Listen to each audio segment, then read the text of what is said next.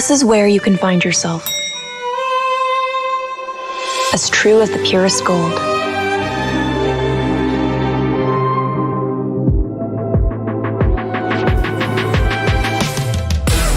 Be forever young. Be lavish. Be timeless. I am 24K, bling like no other. Halo para pengejar. Pak, saya bantuin ya. Kejar ini, kejar itu, kejar. Keep kalem, pasti ada diskonnya. Pesan GrabCar pakai promo Yuk Grab.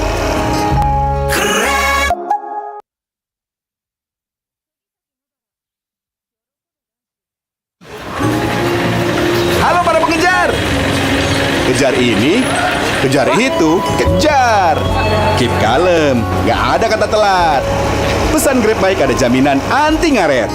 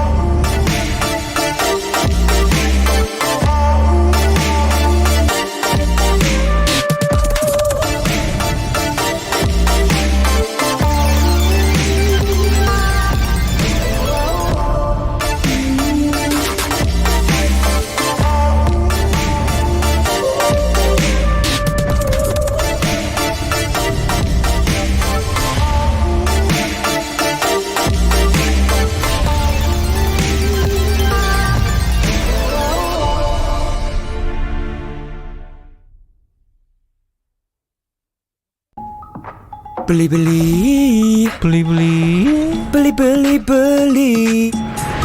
Gratis ongkir, beli. Gratis ongkir. Beli. Download sekarang. Pas TV. Beli. Belanja di Indomaret makin banyak untungnya. Kumpulkan cashback poin jadi untung terus. Makin sering belanja, makin banyak poin yang kamu dapatkan. Dapat diskon, jadi untung terus. Bayar belanjaanmu dengan poin yang kamu punya. Belanja jadi gratis, jadi untung terus. Dan untung terus dapat banyak promo. Jadi member Indomaret Poinku sekarang. Untungnya non-stop.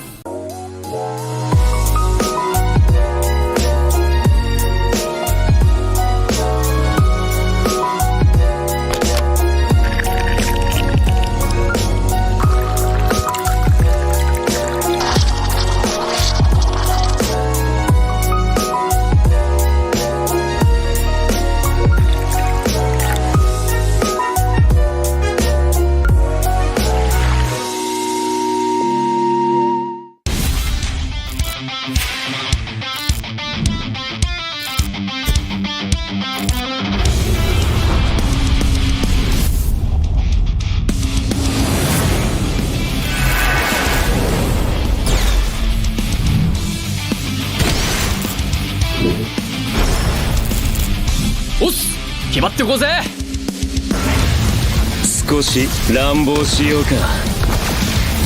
釘崎野原、喜べ男子、こう一点よ。邪魔だ。虎杖裕二です。好みのタイプはジェニファー・ローレンス。よろしくお願いします。 Ready? So it all started when I was at a friend's party. Mia, can you send me that? Sure. Everyone keeps asking. Mia, can you send me that? Even my French neighbor. Mia! I mean, all the time. Can you send me that? I'm not making this up. Hey, can you send me that? Everyone. Sure. Samsung Galaxy S23 Series 5G. Get it now. Incredible. Wow. Attention passengers, final call for flight. Wait, is that a phone? Look at the performance, the graphics. That thing's a gaming machine. Hang on. A new challenger. Is that Faker? That man's a gaming legend. Everyone, fasten your seatbelts. And here we go! Samsung Galaxy S23 Series 5G. Get it now.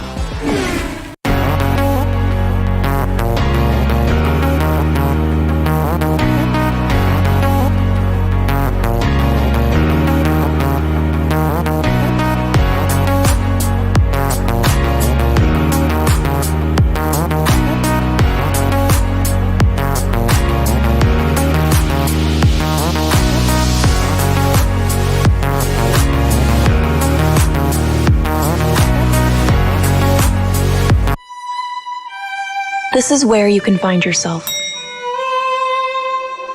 As true as the purest gold.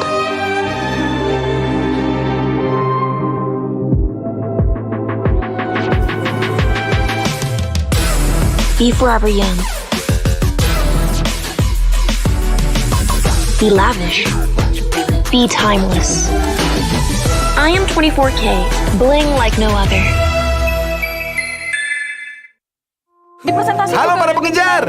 Saya bantuin ya. Kejar ini, kejar itu, kejar. Keep kalem, pasti ada diskonnya.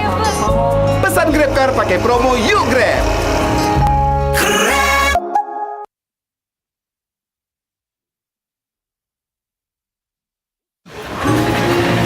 Halo para pengejar. Kejar ini, kejar itu, kejar. Keep kalem, nggak ada kata telat. Pesan Grab baik ada jaminan anti ngaret.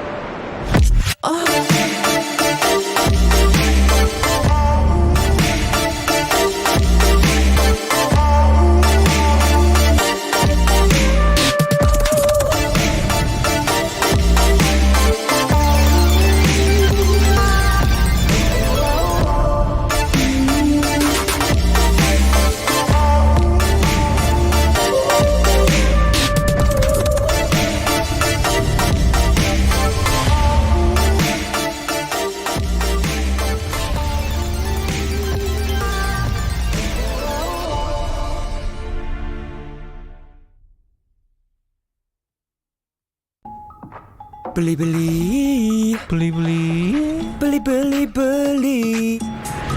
Gratis ongkir. Beli. Gratis ongkir. Beli. Download sekarang. Bas TV.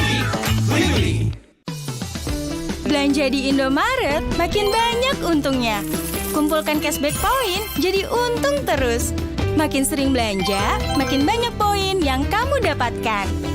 Dapat diskon, jadi untung terus. Bayar belanjaanmu dengan poin yang kamu punya. Belanja jadi gratis, jadi untung terus. Dan untung terus dapat banyak promo. Jadi member Indomaret Poinku sekarang. Untungnya non-stop.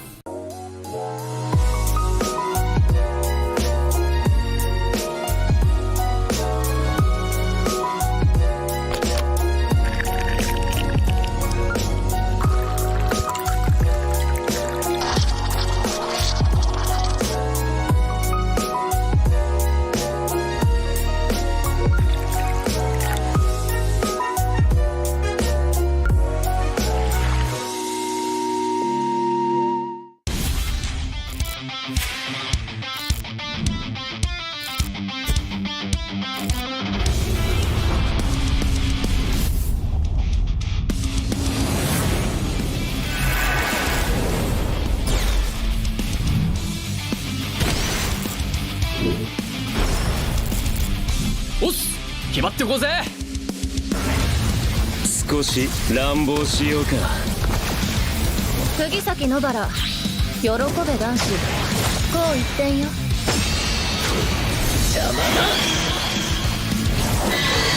虎杖裕二です。好みのタイプはジェニファー・ローレンス。よろしくお願いします。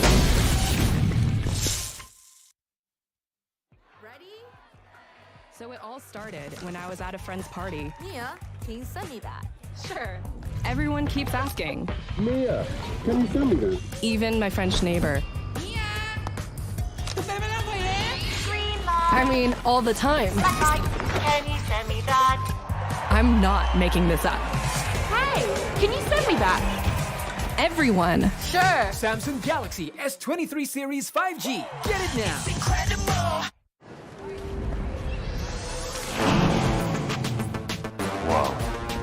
Attention passengers. Final call for flight. Wait, is that a phone?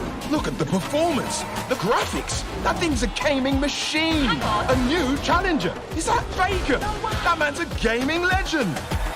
Everyone, fasten your seatbelts. And here we go! Samsung Galaxy S23 Series 5G. Get it now.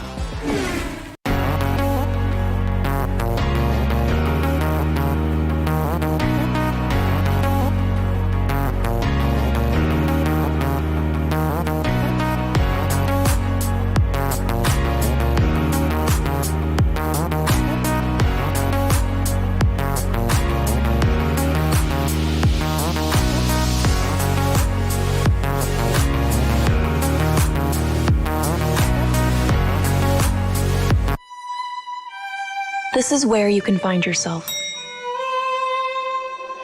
As true as the purest gold.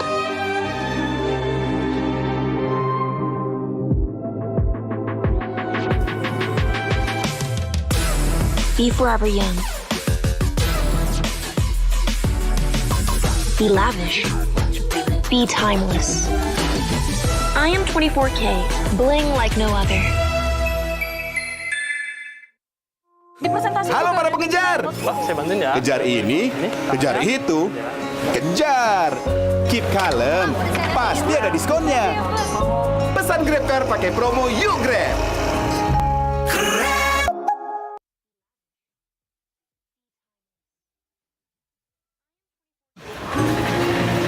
Halo para pengejar.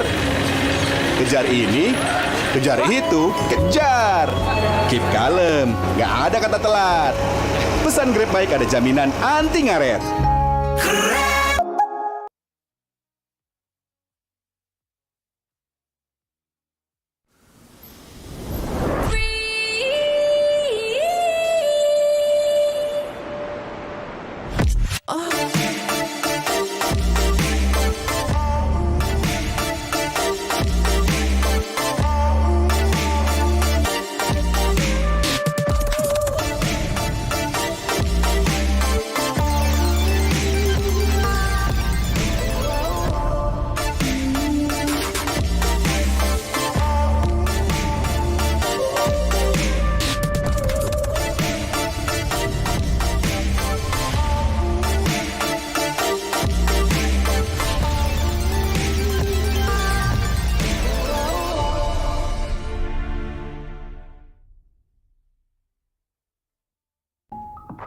Beli. Gratis ongkir. Beli. Gratis ongkir. Beli. Download sekarang. Bas TV. Beli. Belanja di Indomaret makin banyak untungnya. Kumpulkan cashback poin jadi untung terus. Makin sering belanja, makin banyak poin yang kamu dapatkan. Dapat diskon, jadi untung terus. Bayar belanjaanmu dengan poin yang kamu punya. Belanja jadi gratis, jadi untung terus. Dan untung terus dapat banyak promo. Jadi member Indomaret Poinku sekarang. Untungnya non-stop.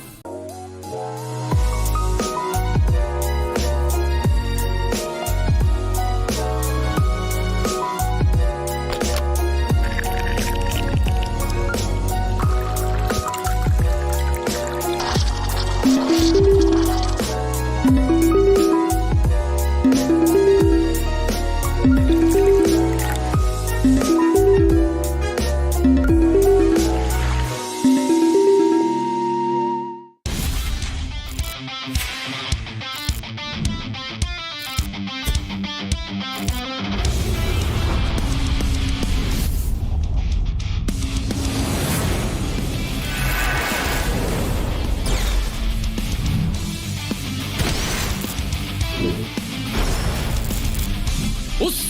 決まってこうぜ。少し乱暴しようか。釘崎野原、喜べ男子。こう一点よ。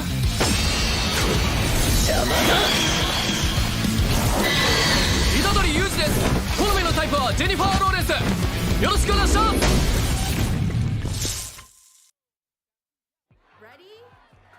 So it all started when I was at a friend's party. Mia, can you send me that? Sure. Everyone keeps asking. Mia, can you send me that? Even my French neighbor. I mean, all the time. Can you send me that? I'm not making this up. Hey, can you send me that? Everyone. Sure. Samsung Galaxy S23 Series 5G. Get it now. Incredible.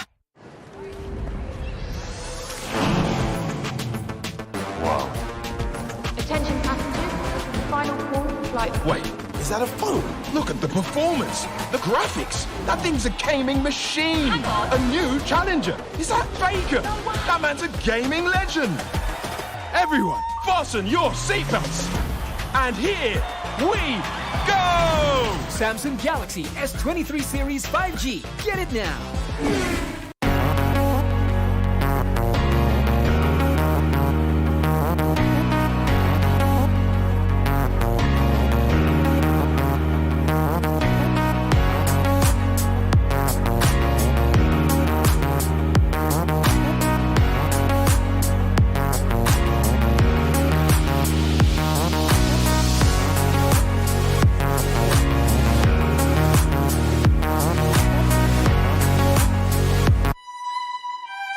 This is where you can find yourself. As true as the purest gold.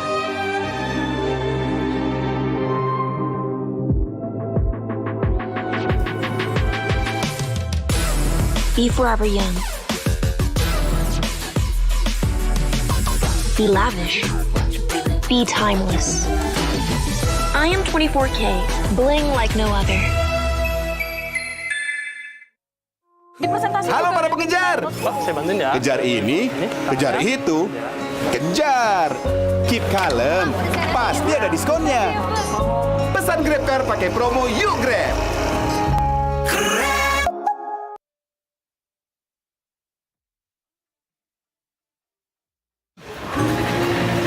Halo para pengejar. Kejar ini, kejar itu, kejar. Keep kalem, nggak ada kata telat. Pesan Grab baik ada jaminan anti ngaret.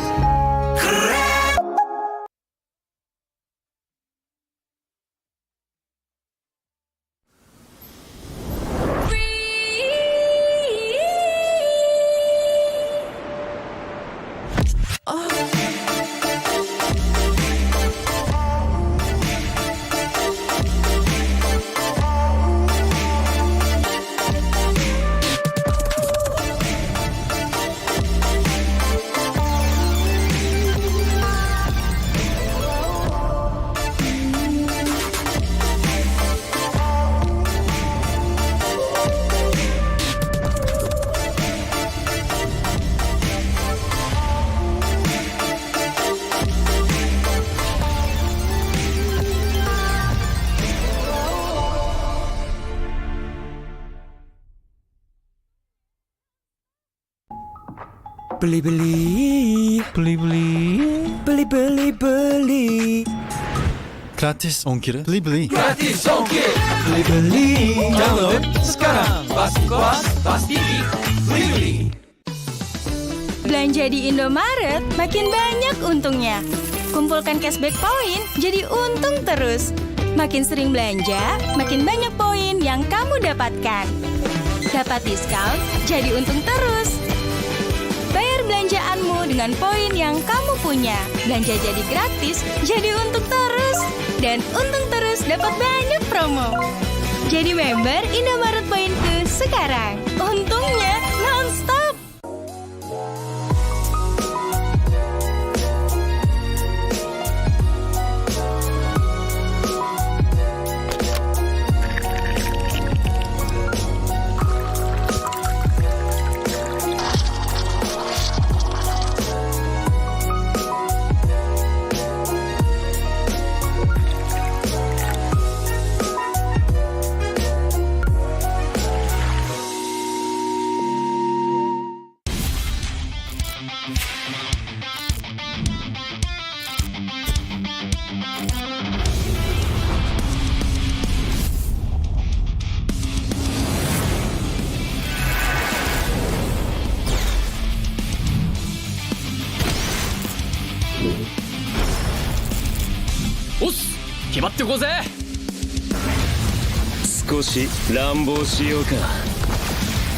釘崎野原、喜べ男子。こう一点よ。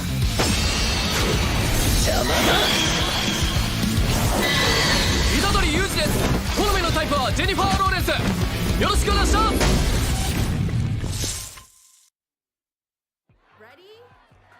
So it all started when I was at a friend's party. Mia, can you send me that? Sure. Everyone keeps asking. Mia, can you send me that? Even my French neighbor. I mean, all the time. Can you send me that? I'm not making this up. Hey, can you send me that? Everyone. Sure. Samsung Galaxy S23 Series 5G. Get it now.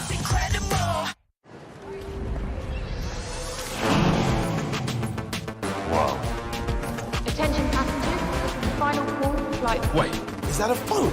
Look at the performance, the graphics. That thing's a gaming machine. A new challenger. Is that Faker? That man's a gaming legend. Everyone, fasten your seatbelts. And here we go! Samsung Galaxy S23 Series 5G. Get it now.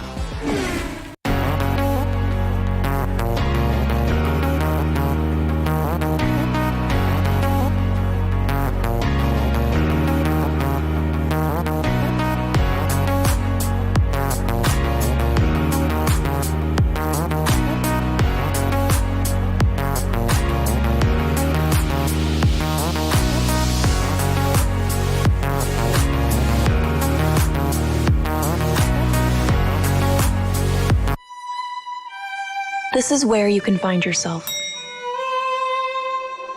As true as the purest gold.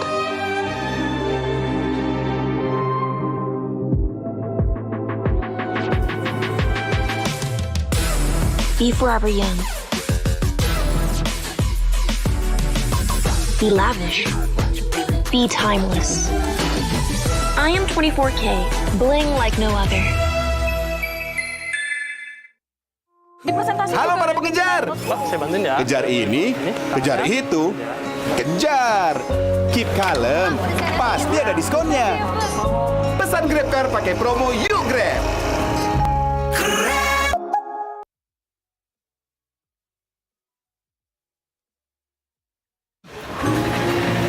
Halo para pengejar. Kejar ini, kejar itu, kejar. Keep kalem, nggak ada kata telat. Pesan Grab Bike ada jaminan anti ngaret.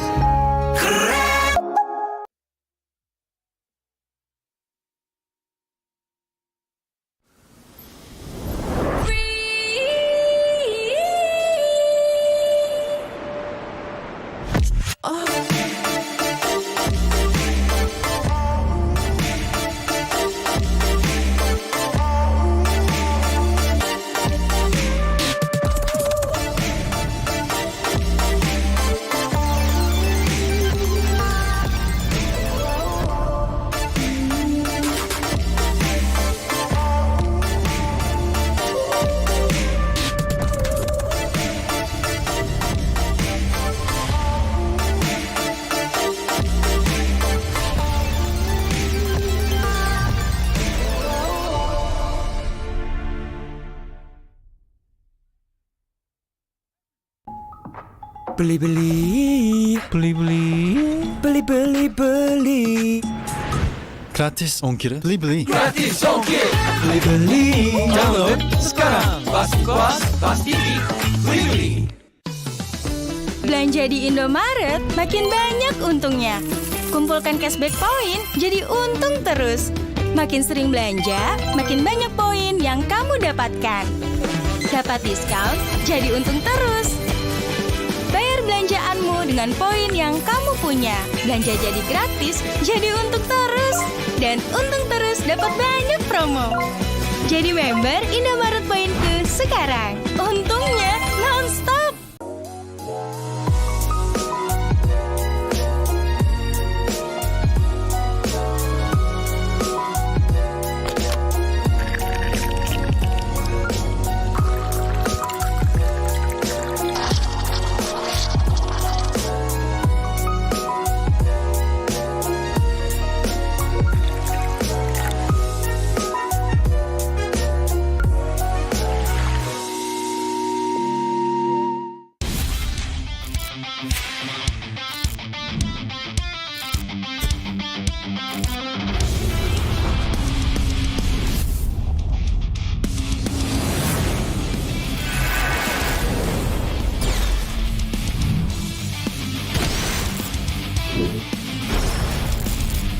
Os!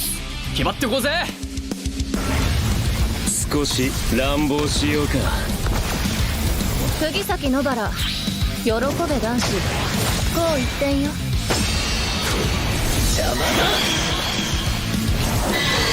虎杖裕二です。好みのタイプはジェニファー・ローレンス。よろしくお願いします。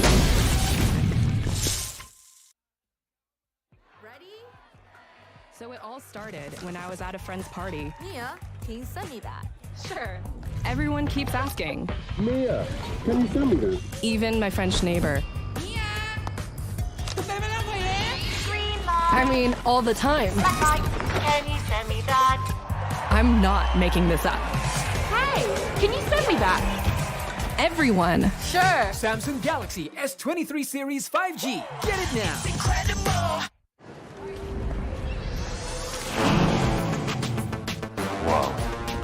Attention passengers.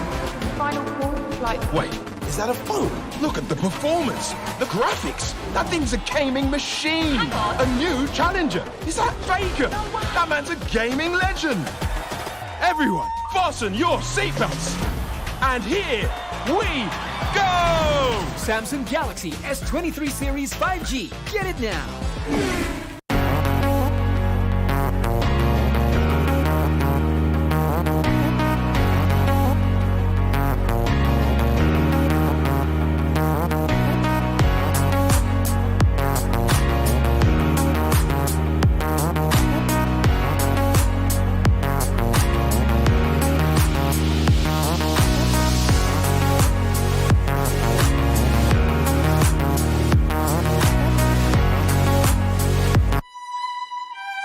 This is where you can find yourself.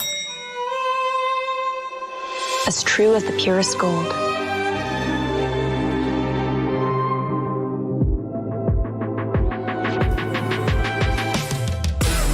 Be forever young.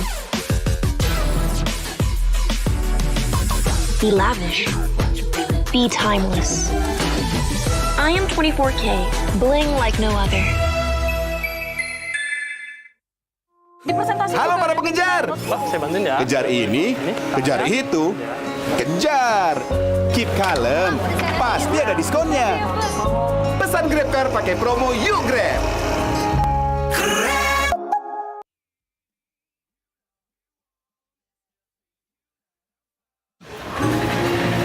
Halo para pengejar. Kejar ini, kejar itu, kejar. Keep kalem, nggak ada kata telat. Pesan Grab Bike ada jaminan anti ngaret.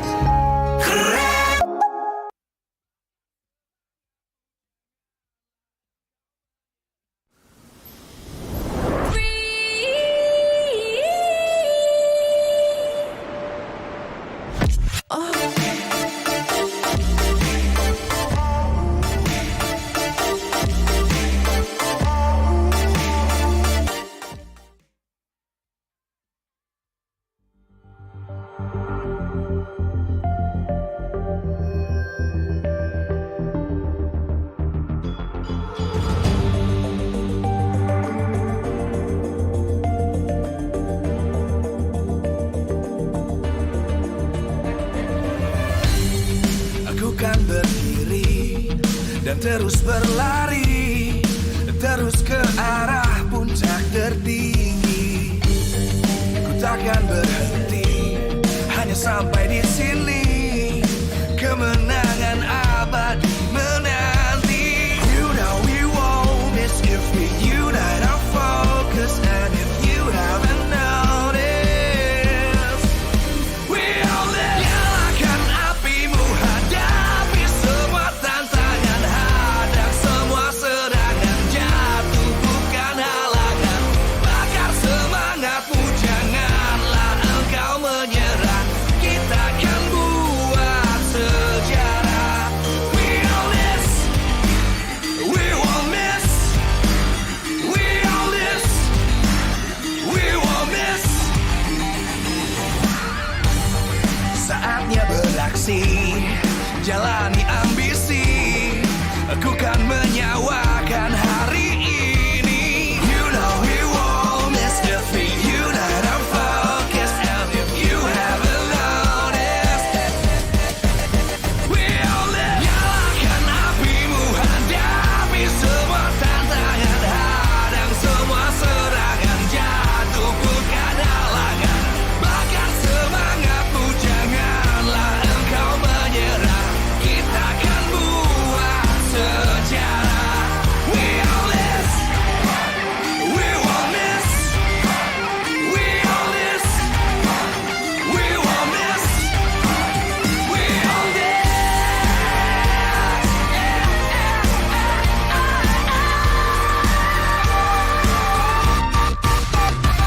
Nyalakan apimu, hadapi semua tantangan, hadang semua serangan, jatuh bukan halangan.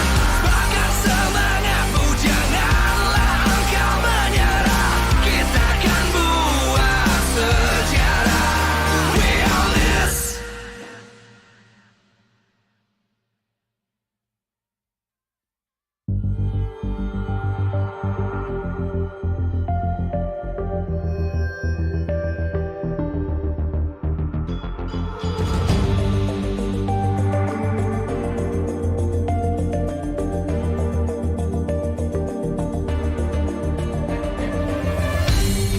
Aku kan berdiri dan terus berlari, terus ke arah puncak tertinggi. Ku takkan berhenti, hanya sampai di sini. Kemenangan abadi menanti. You know we won't miss if we unite our focus. And if you haven't noticed, we all live. Nyalakan apimu, hadapi semua tantangan,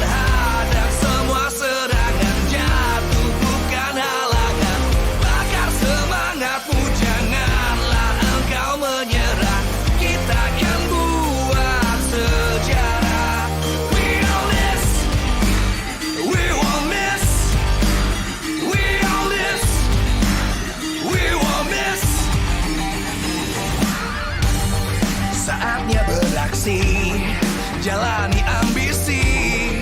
Aku kan menyawakan hari ini. You know we won't miss if we unite our focus. And if you haven't noticed, we all live. Nyalakan apimu, hadapi semua tantangan, hadang semua serangan, jatuh bukan halangan. Bakar semangatmu, janganlah engkau menyerah. Kita akan buat sejarah. We all this, we won't miss. We all this, we won't miss. We all this.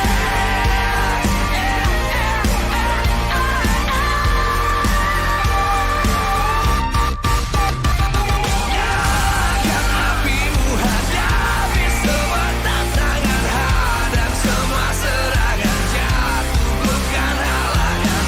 Bakar semangatmu, janganlah engkau menyerah. Kita akan buat sejarah. We all this.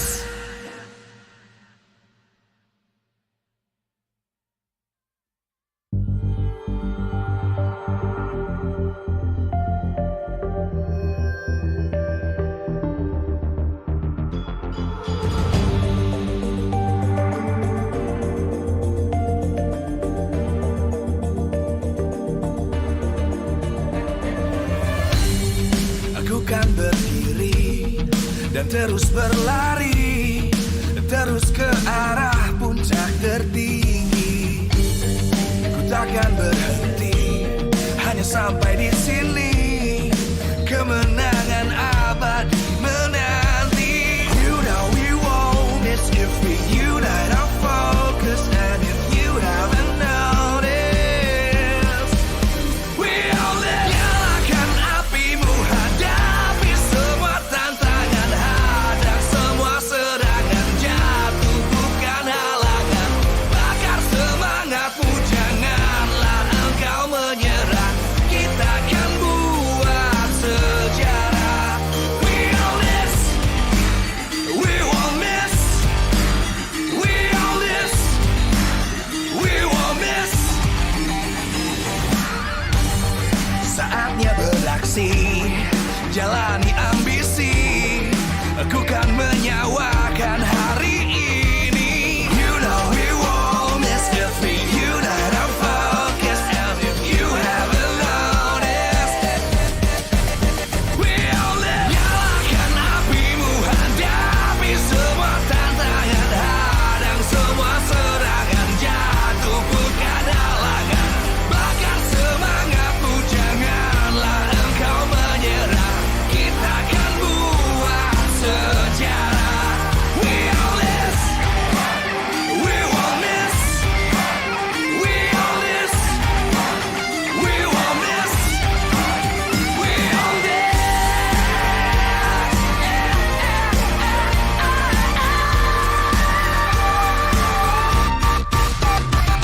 Nyalakan apimu, hadapi semua tantangan, hadang semua serangan, jatuh bukan halangan.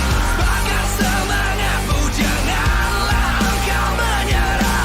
Kita akan buat sejarah. We all this.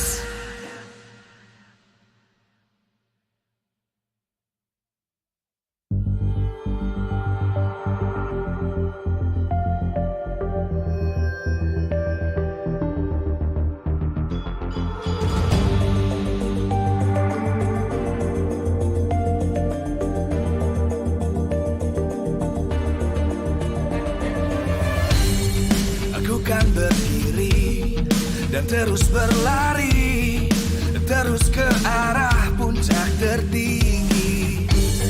Ku takkan berhenti, hanya sampai di sini. Kemenangan abadi menanti. You know we won't miss if we unite our focus. And if you haven't noticed, we all live. Nyalakan apimu, hadapi semua tantangan, hadang semua serangan, jatuh bukan halangan. Bakar semangatmu, jangan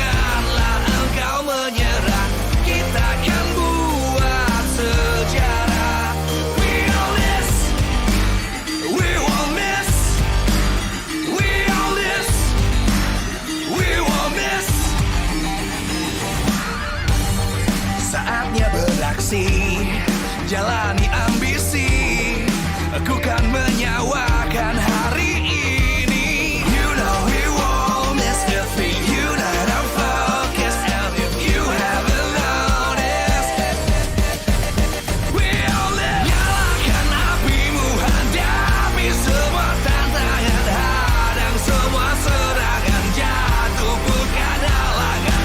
Bakar semangatmu, janganlah engkau menyerah. Kita akan buat sejarah. We all this, we won't miss. We all this, we won't miss. We all this.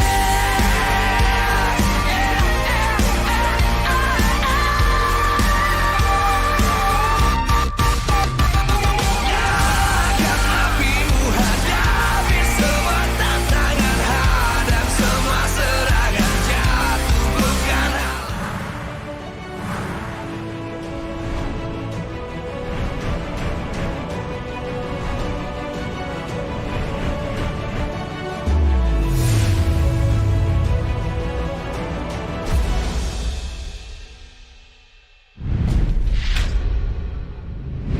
Ladies and gentlemen, welcome back to the official English broadcast of MPL ID Season 11. Here it is with me, Sheffin, and AE Turna, and the man, the myth, the legend, Albert the Birdman Goni. How are you feeling, guys? Why didn't I get an intro like that? You're not Why am I just Eterna? Okay. Why did he get... What did you say? The man, the myth, the legend? What's mine? I said AE Turna. Because you're a woman, you're not a myth, and you're not a legend. Excuse me? This guy want to get fired, guys. We'll take this outside afterwards. But on that note, yeah, I'm feeling pretty good. We have 2 more matches ahead of us, and I really just can't wait to get into it, honestly. Yep, definitely. A lot of riveting matches today, and of course, we're going to cast EVOS versus Bigetron Alpha and Rebellion versus GEEK SLATE. Of course, EVOS, there has been tough challenges, especially yesterday with GEEK SLATE, but right now they're facing a new challenge in their ex-members. Wait, no, Bigetron faced the ex-member of wait, did I mix that up? Yeah, Bigetron are facing their ex-members who are now in EVOS Legends. Yeah, thank you.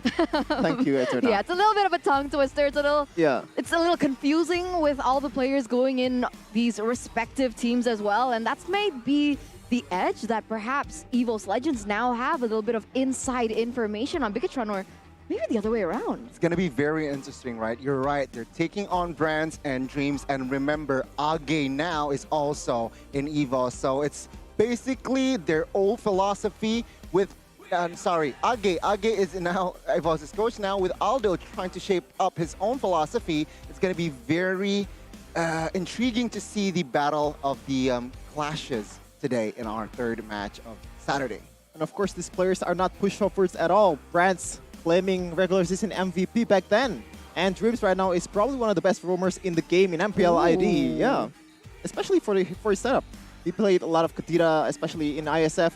We've seen him perform really, really well, but Goni take over. Look at this. We talked about this already, right? Age, Dreams, and Brands is now an EVOS player. So it was their old identity back in, Season 7, I believe. So it's gonna be weird, I guess, for Bigetron seeing their old identity, seeing their old philosophy now in another team. But it's gonna be a new challenge for Bigetron with Aldo in the helms. Remember, it's a dynamic duo, right? Dreams and Brands. Back in Season 7, they claimed a lot of dubs, taking Bigetron to MSC as well. So I feel like the challenge is going to be the side of Bigetron. And honestly, you can say that it's kind of a statement by Dreams, right? I mean, the amount of time that he has spent in Bigetron, he was on the bench. And as soon as he got transferred back into EVOS Legends, he's in the main 5 roster, and he's doing really well. And right now, EVOS Legends, they're what? Top 1, top 2 on the classmen right now? Top 2. 3 wins and 0 losses, only behind ONIC with 4 wins. And it's always weird to see your ex and, you know, kind of proving them that you kind of fumbled the bag, bro. Like, I'm better than them. And we're going to see Terrors from the Initiators. Of course, Dreams and Key has been one of the standouts roamers so far in the previous seasons. the amount of assists, he has 63, first in the league right now. They were teammates back then, and now seeing the numbers, I feel like he is the #1 initiator with also a very high in numbers here, 63 assists in MPL ID and also averaging almost the highest. So it's going to be a challenge head-to-head wise. But then again, Dreams with Kadita, with perhaps a Grok, can bring something to it's just a nuance head-to-head, this Roamer patch. And it's going to be, the same practically in this current match. Yeah, definitely. Two initiators in the game, Kadita and Atlas with Key. We know how good his Kadita is. Dreams have been playing against Blacklist International on their top of the game and beating them in ISF 3-0. I mean, technically 2-0, but you know, it's up for debate. And he played incredible, just locking OHEB all over the place. He cannot play properly, and you know, the combo with Psychots with Yujong works perfectly as an initiating combo. Okay, now let's see here. This is the prime example on EVOS Legends macro play, right? Take a look at the clears. Take a look at the situation right now. It's a Lord Dance, but now take a look at the information that EVOS Legends is retrieving. Carry and Kaja already low-key moving towards the mid side, and whereas top side, take a look, Martis and as well as Lapu Lapu in here. In the top side, they are battling it out. Now, let's see here. In a moment, we are going to see it in play. What else can you see here? Hichume.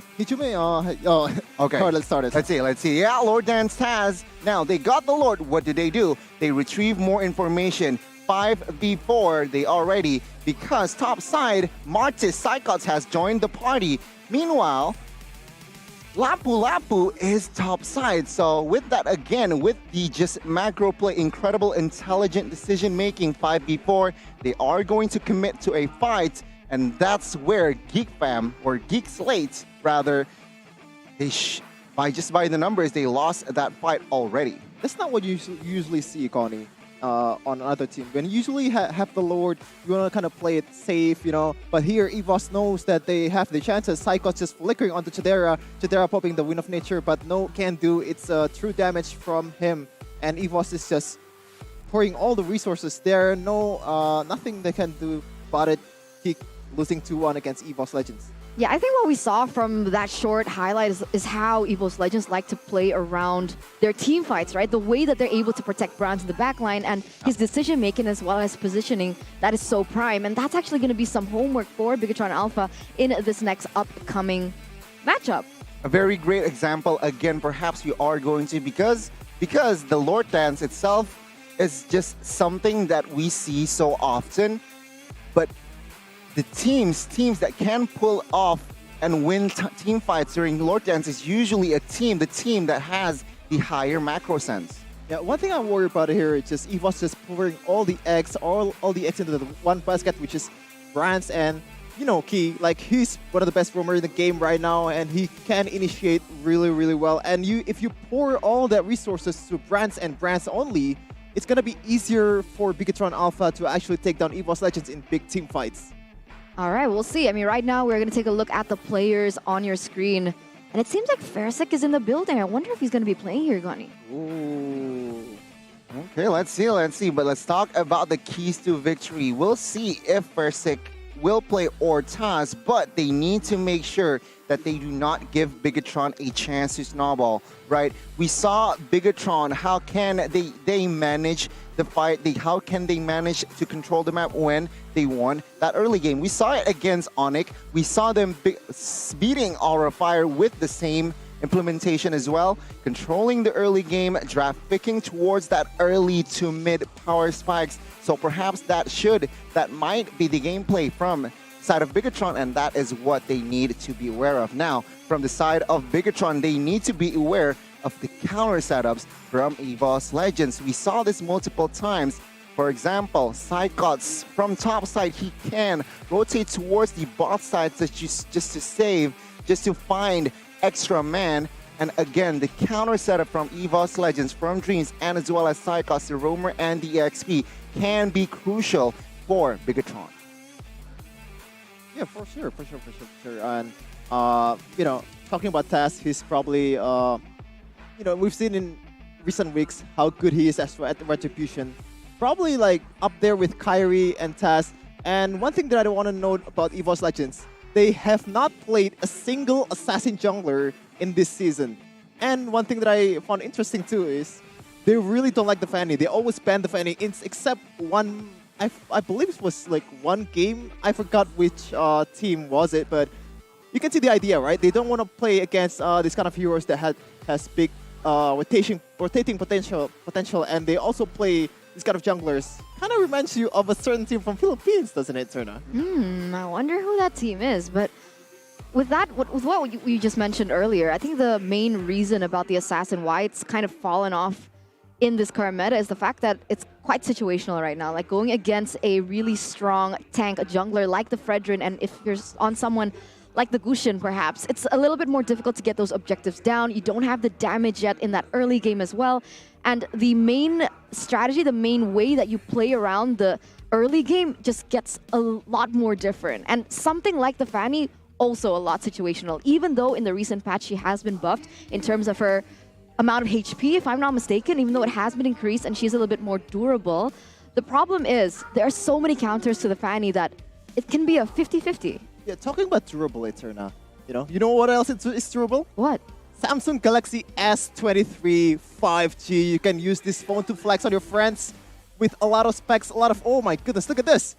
For Galaxy with RAM up to 12 gigabytes, memory up to 1 terabyte. 1 terabyte, Eterna. I don't even have, like, my laptop is probably like 128 or 256. Yeah, it's huge. It's a huge screen, right? I mean, even that, the screen is also dynamic, right? It's AMOLED 2 times with a 120 Hz refresh rate that makes gaming just all the much smoother, Goni. And of course, the battery is 5,000 mAh, so it allows you to push rank all day long. So pre-order it now until the 23rd of February 2023, where you can just get a lot of benefits, a lot of trades as well.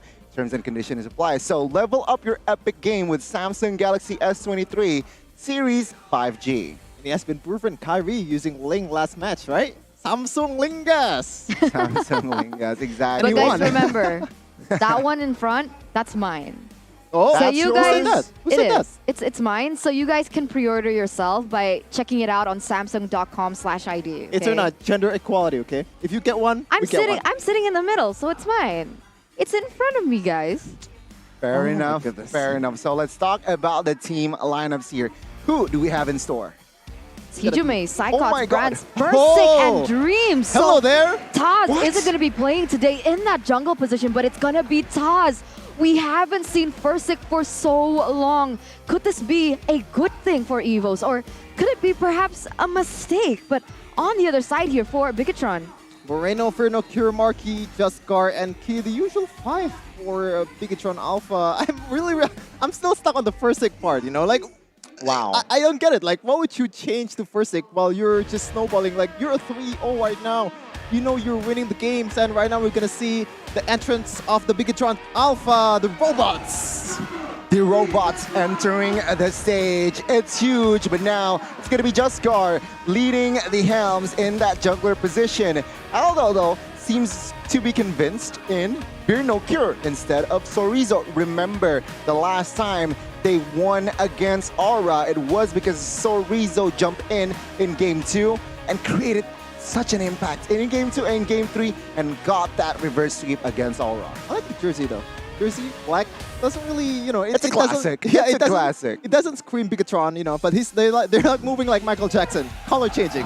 But on the other side here, let's welcome EVOS Legends, the team that has so much to prove this season, the team that needs to succumb to history last season around, not able to make it to the playoffs. But these 5, they have proven so much already.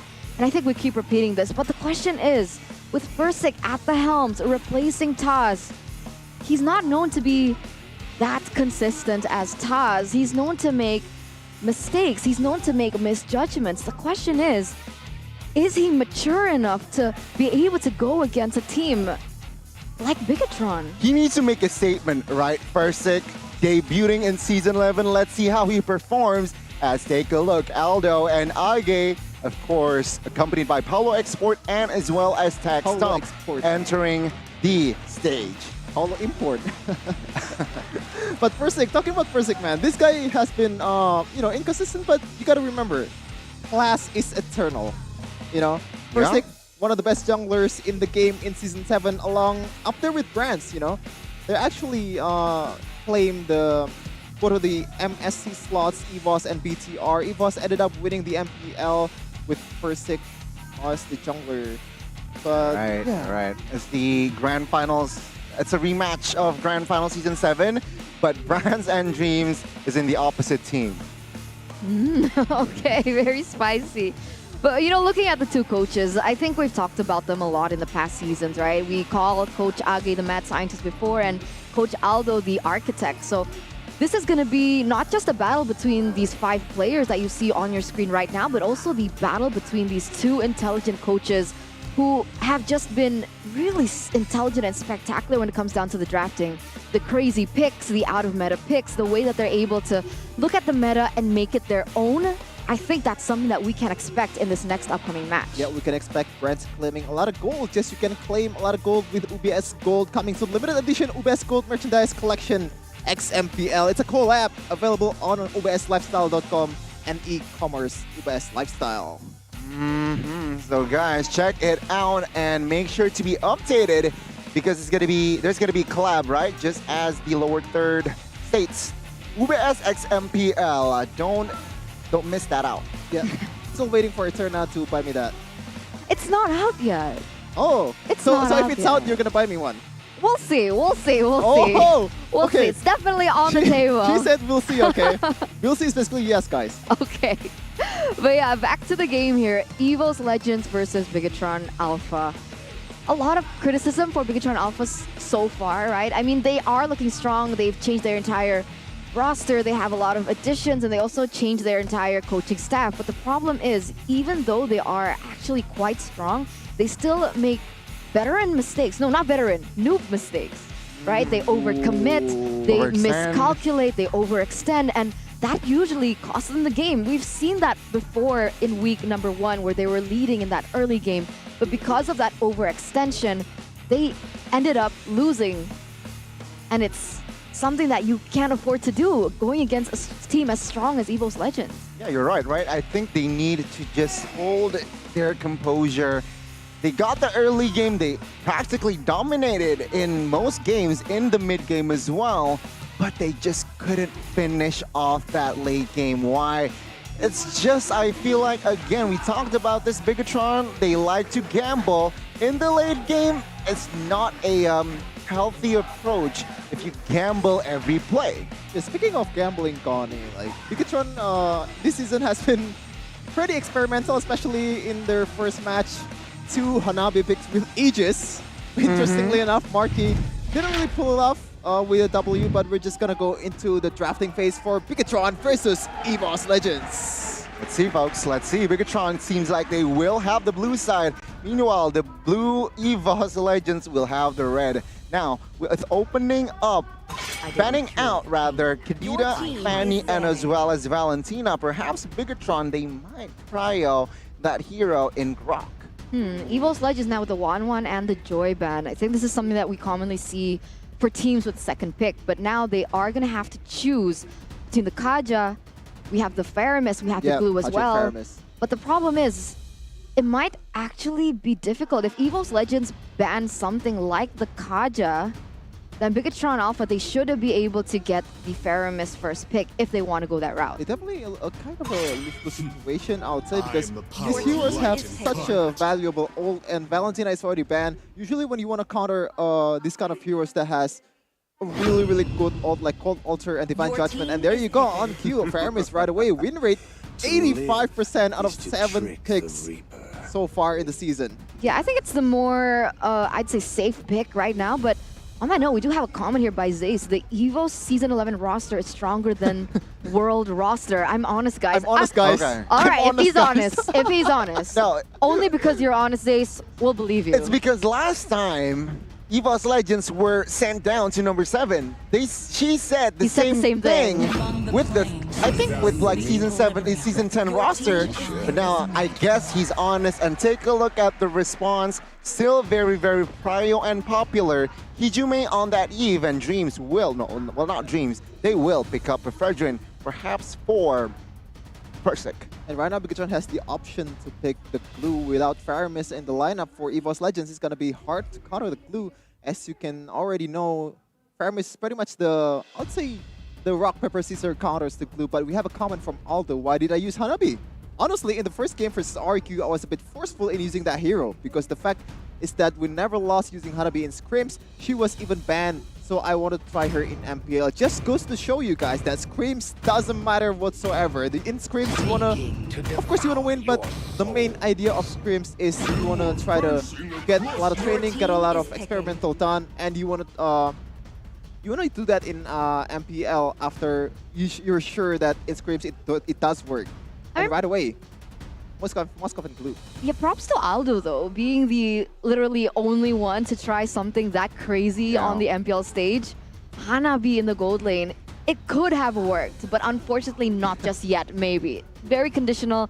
Don't want to talk about it right now. There's so much to talk about when we're talking about the Hanabi, but back into the game, we do see a Moskov and the glue pick up right away. And this makes sense, right? Like you mentioned before, Sheffin, without the Faramis in the hands of EVOS Legends Bigetron, they're going to be free to pick this up. And when we're talking about the glue is a flex pick. It can be put in several different lanes. In the EXP lane, it can prove to be a very huge nuisance. And if we see from EVOS Legends' recent pickup, the Lapu Lapu and the glue should have a better time, especially before level 4. In lane, right? Sure. Glue can technically harass this Lapu Lapu. But remember, imagine during team fights, this Lapu with that Brave Spider perhaps can make a huge impact, creating, we saw it already numerous times, where this Lapu Lapu, this hero, is just shows why he is very meta. Now, I want to talk about the Moskov, right? Moskov against a Fredrin, a very good hero, but it's just, I guess it's just towards the mid and towards the late where this Moskov can just deal a lot of damage. So again, Bigetron needs to protect Marky. I've talked about this last week. Hanzo ban. You know, we've only been hearing it, you know, the rumors Hanzo has been dominating even in the roaming area. It's not just jungle. And we've never actually seen Hanzo in the roaming area. I want to see it, man. Come on, don't ban it. I mean, to be fair, the ban by Hanzo was actually quite interesting, right? Because the person to use Hanzo this season was actually just Gar, but they are the ones to ban it. So this goes to maybe suggest that EVOS Legends, they're looking to pick someone with a really, really strong backline that isn't as, as independent as someone like the Moskov, right? Who has a CC in his kit. And Bigetron Alpha, maybe realizing that fact, they're going to ban out the Melissa here. Again, I guess limiting options here for brands. Saying no to Melissa, and perhaps Brody might come through next. Brody, Claude maybe? Remember, Claude the carry is still open. Carry is also true. I think Claude is better brand here. You have a Moskov in the back line and Faramis, which is kind of vulnerable. I wouldn't say vulnerable, but it's the Blazing Juicy Thread. target. Yeah, Blazing Thread is just such a nuisance to the Faramis. You know, pretty much exhausting all the HP that the Cold Auto gives you, and right away, it's gonna be an Akai ban from EVOS Legends. They're just limiting Jeskar's potential in the jungle area. And what options does Bigetron have here? This Martis for Jaskar. But I guess, yeah, you're right. A Claude ban will come through. Now, EVOS with the first pick. They have a burst. No, not burst. They have an EPS here, so I guess they should... they should add another physical hero that can deal damage. What are you guys thinking? I don't know. I guess from the past, Brands has picked up the Brody and the carry before, right? But the carry and the Moskov matchup, it doesn't look too well for the carry, as we've seen, right, in the past few matches. But I'm not really sure. There you go, the Brody. I think the Brody is a little bit more safe it is going to do a little bit better in that early game against the Moskov, but even then, he still has to be careful in that lane. Yeah, I was thinking along the lines of Lunox and Harith, especially Lunox against a Glue.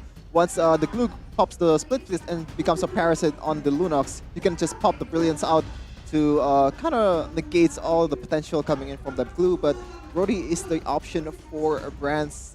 Personally, not a fan of it, especially, you know, when you think about it against Faramis against Glue, you want to have some kind of survivability, and Brody sure does have a bit of CC that he has, but he doesn't really have a dash to get out of like sticky situation. Literally sticky situation. Oh yeah, literally. But scaling wise, yeah, sure. Brody not as good as Moskov. But early game, Brody can bully this Moskov. So let's see here. Again, the duo from the Roamers, Key and as well as Dreams should again rotate towards the gold. I still put my money on towards Moskov, but let's see execution. Now, Bigetron, Rock, and Ling. He this season has played numerous Rock. It seems like it's his go-to hero this season. But this is concerning, right? With the Ling being picked up by Bigetron, there's not really anyone from side of EVOS Legends who can lock him down. There's not a one source of reliable CC. Stopper. Sure, you do have the Fredrin, but it's not as you Oh. there you go. There Yeah. you go. You needed a lockdown hero, and that's exactly what they go for. So the Fredrin is going to be placed in the jungle in the hands of Fairsick, and I'm not really sure how that's gonna go. I'm not really a fan of the Franco pick. I think I would just prefer to have like a big CC kind of tanks, kind of roamer, but Franco is single target, mind you, and I don't think it's gonna be easy to lock down a single target, especially Moskov with a lot of heal, a lot of you know, mechanics that makes the Moskov more you know, hard to kill. I see your point, but you're forgetting this is Dreams Franco here, Shepin. So it's a monster Franco, as we are going to see here the composition from both teams. It's set, and you're right, Eterna, they need a stopper, and they added Franco. Let's see though, execution-wise. We will see. Both of these teams have already set their composition in stone, and we're gonna see exactly how they executed in the game. Ladies and gentlemen, welcome to game number 1 of match number 1 between Bigetron Alpha and EVOS Legends. Right, oh my goodness, Dreams! Exactly. Ho ho ho! He's just proving me wrong right from the get-go. Only 20 seconds and already flicker burn from both sides. That's just the impacts that can be created from Dreams. And take a look, Jaskar is low-key shadowed by Dreams. So again, compositions and spell, nothing too out of the ordinary. But what I can see here, Brands is very, very aggressive using that killing spree. So he wants that extra health when he kills a target. Oh, he has to be careful here. Dreams already getting popped really low. Virno will be able to help Moreno get that first blood, and that is going to go and fall into the hands of Bigetron Alpha. And Dreams is still in his dreams, getting first blood to Bigetron Alpha, and right now Jaskar is trying to take the little wonder for himself. First having a bad time. 4 members of Bigetron Alpha is on the top lane. Dreams, no one saw that. That's the problem when you have Grok and Glue as your front lines, right? It's very hard to just come in and penetrate that defense. And you can see here from that lead though, perhaps they might again replicate that same zoning pattern on that turtle. He gonna get taken down here in the first 2 minutes of the game, and that's gonna be a 1-for-1 trade up until this point. And good pick-off, but it hasn't been able to be translated onto anything just yet. It's a roller coaster for Dreams, getting first blood, burning down the flicker from Moreno, and finally getting a kill for himself. Not really the ideal situation or ideal target to get a kill for your team, but kill is a kill nonetheless. Kill is a kill nonetheless. And again, seeing the setup, it seems like EVOS Legends, they want to secure the turtle. Let's see the response from Bigetron. Oh, topside here though. The real manipulation going to get opened up. Moreno gets taken down here. Cyclops might be next if he can't and will not be able to go against the damage coming in from Verno here, but he still is able to get out. So right now, that is a 1-for-0 trade, and it's going to fall into the hands for EVOS Legend. But first he's going to come in, going to put a little bit of damage, but in the end, it is just only for the gold buff. Interesting exchange in the top lane there. Just a kill for EVOS Legends. but Fear No Cure is just doing all the work against Psychots and Hijume, just burning all the resources from them. A very good early game here from both sides, right? EVOS Legends, even though they really secured that neutral objectives, but Bigetron, they aren't far behind. So now what their main focus should be, they need to find compensation. Remember, they lost the neutral objective. They need to perhaps focus on the gold laners now before the second turtle. We're going to see the caster's prediction here. 2 Bigetron Alpha, 4 Omwawa and Pak Pulung, and 3 EVOS in English desk. We are unanimous here on the desk. If Mirko is here, it would be a different story, but EVOS all the way for us. EVOS all the way indeed. And now let's see EVOS Legends now with the setup. It seems like he is somehow struggling to create an impact in the early game. Still 0-1-0. Just zoning out, trying again to find the perfect wild charge. Whereas you can see here, Dreams already got a kill, but now, again, like we predicted, their main focus is going to be in the gold lane. This has been quite interesting, right? Because EVOS Legends, they're actually equipped with a really good pickoff setup in the early game. And even from Bigetron Alpha, they also have the same, but they're not playing as aggressive. But as I say that, right, Just Gar going to be able to steal that purple buff away from EVOS Legends. And that is going to be Fursic put in the behind, especially that both of these teams are going to start contesting for that next turtle. The synergy, though, the Spear of Destruction gives vision to Just Gar and just retreat easily in top side. Something's happening. Oh, we'll see what happens here. Seems like Vernokir trying to open up the map. He back actually again. goes on top of Fursic right now. He is going to be able to get away, though, trying to pressure him out of that, trying to open up vision as well. As you can see here, both teams trying to contest for this next turtle. Very good delay here from Vernokir. Again, it was Just Gar not having that retribution, but now because of that delay, now, Vernokir, Just Gar, they already, oh my god, outside. Yeah, what happened? The Tornapot memory going to be able to get a kill on the board. Moreno goes down to the hands of Brands. 1-0-0 for now, but in the meantime here in the top side, Just Gar in a 1v1 situation with Fursic. But look at this, Timson Blade's already been opened up here. We can see that the thing does not actually connect right now. Fursic is actually going to be able to steal it away from Just Gar, and EVOS Legends going to have a slight lead with 1,000 in economy. You know what I think? I think Fursic, oh no, sorry, Just Gar, he popped that Tempest Blade just a little too early there. I feel like he slightly panicked, and he popped that Tempest Blade just, slight miscalculation, but it cost him the turtle. I think the idea is just he wanted to survive, like just evading all the damage coming in before the actual retribution battle takes place. But, you know, I get the idea. You want to save the Tempest Blade to stun Fursic when the retribution battle came. But yeah, a total for EVOS Legends so far, 2-3-1.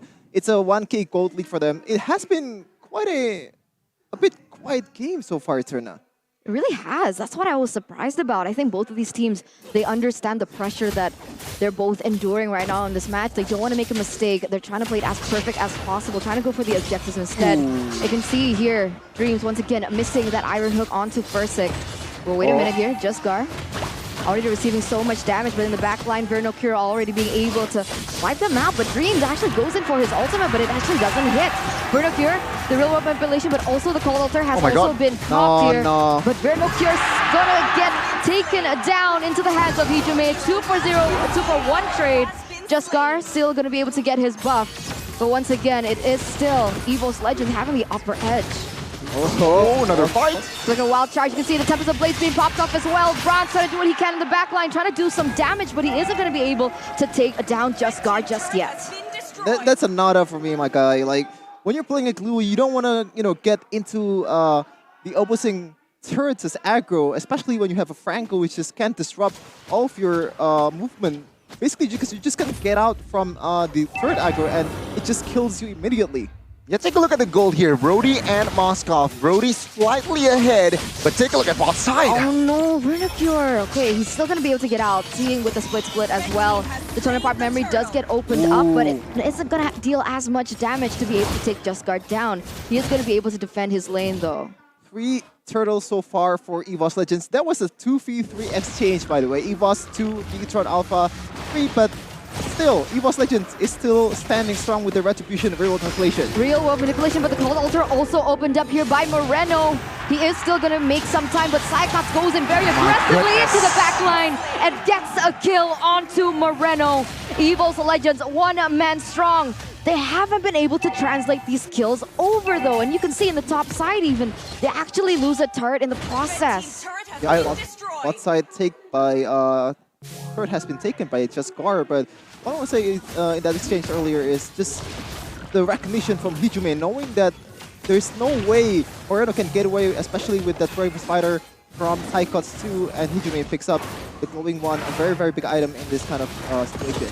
First gonna be able to steal, but on the bottom side, Cyclops gonna get taken down. First goes in aggressively into the mid side. The Tempter Blade has been popped defensively. As you can see there, the Dreams was actually gonna be able to get that hook gun, but look at that. The wall charge goes in and stuns the Dreams, but the killing spree gonna be able to be taken by Brand. Key gonna be taken down. That's gonna be a victim. The next one, it could be Vernocure, still able to use that flicker, but eventually he gets taken down. A double kill taken by EVOS Legends, and that is a 2-for-0 trade in favor for the White Tigers. Brands, man, Brands, this guy's, reaction time is insane. Mark is in trouble right now. Remote Conflation is gonna take him down, and Dreams still has a lot of resources to burn this man down. Another kill from EVOS Legends, 9-3, 4K gold lead so far. I mean, Bigetron Alpha, they made a lot of mistake. Again, they overcommitting, re-engaging again, gambling plays, and EVOS Legends are able to punish. Right now, Dream's not going to be able to land that hook just yet. Not yet so far as well. As Versik, did he steal it? He stole it away. Right now, you can see that there is some recognition coming in from Bigetron. The Ultra already popped the Cyclops goes to the back line with the Brave Spider, and he's going to be able to take Moreno down. He goes in once again aggressively onto Vernocure, and he is also going to go down. Brand, on the meanwhile, going to be able to take Key, and that is a 3-for-0 trade once again in favor of EVOS Legends. Bigetron Alpha, they're looking in disarray. I just love the proactiveness, right, from EVOS Legends. They manage to not just winning objectives, they manage to also find effective team fights, and now they look on another objective in that First Lord. EVOS Legends, again, I need to say this, I love their proactiveness in Game 1. Very, very good showing so far from Brands, and we're going to see the instant replay for that exchange at the bottom lane. This is one thing that I don't like about Vernocure. He's been playing blue, like he has the trigger for all the teams, right? He has the say on whether we go in or not, whether he's going to pop the split open or not. But he has been using the split the wrong way. There has been a lot of targets that, it's just better for him to just let go. And right now, Vernocure in trouble. Yeah, he's getting punished over and over with how aggressive he is, but that's supposed to be his role. But unfortunately, he's never able to get an opening like you mentioned here. But watch out for the grab, Key. You can see the Lord already marching Brand's there in the mid side. You can see, oh my God! The Cathedral play, it actually is going to miss. Bronze and Hijume, they actually had the foresight to see that coming. Unfortunately for Bigetron Alpha, that trigger discipline from EVOS Legends was able to get them out of that sticky situation, but you can see Dreams going in. The chain misses, unfortunately enough, but this is Hijume already opening up that real-world manipulation just to clear the waves and just to secure a little bit more movement, more space for EVOS Legends. Brands, man, Brands, it's been 2 times right now, just perfect flicker on the right time. He knows the keys there is just... This is like, Echo when, what is his name? Benny Cutie just popping the go away in Melissa. Like, the flicker is just so on point, evading all the CC coming in from Bigetron Alpha. This guy is insane. This is why he is the Kings of Marksman, right? 504. And if you know his items, he has that Blade of Hephaestus. It adds more penetration, the damage or the attack, basic attack, first time after getting hit or not hitting any time for 5 seconds, anything for 5 seconds, it adds up. So EVOS Legends with that item, perhaps Brands, will definitely deal a lot of damage, and with the gold lead that they have, surely the damage output from this main 5 will be abundant. What I noticed though for EVOS Legends is the fact that even though they have been able to snowball from that early to mid game, the problem is they haven't been clearing those side lanes properly. So Just Guard, even though he's behind, he's still able to get those turrets in the top and the bottom side. They need Oh, to be a little Dreams bit has the more careful. flicker. But look at this. Dreams goes in, and that is going to be bye-bye for Jastar. But King go back in with the wild charge onto Bronze. Is he going to be able to escape? No way, There's so no much way. damage placed onto Bronze right now. He's definitely not going to be able to get away. Punish Bronze time. gets taken down. You can see that Hijime opened up the real world manipulation. Backside. Key is the next one to fall. Psychot's now caught in a 2v1 against Marky. He's still able to get away. That's insane. Marky, though, still able to deal out damage onto the front line, but now Hijime forcing the flicker just to get away from the damage that has been placed by Marky. And overall, EVOS Legends, a 2-for-1 trade, but they had to lose Bronze in the process. But it's still, you take that any day, right? 2 for 1, and right now you have the window to take the Lord. And just, I want to say, like, Jaskar has been playing really, really well, man. If you realize just now, when First is still level 11, Jaskar is already level 13, you know, 13! Even though EVOS has been dominating the game so far, and right now they're just taking the Lord without, probably there's no contest here. I think they shouldn't contest, but take a look at the movement.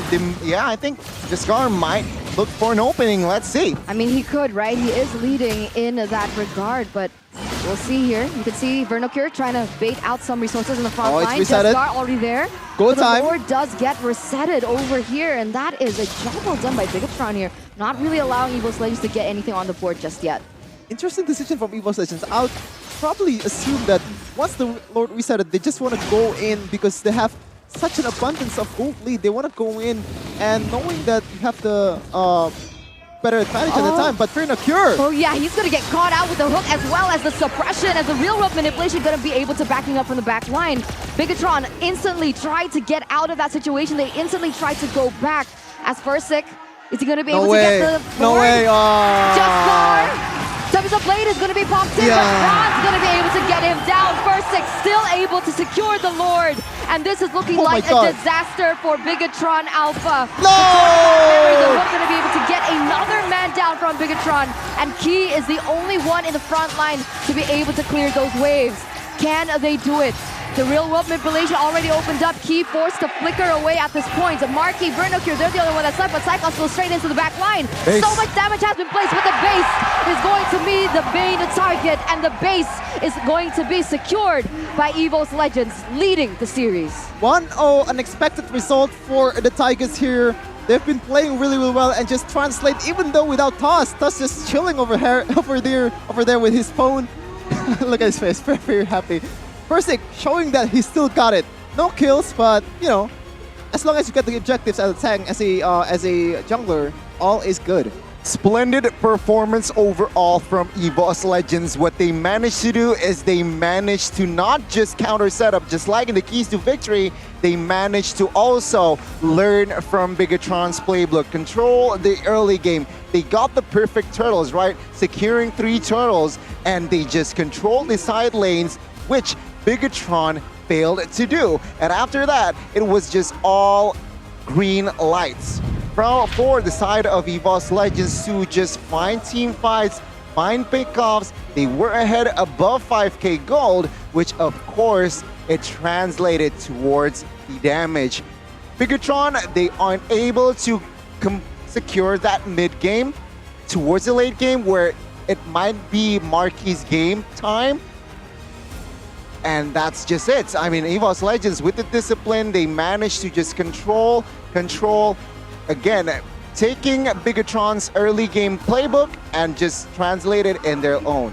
What I found very impressive about the game was the fact that EVOS Legends, they played so safely in that early game, right? They had to wait for when their power spikes started to show, when they needed to wait for Brody to come online, they needed to wait for the Yves to come online, and they also needed to wait for the Lapu Lapu to come online. And when all of these members had their power spikes click in, when the real world manipulation was already available, when the bravest fighter was already available, that's when they really went on very aggressively onto Bigetron and was actually able to get so much out of those team fights. Yeah, definitely. The key is what you said right there, Eterna. Taking the fight when you're confident you're gonna win it. And so far, you can see Marquis just kind of disappears, right? There's only one exchange that I remember when Marquis just shows off his potential.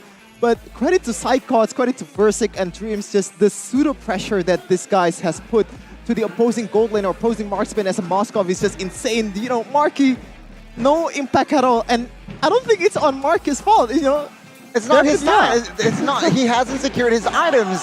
Because remember, Moskov needs 3 items, right? Corrosion, Golden Staff, and as well as that DHS. That is the time when Marky can really pop off. What EVOS Legends does, they get that early game, they controlled Marky's farm, and that's why Marky, minute number 15, 14, the damage wasn't enough. As you can see, like, this building erupts, man. You can see, I think you cannot hear it, but there's been some chants here, and it actually, my heart's just pounding right now from the drums sounding from behind me, and we can see the items here for both of these teams. Connie take over. Yeah, like I said, he finally got the items right. Corrosion, Golden Staff, and as well as DHS. But at that point, they were far too behind. It's just struggling to watch a Bigetron Alpha. It's hard for them to find an effective fight. But credit to Jaskar. You're right, Jaskar farmed the heck up. Even though they were behind, he managed to find the right farms. He managed to push the waves top side. And EVOS Legends, though, take a look at the stats. All positive. Hijube not taken down. Persik with 11 assists. Persik, usually we see him on an assassin, but on a Fredrin, it seems like he is creating that statement that he is also here to play. Look at Brands, though. Let's talk about trusting your teammates. You know that there's gonna be a lot of pills. Even from Lapu Lapu, Psychos have been doing a great job just limiting the potential from Marky. Brands built all damage items, you know. There's a lot of, Free No Cure, as you can see. He got a kill against Brands one time, but overall, Brands is just very brave, just itemizing all damage items, man. It actually poses the question with the performance that Vernokir had in that game. I'm wondering why they didn't opt for Sorizo more. I think whenever we saw Sorizo play in that EXP lane, he had a lot more things to say about it. He was able to win his lane and being able to come into the team fights in the other regions of the map and actually have an impact. But in that game, I didn't see that reflected by Vernokir. Maybe the game plan is gonna be the same like they did in the Aura game. Maybe now Sorizo will be subbed in, but yeah, there's no confirmation. But yeah, game 1, don't let lane snowball was also one of the approaches. Now let's take a look at the post game here. 3 categories, 3 titles will be secured by the side of EVOS Legends. 2 of them will be secured by Bronze himself, being the rich guy and the carry. Meanwhile, the jungler will be the forgotten one. Here, No Cure, as a glue, will have that sandbag. Now, let's take a look at the team fight participation. Brand still being the most contributor in that game. I can't get over it, right? Every time we see EVOS Legends play, we always see Bronze getting at least two categories, right? He's always the rich guy, and he's always the carry. And how is this possible? He's just been so consistent over the past few days, and given different type of heroes, and he's still been able to perform. He performs on the Brody, and you even mentioned right in the drafts that you didn't really like the Brody against the Moscow, but even then, proved me wrong. He's still able to perform. Like, what is that? Yeah, I'm still waiting for Brands to pull off this kind of magical gold laner heroes like Lunox, like Harith, like, potentially Valentina if you're GEEK SLATE members. But Brands has been, the standout for EVOS Legends so far throughout the season. And, if this keeps up, he might get another regular season MVP turn out. That's possible. I think that is personally what he is aiming. I wonder if he can. Maybe, No, not that. That he can. But the APCs. Do you think he can play those mages in the gold lane? He is the kings of marksmen, right? Not the kings of mages per se. So, I mean, if it ain't broke, don't fix it. You're good. You're good at the marksman. Why change? Let's talk about the gold curve, right? Seems straightforward. No gold shifts, no shifts at all. It's just from the first turtle, it seems like, where EVOS Legends can take and grab more control. Now, I mentioned this in the game, that EVOS Legends, they're very proactive in that game, and this is also translated in the gold curve. Take a look at the spikes after, minute number 6? It seems like that's where they are just more than ready for a pickoff, for fights as well. And this is what confuses me, right? Because if we're looking at the drafts, Moreno on the Feramis plus Key on Grok, they should have way more mid lane pressure.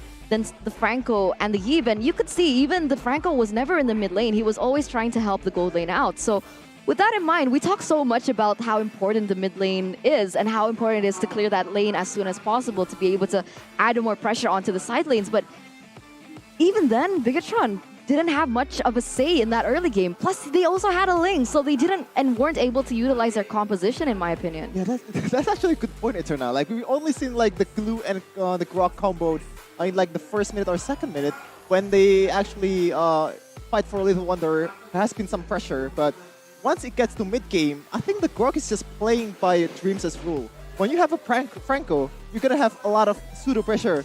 Even though if you're not visible in the map, you're still gonna put pressure on the gold lane, knowing that there's gonna be some threat that's going on with the flicker. And MVP is gonna be Dreams, interestingly enough. I mean, remember, Franco was last picked, right, from EVOS Legends, and that last pick created that much impact in that game. 2-1-11 secured by this guy, and this is why he was the hot topic as well, the battle of the initiator. He versus Dreams, but in game one, it seems like Dreams strikes first with that Franco. Yeah, 76% kill participation though. For a Franco, for someone that only has a single target CC, this is pretty good. This is really good. I can understand why he has the MVP. I like the itemization too. Immortality, knowing that he's very, very vulnerable, especially to Fear No Cure. If he actually popped the split onto that Franco, just bring it back. It's gonna be really hard for him to, evade deaths, a lot of deaths, and he ended up with a single death in this game. Yeah, very standard here, but again, his play he was outstanding, right? Standard build, standard talent, and spells, but he was outstanding in that game. That impact, he just assisted Brands for that Brody to pop off as well. Again, not overextending, rarely overextends, and that's just the formula for a victory. Of course, it has been this season. It was just the story of EVOS Legends, but taking a look at the heat map, the first 5 minutes, again, it was him not really focusing on towards the gold lane, but also he rotates towards his top side. Why? Because he wants to assist his team for that turtle. But of course, his heat map is going to be towards that gold lane. This is what I mentioned, right? The fact that Dreams barely spent any time in the mid lane, but yet still somehow they were still able to have that mid lane pressure. And looking at the MVP highlights here, you can see exactly what Dreams' purpose was, right? His hooks weren't crazy, quote unquote. It wasn't something like we saw from Beloyski, but his suppression, his bloody hunt, his ultimate always was. Let's talk about the replay here. It seems like where Bigetron, right, minute number 9 here, this is, I think, EVOS Legends where they really found their foundation in Loki beating the battles, beating Bigetron. After that, it's just hard for Bigetron to fight back. It was always Brands free hitting, even though this was the time where he gets a shutdown. But EVOS Legends, just like I feel like just the previous matches, they're playing like a robot now. Yeah, the only exchange where Brands is that, even though Brands is the key target for Bigetron Alpha, they still ended up losing the exchange anyway. Just Skycots did a really, really good job just zoning Marky and Moreno out of the way to get into the team fight, especially when you have a Pyramis. It's gonna be really, really vital when you have that Cold Ultra to support your teammates, but he's not there. He's not there. The only one he can support is Marky, and he's fighting a single EX millionaire in Lapu Lapu. That's amazing, right? Game 1, EVOS Legends again. You know what? It's the White Tigers taking on the Red Robots, right? It was actually EVOS Legends playing like a robot. Little to zero mistakes. Bigetron Alpha, mid-game, they were very, very lost, and I hope they can bounce back in Game 2. I honestly believe that with the way that EVOS Legends has been playing, even against a team as strong as Bigetron, this is going to be a really good introduction for the El Clasico tomorrow. But my God, Sheffin, Goni, the supporters in the building are going wild. If you can't hear it, you definitely can see it behind us right now as everyone is just really showing their support for their teams. I think this is actually Bigetron, right? This is actually Bigetron. Is this Bigetron? Yeah, Oh yeah, it this is. is It's Bigetron. So you can see a lot of support even though they're down. It's a good mindset. Definitely a good mindset, especially for your teammates. And you know, talk about supporting. You can get extra 3 gigabytes in your internet for every purchase of Mobile Legends item with Telkomsel with Dunia Games. I'm sorry.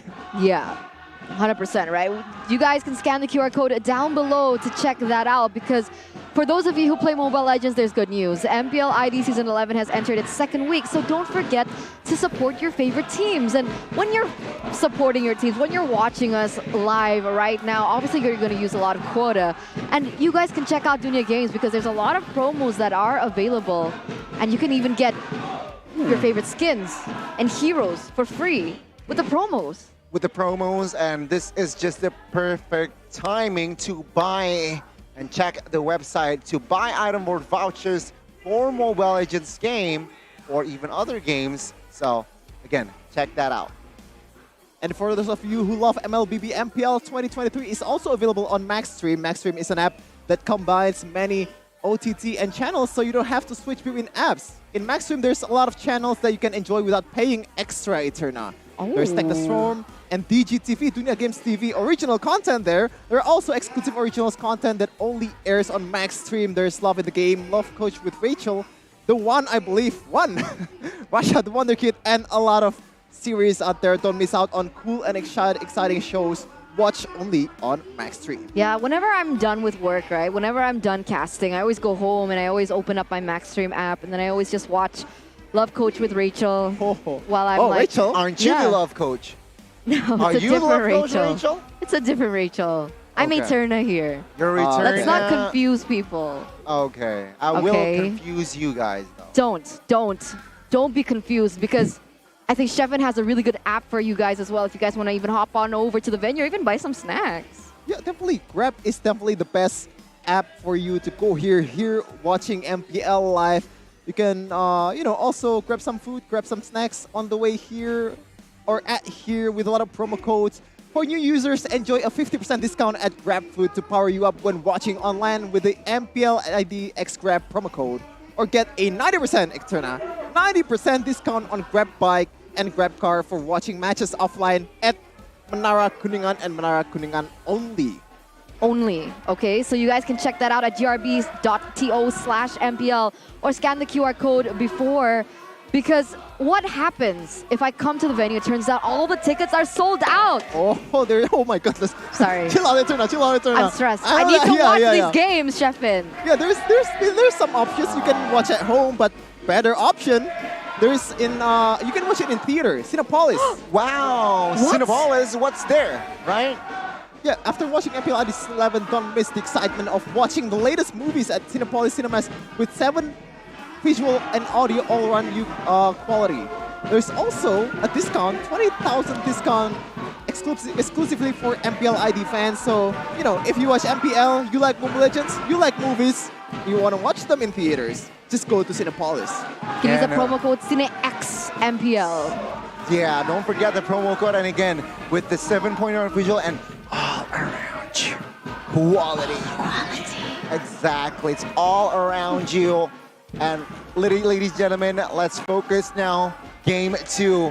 Expectations, EVOS Legends, they will replicate their gameplay just like they did in Game 1. But take a look at who's at the stage. It's going to be Sorriso there you go. entering the house. Yeah, just like what they did called it. against Aura. But honestly, did you see someone else sitting down, guys? Something that rhymes with... What's the word? I don't know. Max, I guess. Yeah. It's also a word, right? Is Max I don't know. Maybe. replacing it's Max. Justgar? It's Max. All right, so we do Oh. have 2 roster swaps here with Justgar being swapped out with Max. And you can tell now, Bigetron Alpha, they're taking this match seriously. Yeah, definitely seriously. 2 substitutions here. They need to figure something out. But I don't know if this is just a solution. When you don't really know what, the solution, you just want to swap something out? Or is this an actual solution that they've been thinking of that they've, basically? So, yeah, I'm not really convinced with this. And EVOS Legends, I don't think they're really bothered with it. Let's see, right? I mean, with Max and as well as Sorizo jumping in, it was like this last time, but without Max. Still just guard against Aura. Sorizo can have and can create that impact from that EXP.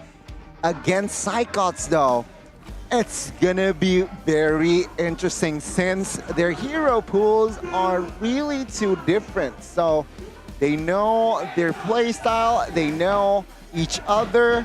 So let's see the head-to-head in that EXP. Yeah, that's got to be the lane to watch in this upcoming game, right? Because Sorizo, on his comfortable heroes like the Lapu Lapu, like the Glue, like the Paquito, or even the Esme, Oh my God. that's something that they can pull up, and that's going to be a highlighted lane to watch. Atlas? Okay, I understand that you respect me so much that you want to ban the Atlas, but first face ban Atlas? Yeah, I don't know about that, my guy. It's gonna be a 1-1 ban from Bigetron Alpha. It seems like the trend for the second pick here is just always ban the Joy and the 1-1, literally taking the joy out of the game. And I don't know, man. I just want to see these heroes being played. Come on now. The thing is, the reason why the Atlas could be banned possibly is the fact that maybe they want to pick up the Kadita, and they're also respecting the fact that Key can make crazy plays on the Atlas. That is an option that maybe EVOS Legends want to go for, realizing that they see a change in the roster as well. It's killing two birds with one stone, right? Taking it away from Key and also, again, opening up, leaving out heroes that might be prio for EVOS Legends. Take a look at the bans here. EVOS Legends will ban out that Glue since you haven't seen much Psychots on a Glue as well. And a quick response. You mentioned that hero, Eternal Kadita. Bigetron Alpha or Aldo seems like he read it and he bans it. Interesting decision to ban the Glue here. I don't think this is a respect ban per se. I think this is just they want to play around the fact that Glue is just not there in the lineup. But EVOS Legends, I don't think they'll ban the Fanny here. I said it earlier that Fanny has been one of the most banned heroes for EVOS Legends. But Max, sure, maybe he can play the Fanny, but is he really known for it like Kabuki or like Versik? Those kind of really fast hands like Kyrie, Fanny type of player? I don't think so. Yeah, he's not that great. We saw that like last season, and his Fanny kind of... Very honest, Eternal. I am a very honest person. He did not perform on his Fanny whatsoever, and with that in mind, the Fanny is actually going to be left open with the Kaja going to be picked up for the side of EVOS Legends. Now, Bigetron, they have to choose, because usually second pick, they have to ban out the Joy. With the choice that they were forced onto, which is the Kadita ban, are they going to still go for the Joy ban, or are they going to go for something different? Let's see, right? I mean, it might come through with that Joy ban, or they might ban out a hero like Eve, just to leave more heroes. And there you go, banning out the Eve, just like we predicted. Man. And let's see, EVOS Legends, what will they pick? So Joy has been picked for jungler for EVOS Legends in YSF. 34 bans so far, 0 picks in the league. Joy, finally! Yeah. And by the way, it's a Franco. You know, you might not like the Franco pick, but in the end, if you want to play against Joy, you just gotta have either Kaja or Franco to stop that Joy from going crazy. But the question here is, Joy is a flex pick. Normally you'd play that EXP lane, but EVOS has been playing that in jungle as well. Maybe in mid lane is also an option, but against Valentina, I don't think that's the case. I smell Diggy here. It seems like with Franco, I think Diggy might make sense. A lot of times, Dreams just wrecks teams with that Diggy, again assisting France. But let's see here the response from EVOS Legends. We'll see. EVOS Legends now. With that being said, remember the Fredrin is still an option if they want to go for the safer route. But the Faramis, and there you go, the Fredrin is going to be their pickup this time around. But remember, very risky pickup with the Faramis, realizing that Bigetron does have the Valentina with them as well. If you're seeing this kind of draft in rank game from EVOS Legends, it's just you know, I don't know, man. I feel like we're gonna lose, but this is a pro play. It's gonna be different. One thing that I like about the Franco pick here, there's not much punishing potential from EVOS Legends in the sense that you already have the Kaja, Atlas, and Kadita basically banned, so there's not much burst potential or easy punish for EVOS Legends towards this Franco, and it's gonna be a carry pick for a Bigetron Alpha, knowing that they need to press down these front lines. I mean, Marky needs to step up here in Game 2. Sure, in Game 1, it was him lacking in that farm, but with a carry, he can pop off perhaps in the early mid-game. Bigetron in the second phase seems like their game plan is very straightforward. They want to target Brands. They want to limit his options. Melissa, perhaps Brody now should be the ban. But then again, that Claude is, I feel like, a must ban for Bigetron. I don't know why, but I feel like EVOS may pick the Harith here, you know? Well, when you play with a Franco against this kind of hero, Harith and Joy, you basically just pick your poison. You want to deal with the Joy or you want to deal with the Harith. So I feel like the Harith pick kind of makes sense. Esme ban can come through. Oh, maybe. There's no explainer yet from both of these teams. Hey, wait. No. Joy might be in XP2, but EVOS opted for Akai. 5 picks, 5 win rate. I have to agree 100%. with you there. The Akai being banned out, there is a possibility that the Esmeralda could be picked up by Bigetron, realizing that Sorizo has played it this season. And you can see here a fun fact, this is the first time that Joy has been picked in Season 11. So yes, the debut of Joy. And people like to say that one of the main counters to Joy is 1, of course, CC, but 2, also shield absorption, which is exactly what the Esmeralda can give and bring to the table.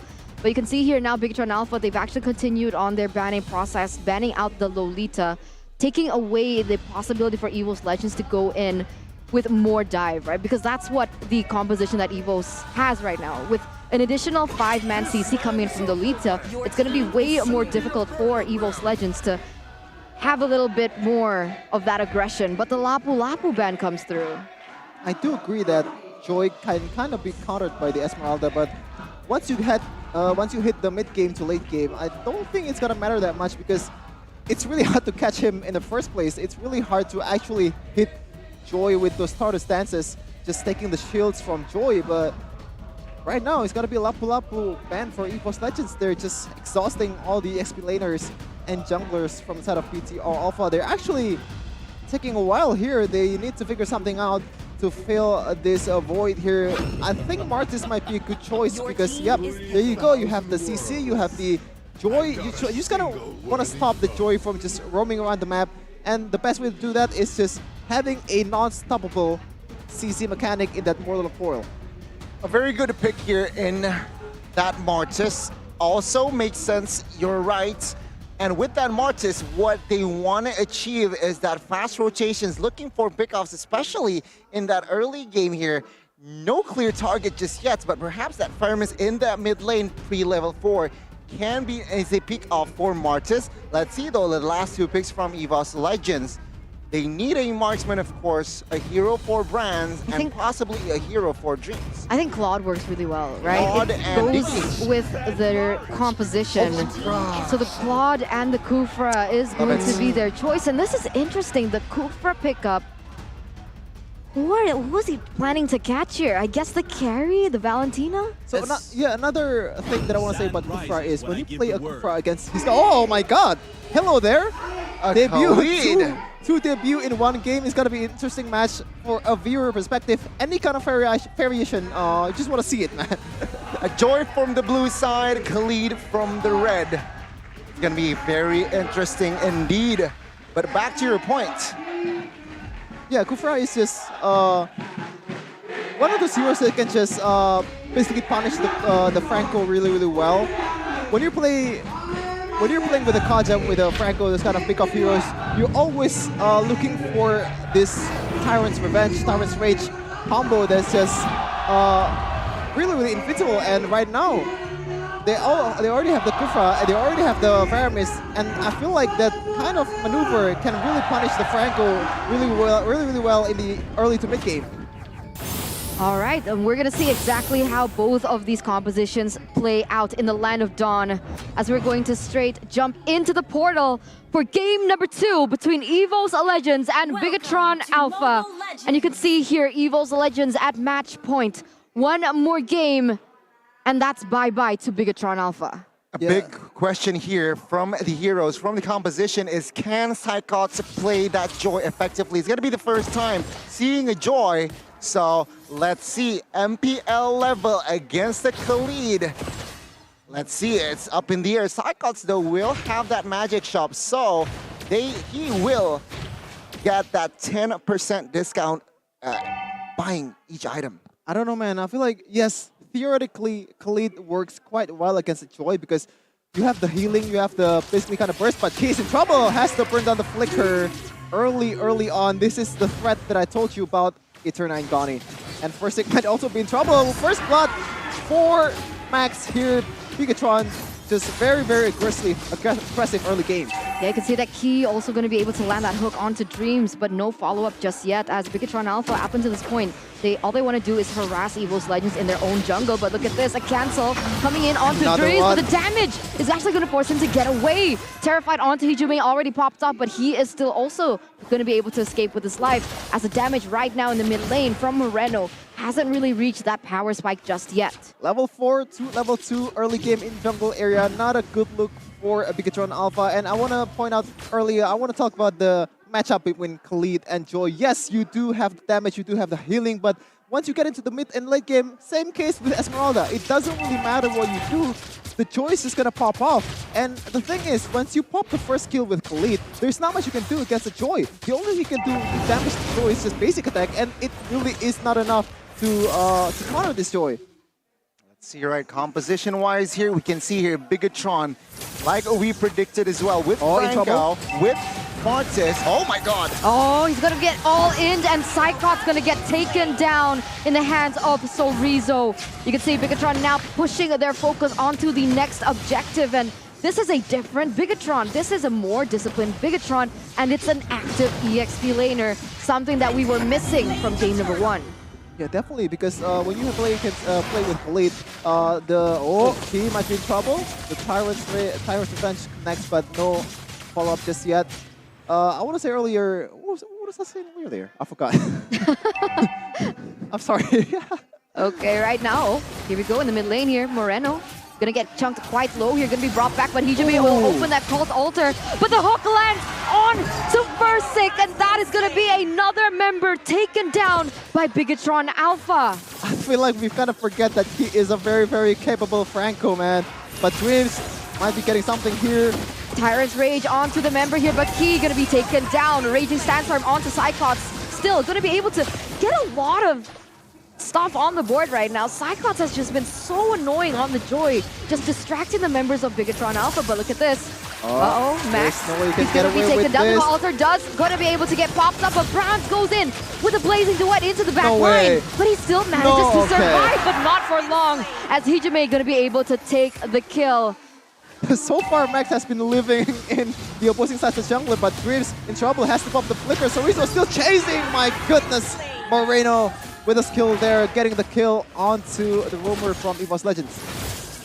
Very good defense from EVOS Legends. Initially, it was a Bigetron trying to do the invade of that purple buff, but they managed to take down Max, and they managed to secure the purple buff. Now, first 4 minutes, Bigetron Alpha, they got the neutral objective, and they are low-key controlling the map.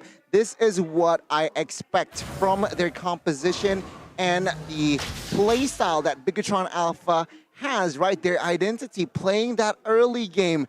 Can they keep it this way is the real question. Because EVOS Legends, it seems like they are able to respond. So Bigetron Alpha, again, less gambling plays. Sorizo's gonna get chunked really low by the damage coming from Fursic, but the Raging Sandstorm barely hits onto Fursic, and he's still able to get away. The problem is now Sorizo is gonna be very low, and therefore needs to force a recall right before this Lord take, and that just might be the perfect setup by EVOS Legends. Max, not gonna be easy to steal this one, man, and you're just going for it without any kind of follow-up from your teammates. Max still getting chased, but still gets away scot-free. Nothing major just yet. A turtle deck for EVOS Legends. The thing is, Key's in top lane just now, and he kind of gets something out of it in the top lane. Psychots might be getting a kill onto Marky, but no, Marky gets away with a turret as well. He's so annoying, and if you take a look at the talents prediction here, 2, 3 for Bigetron Alpha, and 3, so dead even between the Indo and the English desk, as you can see here by the talents prediction, but seems like you're the only one who voted for EVOS Legends. Yeah, back to the keys of victory now. We talked about counter setup for EVOS Legends. We've seen a lot of, overextension from especially Matt because he's been dominating the early game so far, yes, but Dreams is in trouble. Oh no, in the bottom side, Dreams gonna get taken down. Runs a little late to the party. He's gonna be able to pop that blazing duet, but the damage not gonna be enough as Marky and Key still able to get away. Moreno is in the vicinity. Hijume tries to go for something that's here. ballsy. The Stampede might not connect just yet, and he instead is gonna get taken down. That might have been a mistake. Versick now 1v3. He has to be careful. Bronze is still there, but he doesn't have his ultimate just yet. But it seems like Versick, he wants to go for it. Look at this, Versick able to deal out so much damage, even forcing the cold altar from popping off. Moreno gonna be forced to get out. That Max comes in to the fray. He comes late to the party, but he's gonna be stunned up a little bit as the Iron Hook gonna get able to commit on to Versick. He's gonna get taken down. Dreams, Hijume now. I don't think don't go for it. You know, don't go for it. Yeah. I would assume that, oh my goodness gracious, Key almost read that perfectly, but I don't know about the team fight, man. It seems like it's very, very chaotic, and it's just you respawn, I respawn, you hit, I hit, and conceal play is being popped by Key here. Bronze, my goodness, the reaction time on this guy is insane. It seems like now EVOS Legends, they are driven, but take a look at the jungle, Sorizo. Raging Sandstorm already opens up, but look at this. Versick is actually going to be able to get stunned out by Key. But the Pulsar going to be opened up here. Cyclops going to the back line, trying to distract, trying to do anything, trying to put some damage onto Moreno, but Moreno still able to get away for now. Key, oh my god, he actually is going to be able to land that Iron Hook, but unfortunately Dreams is going to be the one to fall towards Max. But even with that in mind, EVOS Legends, they're still going to be able to get the upper hand in this Lord setup, this turtle setup, sorry. Intelligent, very, very intelligent, knowing that they didn't really expect it, man. You know that they're losing the fight. You'd assume that EVOS is going to back up and try to regroup again, but no. It's going to be a total take. We're going to just salvage everything that we can. But in that team fight, man, is that the Dreams just flicker forward trying to go for a big play with very, very little HP against Martyrs? That's not a good play, man. Yeah, very good response, right? EVOS Legends, but take a look at the goal. I mean, Bigetron Alpha is saying, you can take the turtle. I mean, we are technically winning the turrets and as well as the gold lead. So yeah, sure, grab that turtle. We don't care. We want more turrets bot side. Oh, concealed play coming in from Key, not being able to get anyone just yet, but look at this. Hijume already been able to bring back Key. Unfortunately, he's not going to be able to take down, but it actually lands once again. Cold Ulcer going to be forced to be used. Versick still able to escape, but not for long, as Max going to be able to flank in into the back line and take him down. And that's going to be a 1-for-2 for 0 trade, mind you, as Moreno going to be able to get another man down. You can see here, Max going in for the back line. Cyclops trying to do what he can, but Sorizo with the flanks into the back line. Once again, Cyclops very low, still able to get out.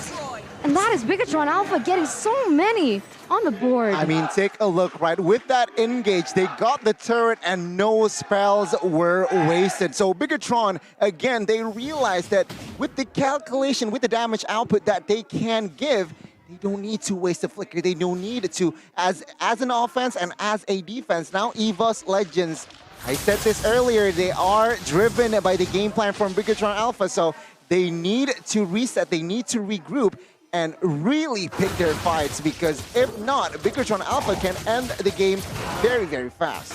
Gold is coming in 14 seconds so far. It's looking like game 3 is very, very possible. The Joy pick doesn't really show the potential that she has, being banned 34 times, and Lord camera is there. Lord is gonna spawn, and this might be what EVOS Legends need. They actually the one taking the initiative on the Lord, but the flicker from Key just Bronze gonna be taking it down. And that is Bigetron Alpha being able to get a one-man advantage against EVOS Legends right now. EVOS, they have no idea that whatsoever, no say whatsoever, because they had to lose brands in the process, and that is going to be a free Lord taken for Bigetron Alpha. 2 kills so far for EVOS Legends, really not looking good, and the target so far is only Key and Max. The 2 members that you don't want to kill, you want to get the kills on the gold lane, on the mid laners, the one that carries the game forward in the late game. But right now, Bigetron Alpha has been dominating the game, 7k gold lane, and another pickup from Fierce might be. No. Goodness me, Marky has farmed. I mean, he is fed, right? 205, and I believe he has the items. There you go, just on kill. Corrosion, Golden Staff, he does not go to the DHS immediately. Why? He wants extra security. Claude can deal a lot of damage with that Golden Staff and DHS in hand, so he builds that Wind of Nature first, but now he's on his way to that DHS. Let's see the defense from EVOS Legends. 7,500 gold lead right now for Bigetron Alpha, but oh my god, Keith gets another hook onto Hijume, and that is it. Chaos is going to ensue. You can see the Cult Altar being opened up, even the Blazing Duet gets popped off, but Franz doesn't have as much damage, and the burst from Bigetron Alpha is too much, and that is 2 members taken off the board from EVOS Legends. Bigetron Alpha still 5-man strong, so you're going to be able to get an inhibitor turret in the mid side. You can see Marky going to the top lane, trying to do whatever he can. What can Versik do in this sort of situation? Yes, so that's a beautiful. Oh my goodness, Psychos just going in with a lot of CC there. Very, very ballsy move, but I feel like we didn't see there just how much chaos is there. The fact that Sorizo with the Raging Sandstorm and a Flicker just stunning all the EVOS members inside the turret, insane. And the hook from Keyman, perfect target. In this kind of situation, you'd prefer to get Hijume instead of Brands because the potential that the Fire Mist has, especially in the 5v5 team fights, the Cold Ultra is just too immense to deal with. And the fact that he didn't have any time to actually execute that Cold Ultra is very, very good for Bigetron Alpha. 13-2 so far in the 12th minute. Yeah, that all is very crucial. But now my main concern here is for Bigetron Alpha. Why?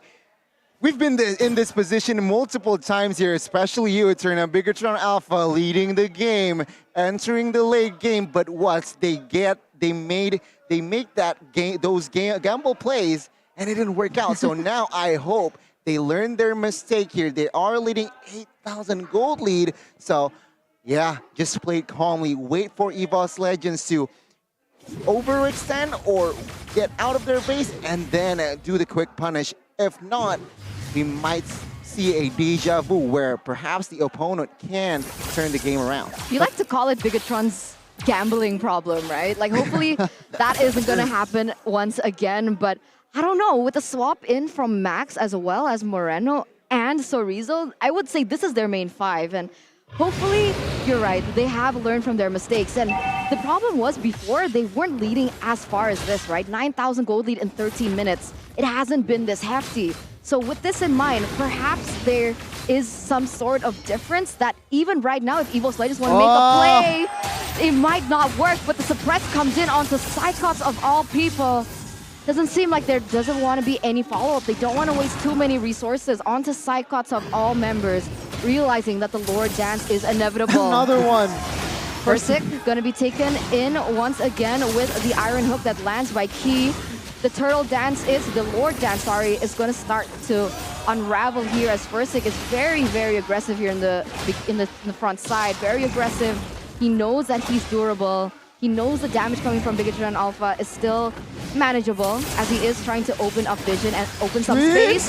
Goes in, and he actually is going to be able to take Marquis down, but there's no follow-up. Unfortunately, Cold Ultra going to be picked up here, so Riza going to be able to get out, but Dreams is going to be the first target on the board. Cyclops got very low. Hijume taken out. Versik might be the next one on the chopping board. Key goes in for an Iron Hook, actually is starting to miss it, as Bronze's damage is not going to be that much right now, because he's falling so far behind, and that is 4 members once again taken out by Bigetron Alpha, and Hijume finally is going to be able to back up Brands up. Breno! So much damage onto that, and that is going to be a wiped out for Bigetron Alpha. 1-1, forcing a game number 3. Hello, game 3, says Bigetron Alpha. It seems like they are stating that they are Bigetron, not Bigetro. Bigetro. Okay. But the thing is with gambling so far, man, when you have a Franco, you're not really committing too much, right? You only go, you only pour in all the resources once the Franco lands the hook. So it's not really committal compared to those kind of heroes like Atlas or maybe Katira. The only thing that hinders Bigetron from going all the way is just very, very, the errors that they have is not really showing so far. Man, what a performance, right? Game 1, it was actually EVOS Legends getting to dominate Bigetron, but in game 2, Franco by Key, man, that was scary. It's the insta-shift. Yeah. Insta shift, the subs, yeah. I think it was the right decision. Maybe Bigetron wanted to test the waters, right? Putting in just Gar as well with Beer No Cure, but I think it proved a little too much for these two members. Maybe they're not there yet. They need to have a little bit, they need to mature a little bit more, like wine, right? Need to age it a little bit more. They need to learn from their mistakes. They need to be a little bit more active because maybe they were, I don't know, is it a mental block from them? They weren't playing as free and as courageous as they could have, especially in that EXP lane when that requires you to be a little bit more active in the lane. But as soon as Max came in with Sorizo as well, you can feel the difference in that gameplay. And fortunately for Bigetron Alpha, and fortunately for Biget Troopers that are watching right now, and even for those of you in the venue, Bigetron, they didn't make that mistake. They stayed disciplined to the very end. Yeah, very, very courageous indeed. The fact that they they just let go of the joy, knowing that this is probably one of the best heroes to play in the game right now, and the fact that they won, man. The balls that they have to let go of this joy is just immense. Not a good debut for Joy, right? 30 plus banned out. Once he gets the opportunity to enter the Land of Dawn, Psychots couldn't deliver. And it's also, I think, within the calculation of Aldo. Aldo somehow forced that Joy to be picked up, and then they already have the game plan themselves against the Joy.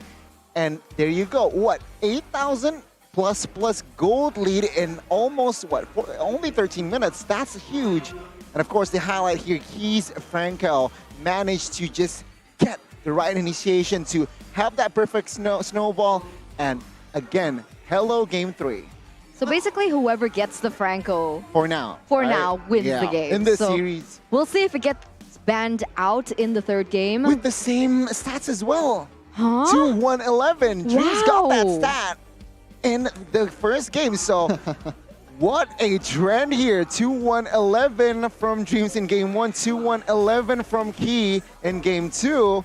And boy, I mean, he's just popping off. But yeah, credit to Sorizo as well. That Khalid debut was impeccable with semi-hybrid here, it seems like. Heptasis, Legion Sword, but he also builds that Dominance Ice and Radiant Armor for who? For Claude. Remember, Dominance Ice can turn the attack speed, so that Blazing Duet, the basic attacks can be negated from that Dominance Ice, also built from Key. So 70%. They understand how to counter this Claude. Yeah, what I wanted to add was 70%. Yeah.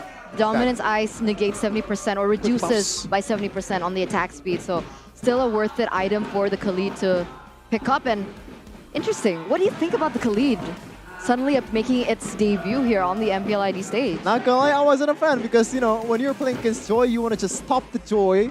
And Khalid is not really the answer to that, but when you think about it, is there really anyone stopping Joy from clearing the lane? Is there anyone stopping the Joy to kind of stack all the passives to be able to pop the ult? Like, no one, right? I think Khalid is definitely a choice there. I don't know if it was the best choice. I wasn't a fan of it, but it performs. So shout out to them. It performs indeed. And in lane, right, Joy will have that DPS. It's not burst. Joy is not a burst hero. He will have that constant DPS.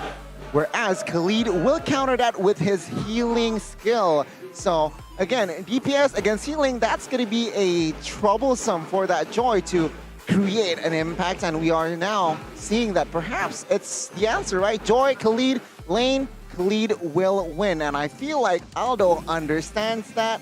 And that is also why he picks Khalid. Take a look at the post game now. It's just a different story. It's the opposite, right? From game 1, it's 3 members, 3 categories for Bigetron to take, but 2 of them will be taken by the mid laner, Moreno, taking the Forgone one and as well as the carry. Meanwhile, Rich Guy will be the gold laner from Bigetron. Sandbag, though, will be first pick. I honestly believe that Moreno did so much for their team there, right? I think if I had to choose between Moreno and Gamora, I choose Moreno because of his kit, because of the way he plays and the way that you can depend on him, you can rely on him. And it's crazy because being him on the Valentina, the problem is it's not as easy to find Hijime and take his Cold Altar, but for some reason he was always able to do that. And every time EVOS Legends went in for an engage, let's say Dreams catches 2 or 3 members, Bronze goes in with the Blaze into Wet. The Cult Altar always seems to be able to negate that possible damage output coming in from Bronze. 2 games, 2 blowouts for both of these teams, and I feel like EVOS Legends, the problem they have is kind of overconfidence, okay? Especially in that last exchange in the Lord area. They know they have like 9k gold behind. I like the confidence that they still want to contest the Lord, they still want to take the initiative on the Lord, but you have to realize when you're 9k gold behind, like it's gonna be really hard for you to win out on team fights, man. Exactly. You know, the big changing play, like there is Dreams going in with the Tyrant's Revenge and Rage, but it doesn't work out. Of course, just counter setup by Bigetron Alpha. Yeah, it was, I feel like, a mistake from EVOS Legends to force a team fight with that gold deficit. I mean, even though, unless I feel Dreams catches 5, then perhaps that might be a different story. But again, Dreams, Kufra, I feel like he was irrelevant in that game. Yes. Sorry to say. 0 to little impact. Exactly, so... Yeah, when you're playing with Kufra, you gotta have to realize that you're relying on your teammates so much. You have to be able to communicate when you're going in, the follow-ups as well. And this is also the problem that I have with Godiva when he's playing the Kufra. It's not, you know, the impact is just not there. And when he does make an impact, when he does make a big play, there's just no follow-up. You know? I mean, a good Kufra example is gonna be has to be Keyboard, yeah, right? Definitely. Last match, previous match, he was a beast. And also understanding when to open, when to cover, needs to... Kufra players needs to have that intelligence. Let's take a look at the MVP here. It seems like you're right, Eterna. It's got to be Moreno. Moreno, man, 6-0-11 KDA. He wasn't taken down once on a Valentina, who supposedly has a short range and has to dive into the members of EVOS Legends. And look at his KP, 89%. And that's how much impact he has had in that game. 0 death, and I feel like one thing I want to note about is usually when you play against a Valentina, there is a few like mana regen items, especially that Enchanted Talisman, but he doesn't build that. He just want to snowball all the way, pouring all the damage, pouring all the penetration towards the opposing teams, and I respect that. No mana regen, as long as you can deal damage, as long as you can be, you know, very, very valuable when you're needed, I think that's all right. I mean, also note that he just steals every time, most of the time steals away the Cold Altar, right? To make it an even game, to make an evil ball game. Hijume, you have the Cold Altar, let me have that Cold Altar as well to provide cover. In the first 5 minutes, it's just Moreno just, of course, controlling the mid, rotating a little towards the gold, rotating a little towards the turtle, but his heat map is just so intense where in that mid area. Mid control is his main priority, his job description, and he delivers. And notice how he rotates to the EXP lane in the first 5 minutes, as he is trying to, as fast as possible, get that level 4 so he gets that IMU. And so when they go for a turtle fight, he has that advantage with the resources that is equipped and available for them from the side of EVOS Legends. As ladies and gentlemen, let's take a look at the MVP highlights to see what exactly gave Moreno that MVP for that game. In game 1, it was EVOS out macroing Bigetron, but in game 2, the resets from Bigetron seems like, take a look, most of the highlights now, it's just Bigetron controlling and winning the team fights. Max jumps in, perfect timing here. We can see here, Dreams caught out, and it's just more montages of Bigetron winning team fights. Why? It's just them understanding. They managed to read EVOS Legends in game 2 like a book with their compositions. Also, they managed to just extract the composition. I believe this is the first time Brands loses on a Claude as well. Yeah, definitely Brands knowing, you know, he's very, very known for the Claude. Has been playing it for a long time, even in jungle area back then in Season 7. But right now, when you don't really have a lot of damage in the early game, in mid game, when you can't really snowball, it's really, really hard to play as a Claude. When you don't really have that item spike against this kind of composition, there's a lot of, you know, there's Khalid, there's Valentina that has a few survivability mechanic. It's just really hard to actually burst down a lot of people there. As you can see, there's a lot of times where Brand's going in, and it was a good engage. It was a good engage, mind you.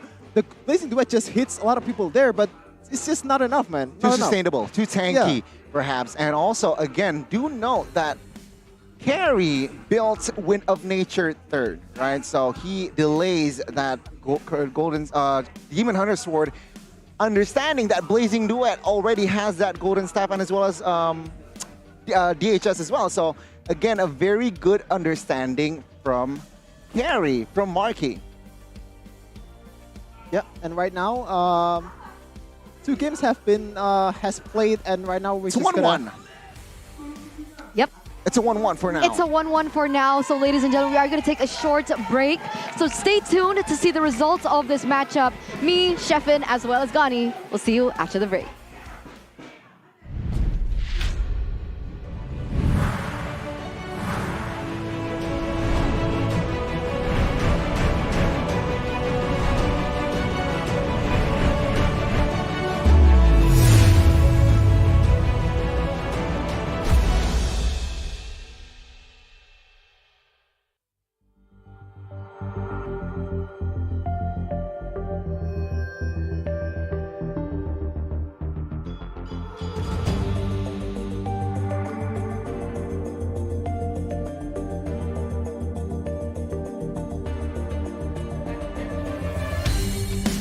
Kan berdiri dan terus berlari, terus ke arah puncak tertinggi. Ku takkan berhenti, hanya sampai di sini. Kemenangan abadi menanti. You know we won't miss if we unite our focus. And if you haven't noticed, we all live. Nyalakan apimu, hadapi semua tantangan, hadang semua serangan, jatuh bukan halangan. Bakar semangatmu, janganlah engkau menyerah. Kita akan buat sejarah. We all this, we won't miss. We all this, we won't miss. Saatnya beraksi, jalani ambisi. Aku kan menyawakan hari ini. You know we won't miss if we unite our focus. And if you haven't noticed, we all live. Nyalakan apimu, hadapi semua tantangan, hadang semua serangan, jatuh bukan halangan. Bakar semangatmu, janganlah engkau menyerah. Kita akan buat sejarah. We all this, we won't miss. We all this, we won't miss. We all this.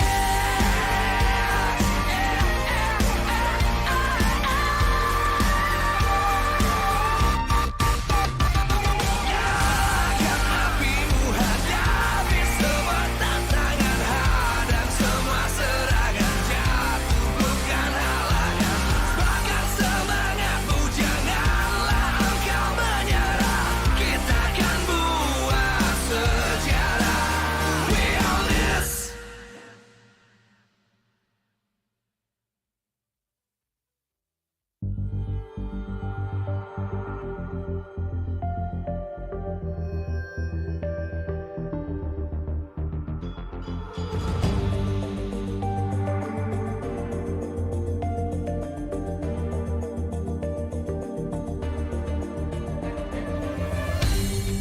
Aku kan berdiri dan terus berlari, terus ke arah puncak tertinggi.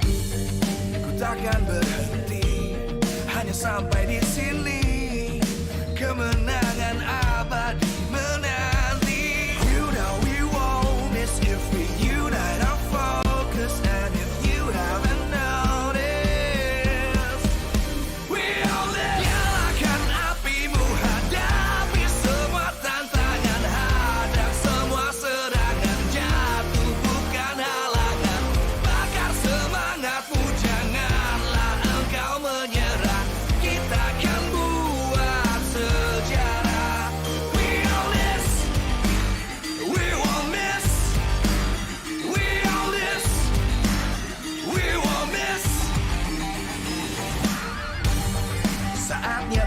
emosi, jalani ambisi.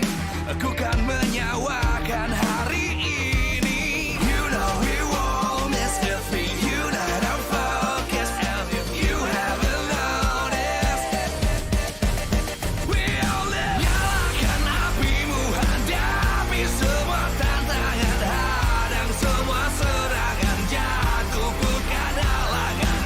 Bakar semangatmu, janganlah engkau menyerah. Kita akan buat sejarah. We all this, we won't miss. We all this, we won't miss. We all this.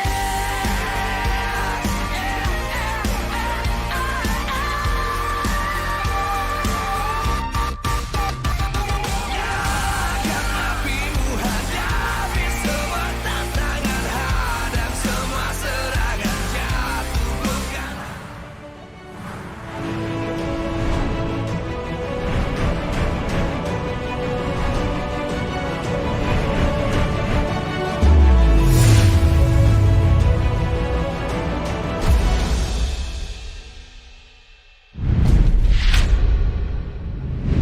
Welcome back to another action of Mobile Legends here. Game 3 in progress here for BTR versus EVOS Legends. So far, EVOS Legends have been dominating the first game.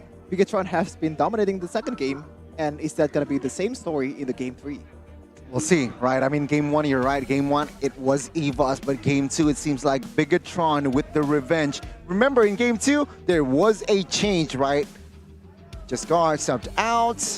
Also, Fear No Cure subbed out. Now, in Game 3, will EVOS Legends bring Taz in? Oh, I don't know. It doesn't look like it, as True. we are going straight into the drafting phase here for game number 3. So with the same rosters here, but Bigetron will have the blue side. Yep, so far it's still the same bans usually. Katira, Fanny, 1-1 Enjoy.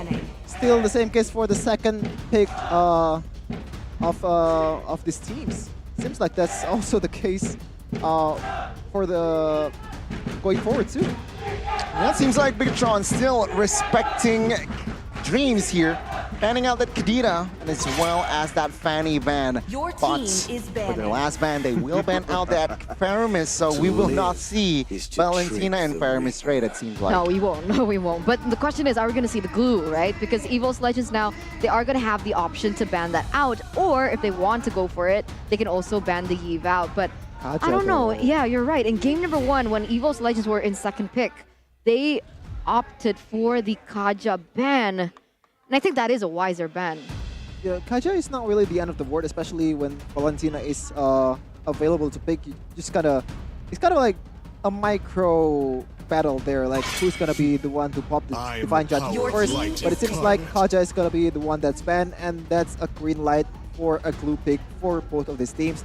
It's gonna be interesting whether Bigetron will pick it first or EVOS Legends will pick it second. I think Bigetron should pick it up, right? Because the Faramis is already banned, Goni. Yeah, I think with a change of roster, right? First game, sure, that glue in the hands of Virno Cure, 0 impact, but perhaps with Zorizo coming in game 3, that glue might be the game changer here in this game. Let's see here the response from EVOS.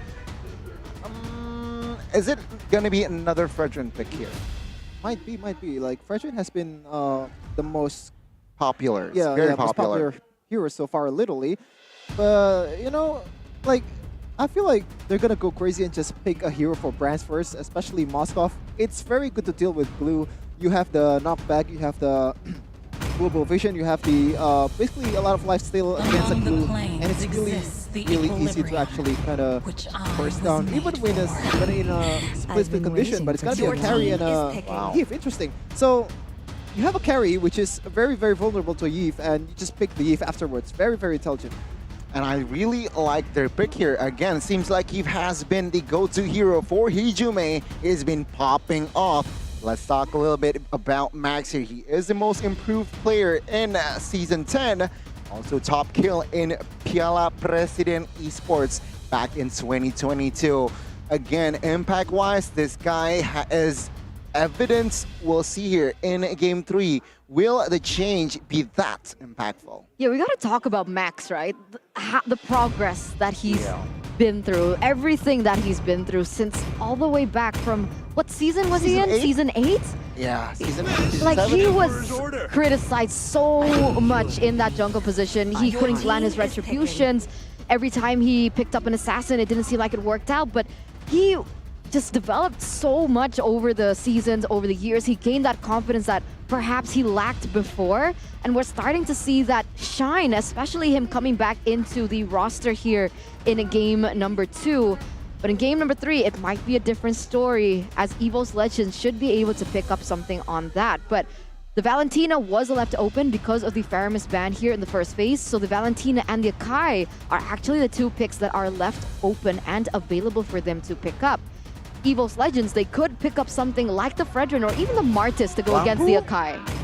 Maybe, or if they really want to secure the EXP lane first, Lapu can be the choice here, securing that hero for Psychots. In Game 2, Psychots' presence on that Joy, Psychots' impact wasn't good, so perhaps securing a hero that he is prominent, he is strong with, might be also the X factor for EVOS. Yeah, that might be the solution so far, but EVOS Legends, they still haven't picked a jungler yet.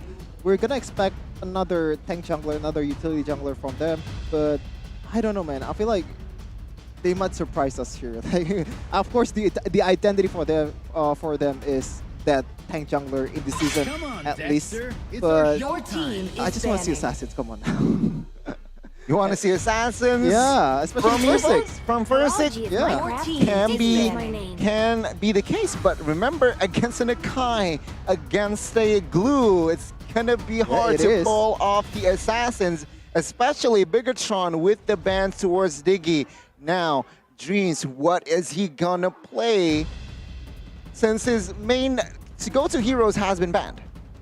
You know, with the Dicky being banned out, maybe Bigetron is hinting at something crazy like a Lolita or an Atlas pick, right? There you go, ban it. But there you go, EVOS Legends, they directly see this and they actually ban it out. They realize that they are not going to have that first pick and Bigetron actually has an edge. I would have thought that maybe Dreams would want to pick that up for himself, realizing that Dreams is really good at those initiator pick-off type of heroes as well. But maybe that's what they're saving for. Maybe they want to pick up the Lolita. Yeah. But that should wait right now. Bigetron Alpha, what are they going to ban next? Ooh, I don't know here, man. Like the Lolita pick seems like it's almost a lock at this point, right? You have Carry, who's just very, very vulnerable to this kind of very big CC with a lot of range, and I feel like PTR might be eyeing to get that, but EVOS Legends, knowing that that's the, one of the best options for PTR, what are they gonna counter it with? They should pick the Lolita up. They should. If anything, just to take it away from Bigetron, right? Know, because I don't know. the shield coming in from the Lolita is going to be able to counter the carry. So we'll see here. Oh, it's actually still going to be the Franco. So they are going back to their roots here. Dreams on his comfortable hero on the Franco. But Bigetron Alpha now. I think with this Franco pick, right? Bigetron, he can pick up either the Kufra or the Grok here. He played it a couple of times in Season 11 with an okay performance, with a very good performance, if not. So I think they could prio that Grok. The only problem with Grok is it just adds another juicy target for that carry, especially when he is fed.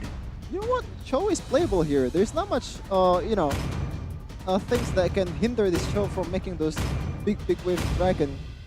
Probably except the Franco with the Bloody Hunt, but again, there's nothing that can... Okay, oh, there you go. Your team is picking. That's kind of boring, not gonna lie. I think it's the most viable option, honestly, from Bigetron Alpha, with the Lolita being picked up. But the problem is the Lolita might not have that much of an impact if the real-world manipulation gets popped up, right? Because as we all know, the real-world manipulation can only be cancelled with suppressed heroes, which is the Franco, which EVOS Legends have picked up for themselves, and the Kaja, which has somehow EVOS Legends have already banned. So it's definitely according to their plan right now. And EVOS Legends, how are they going to counter this? The problem is, right, Bigetron with the Lolita pickup, that's going to be a Lolita and the Valentina in the mid lane, which means their clear is going to be horrible, basically.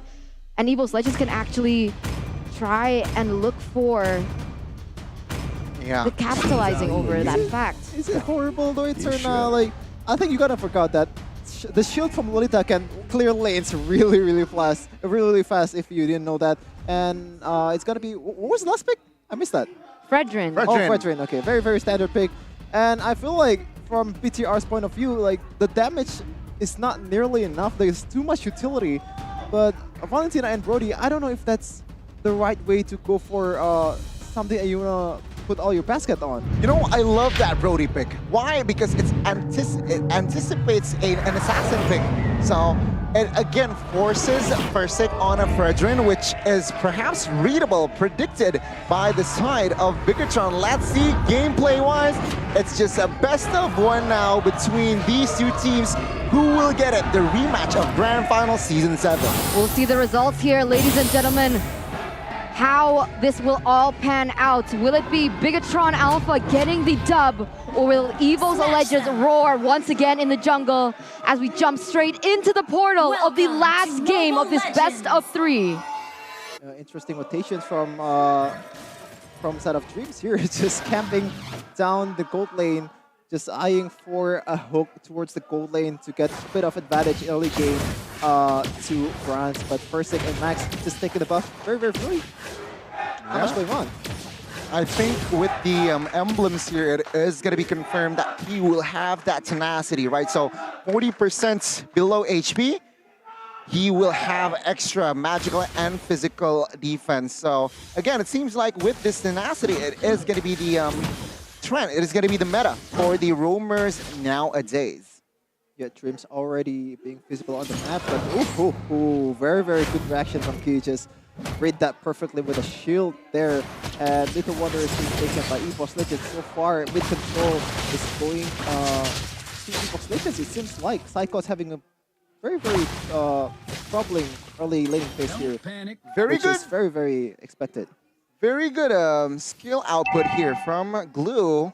Manages to put Lapu under the turret, and he is also using the Everest, so he will gain extra gold when he hits an opponent. And that is, again, just exploiting that emblem. Let's see top side. 2v2 on the top side. He might be eyeing for a play, or maybe Dreams with a hook to the face of RRQ, just flickering onto the turret. But no, Bronze still gonna clear that very fastly. But watch out for the turtle. 10 seconds left for this turtle. It's gonna be a fight that kind of changes the whole tone of the game. During lanes here, we are going to see Marky perhaps have a slight advantage against Carry, especially early game. But scaling-wise, Brands can pop off more in that late game. Let's see though, the turtle take for our first neutral objective secure. You can see now, Lunam Blast already being prepared, and it actually is going to land. Max going to be able to secure the turtle, as he's also going to be able to use that heavy spin as well. Cyclops going to be pinned out. Hijime trying to back him up with the real-world manipulation, and he's going to get a kill in return. 1-for-1 trade just now. It could be a 2-for-1 trade if Cyclops is not going to be able to get out, and that is going to be another kill secured in the hands of Moreno. MVP is key at that time. Just beautiful Luminum Blast onto the jungler. Perfect target when you're taking the turtle. Just preventing the retribution from Fursic, and it's gonna be an easy turtle take for Max. A very 1k, very early 1k gold lead for Bigetron Alpha because of that turtle. Let's see here, Bigetron Alpha already claiming that early lead. I want to see more proactiveness here as EVOS Legends with their composition that they have. They are going to look scary in that late game. So Bigetron Alpha with this lead, they should be able to find more proactive plays, find more punishments. Let's see though the execution.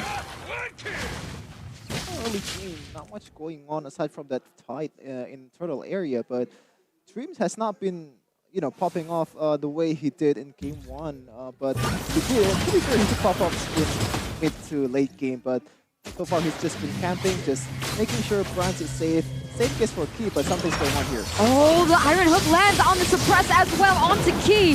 There's not enough damage to follow it up. It is going to be EVOS Legends looking for a pick, but unfortunately, Bigetron Alpha being able to read that quite well.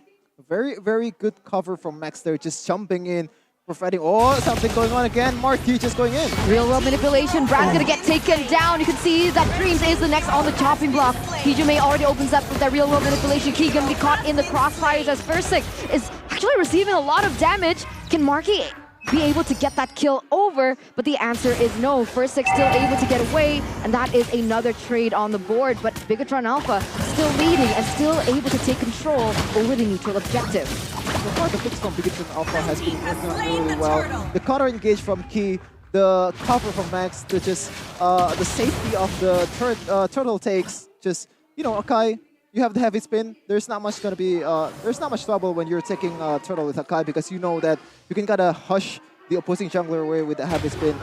And so far, B3R, they're definitely handling the game so far. I mean, again, seeing the spells, right? I know it's 5 minutes in. I'm talking about the spells, but seeing 4 flickers from each side, meaning that it might get crazy, it might get tribal. Let's take a look at the items here. Ice Queen 1 secured by Heave. Again, he wants to control fights. He wants to add that slowing effect. But in response, of course, you are now seeing already Heptasis built from the side of Brody. So extra damage early on. That might be more than enough for Bigetron to establish and gain more ground.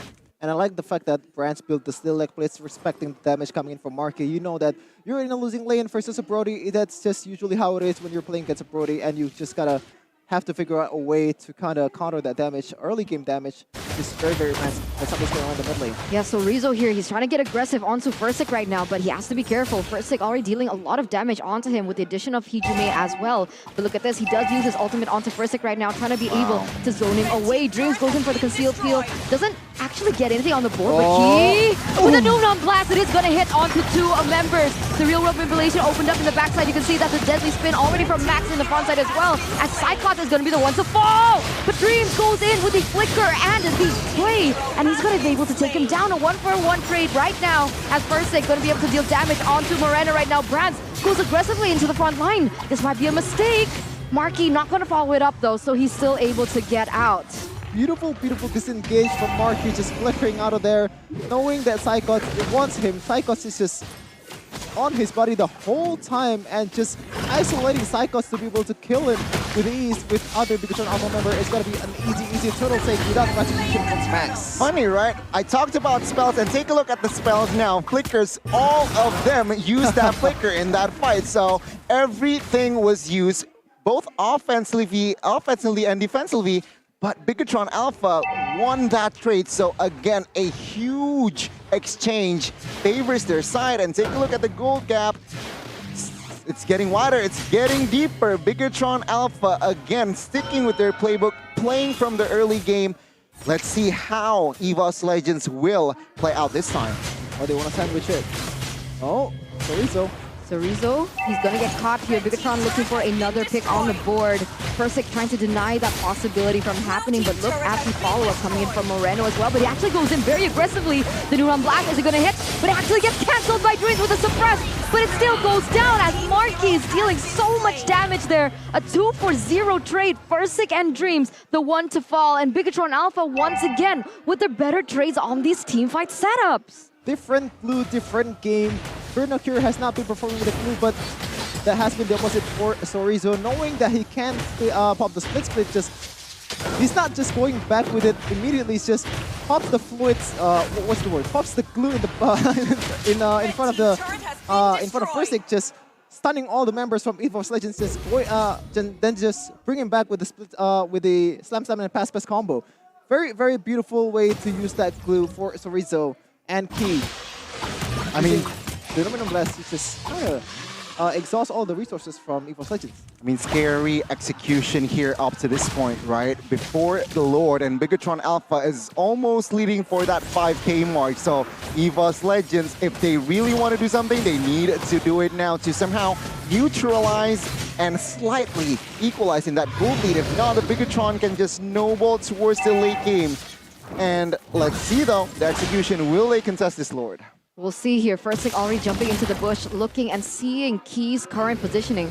They have to be careful. They can't clump up as 5 like they did before, and they also have to be careful on wasting those resources earlier on in the team fight. The Lord already almost half health. Max with the concealed play, going to be sniped out by Hijime with his first ability.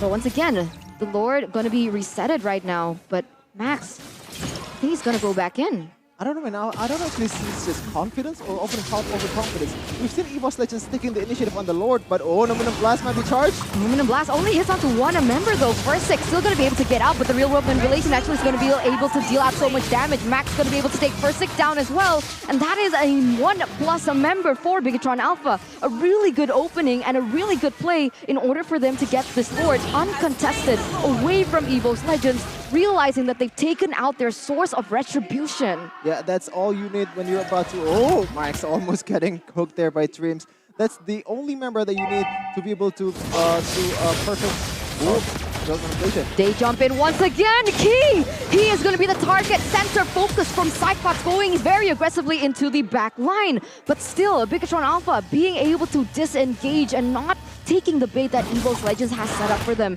And that Lord is still going to be marching in that bottom side. But 2 members of Bigetron Alpha calling back. Now, this is the perfect time for EVOS to kind of, you know, hushing all the waves that Bigetron Alpha has and bursting down the Lord. But no, Carry is opting to go for that top lane so far. I mean, nasty build, right, from Brody.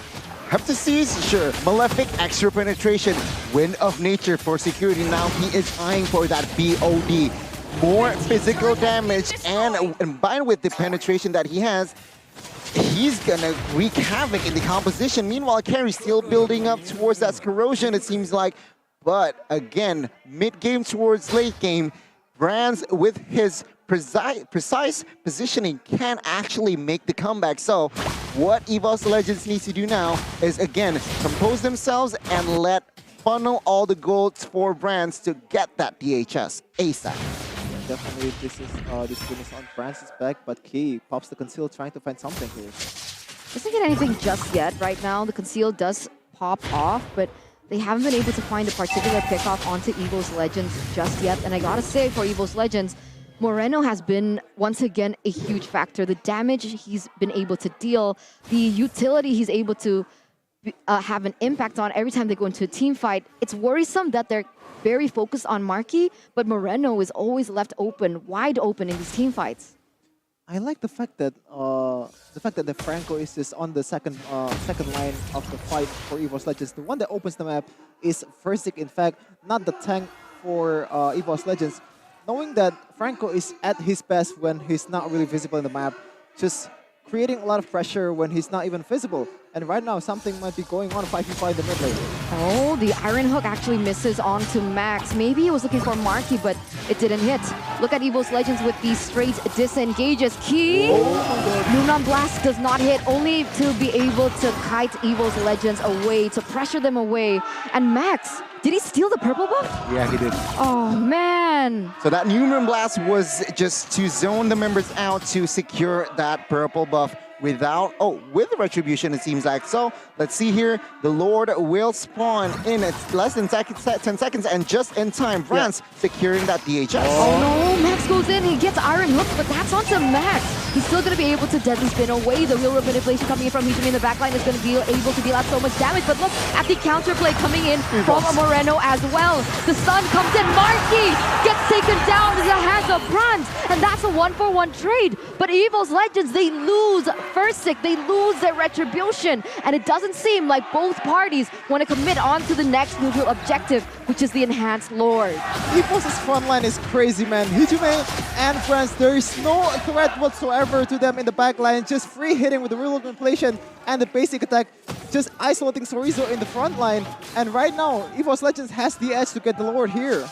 I mean, both teams wounded, right? Practically lost the jungler, lost the gold laner here from each respective team. But it seems like EVOS Legends, with that initiative, they are now looking to commit the Lord.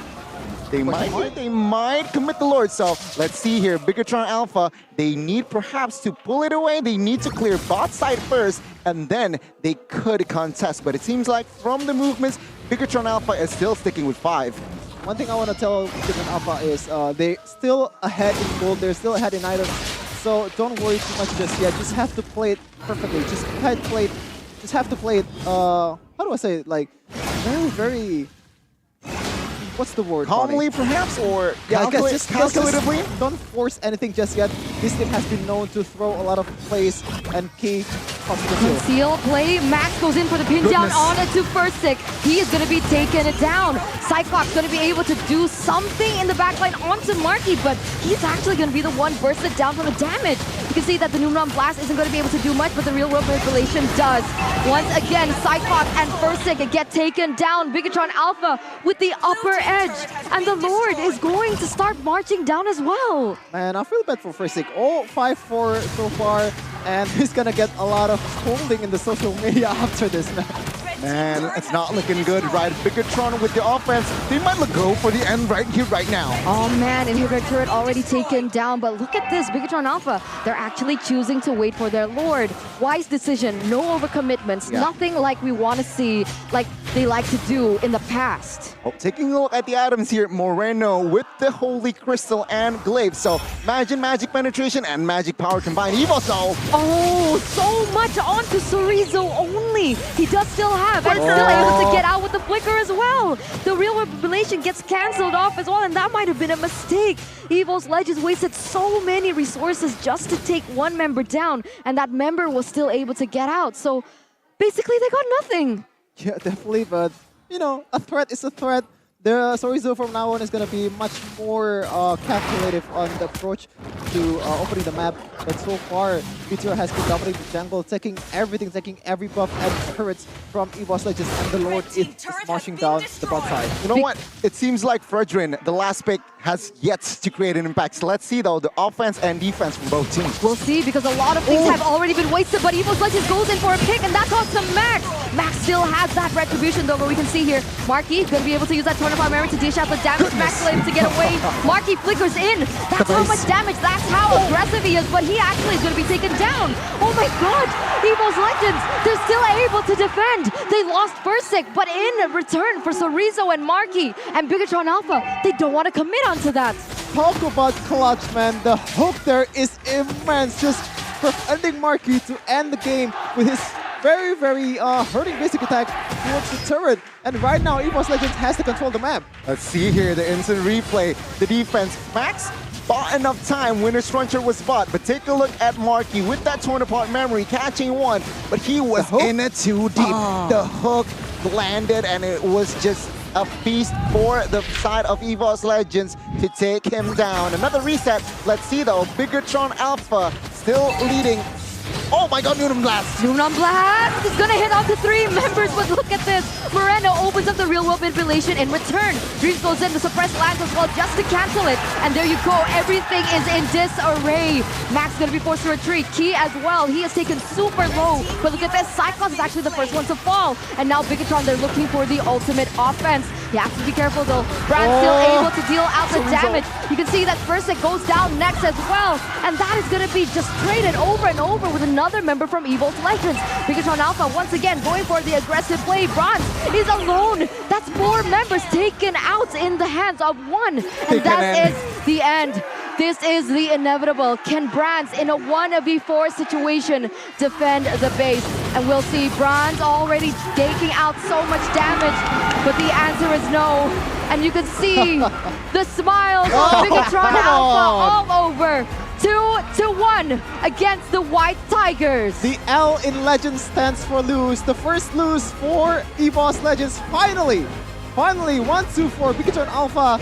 They finally made a statement that they can do it, that they're a top team in the league, and they are the one who is also a contender. What a series we got. Game 1, it was EVOS Legends continuing their trend in their dominance, but comes in Max, comes in Sorizo, and the story has changed. Game 2, Game 3 is towards that Bigetron Alpha side. Mirko, are you happy now? I bet he is. I bet he is. I bet he's in the chat. Or is he doing a restream maybe? But whichever way he is, I think he's happy. He's definitely happy right now. Mirko has not left the chat just yet. Mirko has entered the chat forever. And built a home in it. I told you, man. I told you Bigetron's gonna win, man. That was him during the break, by the way, ladies and gentlemen. So unexpected. The game highlight though, without Brands and Dreams, Bigetron still was able to manage to get a win against EVOS Legends. And I was surprised with the way that EVOS Legends has been performing. I thought it would have been a match clean for EVOS. And this just proves that even though I said yesterday that things started to get predictable, Bigetron come in with this new lineup and was like, Eterna, what are you talking about? Aldo proved you wrong, Eterna. And boy, game 3, it was I feel like a similar game in game 2, right? Let's see the interview though. Oh man, EVOS losing in the mid-season. What's not? It's not surprising, isn't it? Like they have been. Interview. Oh, is it? Yeah. Okay. Memecahkan win streak satu tim yang terlihat sangat kuat di MPL Season 11.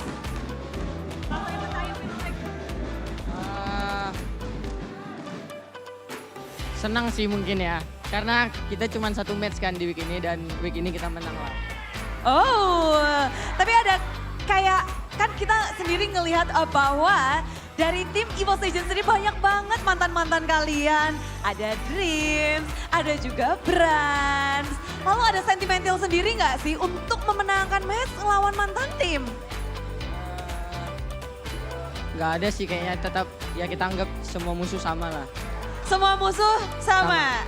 Dan kalau kita lihat sendiri ya, Ki dan juga Dreams, dua inisiator yang bisa kita lihat performanya luar biasa di MPL Indonesia Season 11. Kamu ada kesulitan atau mungkin gimana match up-mu ngelawan Dreams tadi? Seru, sama-sama initiate kan soalnya.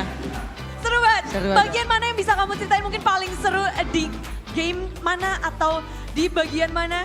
Mungkin kayak pas perang-perang di Lord gitu kan. Soalnya tipe-tipe aku kan yang sama kayak Dream yang initiate gitu kan. Jadinya kayak kita bikin momen sama-sama gitu loh. Oh, momen sama-sama itu Lord memang semuanya mendebarkan dan banyak yang dukser. Coba dong salam-salam buat Dreams. Halo Dreams, seru lah pokoknya match-nya tadi. Seru banget ngelawan Dreams, tapi kita juga lihat Max kamu melawan Brands. Ini lagi dan lagi. Tadi King ngelawan Dreams, kamu ngelawan Brands. Memenangkan melawan Brands. Apakah ada rasa spesial untuk hatimu sendiri? Rasa spesial nggak ada sih, cuman pasti seneng. Soalnya kemenangan pertama buat aku sendiri kan. Oh iya juga. Dan ini perubahan kalian tuh apakah udah diomongin sebelumnya? Kita nanti ubah ya, karena jarang banget dilihat ada dua player diganti secara langsung di game atau satu match. Gak tahu Paris tuh, Test Boy nggak tahu. Nggak tahu ya, Nggak tahu. nurut aja gitu. Iya. Tiba-tiba disuruh main. Iya bang. Tapi selalu siap ya. Iya. Kalau nggak diturunin MDL katanya. Ini gawat banget, jadi jangan sampai ya kunci nggak diturunin, main yang bener gitu ya. Iya. Dan terbukti sekarang. Alhamdulillah. Alhamdulillah. Dan kamu sendiri Moreno ngelihat matchmu, gimana ngelihat match tadi? 2-1 pecahin, kamu kayaknya biasanya jiwa muda tuh seneng banget kan? Menang! Apa sih pertanyaannya? Ekspresiin dong kegembiraanmu menang match ini. Ya biasanya sih nggak terlalu senang-senang banget. Soalnya tadi game satunya kan Foramisnya beban gitu, makanya jangan terlalu senang. Emang beban? Ki, beban nggak? Dianya yang ngerasa beban ya? Enggak ya, dipuk-puk-puk dong, dipuk-puk-puk. Enggak. Dan untuk kamu sendiri, untuk kedepannya mungkin ya kita ngelihat dari Bigetron Alpha minggu ini udah ngedapetin kemenangan. Kemarin juga momentum untuk Bigetron Alpha tuh udah kelihatan di depan mata. Apa Ada pertanyaan? nggak tim yang bikin kamu nunggu-nunggu untuk ngelawan? Atau mungkin player siapa mid laner yang pengen kamu hadapin? Hijume tadi. Udah? Udah. Udah? Udah. Kenapa Hijume? Soalnya kan waktu itu ketemu pas kualifikasi ISF terus ya dia jago juga. Ya udah pengen lawan Hijume aja. Dan akhirnya mungkin kamu mau ada pesan-pesan untuk Hijume? Hijume? Good game bro. Good game bro. Sorry Zo. Minggu ini luar biasa. Tolong dong salam-salam buat Biget Troopers tuh yang ada di situ tuh. Ya. Makasih buat Bigetropers yang selalu dukung kita. Thank you. But Marky please translate itu Tagalog. Mahal ko kayong lahat. Salamat sa suporta. Wow, dia udah bisa bahasa Indonesia ternyata. Thank thank you, right? Wow, sekali lagi terima kasih juga untuk performa dari Bigetron Alpha yang luar biasa. Inilah sekali lagi Bigetron suaranya untuk Bigetron Alpha. Dan untuk 3 game tadi kita akan breakdown lebih dalam lagi kepada Om Wawa. Silahkan, sang robot ini apa yang berbeda? EVOS and losing in mid-season. Name me a better duo Eterna. Just hope that they don't replicate what happened in last season, man. Hopefully. I mean, it's starting to show patterns. Okay, I don't want to get too hasty. You know, it was just one match. But to be fair, it's Versik, right? I don't want to pin it down on Versik, but, you know, they're not on their main 5. Please don't bully Versik after this. Are they not in there with their main 5? Let's see. But yeah, I feel like EVOS Legends suffer with that loss, right? I want to see them bounce back. I want to see them readjust, perhaps recollect themselves, and just focus on towards the next spot. Congratulations, Bigetron, for you, Mirko, and all of you Bigetron fans. It seems like, yeah, they're saying we're Bigetron, not Bigetro, and that's official. Oh my god, oh man, I hope not, right? I'm still thinking about that trend on EVOS Legends, and I hope not. But it's kind of good to lose now than lose later on in the season, right? Because obviously there were still holes in the gameplay that EVOS Legends has. One of the reasons being what I observed was the fact that whenever I see that EVOS Legends stumble in that early game, they don't really do well. They're not really good at comebacks, you know what I mean? Like, they need to snowball and get that ball rolling, and it doesn't work when they're playing from the opposite side of the field. And hopefully they can, I don't know, just make more variations in their gameplay and realize that maybe that early mid-game is not always going to be yours, especially when it came down to the drafts. I mean, you opted for the Bigetron draft, right? Yeah, kind of. Or maybe pick the Assassins, man. I hate seeing the utility jungler. Please pick Assassin EVOS. There you go. Perhaps a memo from Sheffin himself. But yeah, I mean, overall in Game 3, it was a similar approach from Game 2, whereas Sorizo with that glue, different story from Game 1. Take a look at the highlights, right? Bigetron at this point, 12 minutes of game time, it was them just leading Marky, trying to find their play in the backside. He gets caught here, but that flicker and Wind of Nature, though Dreams with the clutch hook. But this was the nail the coffin. First it caught first pre-Lord, and that's not a good start. EVOS Legends, after this defense right here, it's just, again, a game where he was driven by the opponent. And Bigetron Alpha, even though they made some slight mistakes, numerous ones, but it seems like it was just the gold lead, the gold cap, and EVOS Legends here not being a unit. It seems like they were hesitating there, and Bigetron saw a small window and just saw Rizzo. See, he targets Hijume. He realized that he cannot do anything towards Rance. He targets Hijume here, and that is just more than enough. Rance defending alone as a carry. Not a fun game, and Bigetron, again, congratulations on your win, your second win of the season. Yeah, definitely a win to hold on to against EVOS Legends, of course. The number one of the one, best team number two. Yeah, the number two. Number two now, right? Yeah. Well, no, not number two anymore, I think. Oh, he went down after. Okay, let's see, right? I don't know. Maybe the standings already changed by the time they lose right now, but we'll see after this. But yeah, it's not a win, you know, that's always taken lightly, right? Yesterday, it's a win against Aura Fire. Like, I hate to say it, but Aura Fire is not in the best position right now. They've been playing terribly, and those kind of wins are expected. But right now, they're against the odds. They're against the best team, one of the best team in the league right now. Former world champion, too.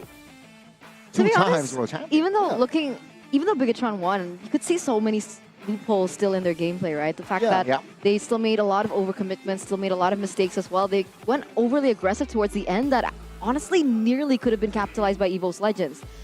The way that Marky went in aggressively, he even flickered in, and he got caught in the iron hook by Dream. See, those things can actually be prevented.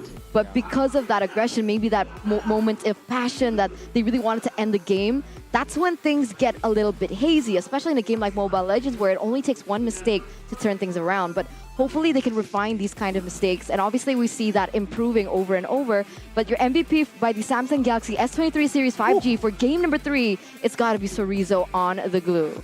Where was this glue in game 1? All right, it wasn't Sorizo. So Sorizo now with this glue, wow, the impact is evident, right? 75% KP and item builds standard. He understands against Hijime on the Eve. He needs to build Radiant Armor. Dominance Ice, again, a very, very good item to counter carry with attack speed. And of course, Blade Armor, again, to counter that carry. Of course, Immortal is just a good item to have that extra life. This guy is also the main pillar in that last team fight, just stopping all the EVOS members to get back to their best, to their base. With a flicker, with a slam and a pass combo, Hijime getting the split, and he put him back. It's a W for Bigetron Alpha. And we're gonna see the mic check in about a second. We're gonna see how they're gonna perform, how they're communicating with each other.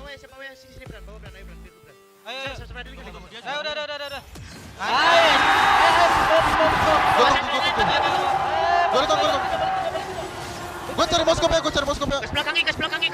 Faramis gak main. Left plan. Blok aja. Gaslingnya. Keraton.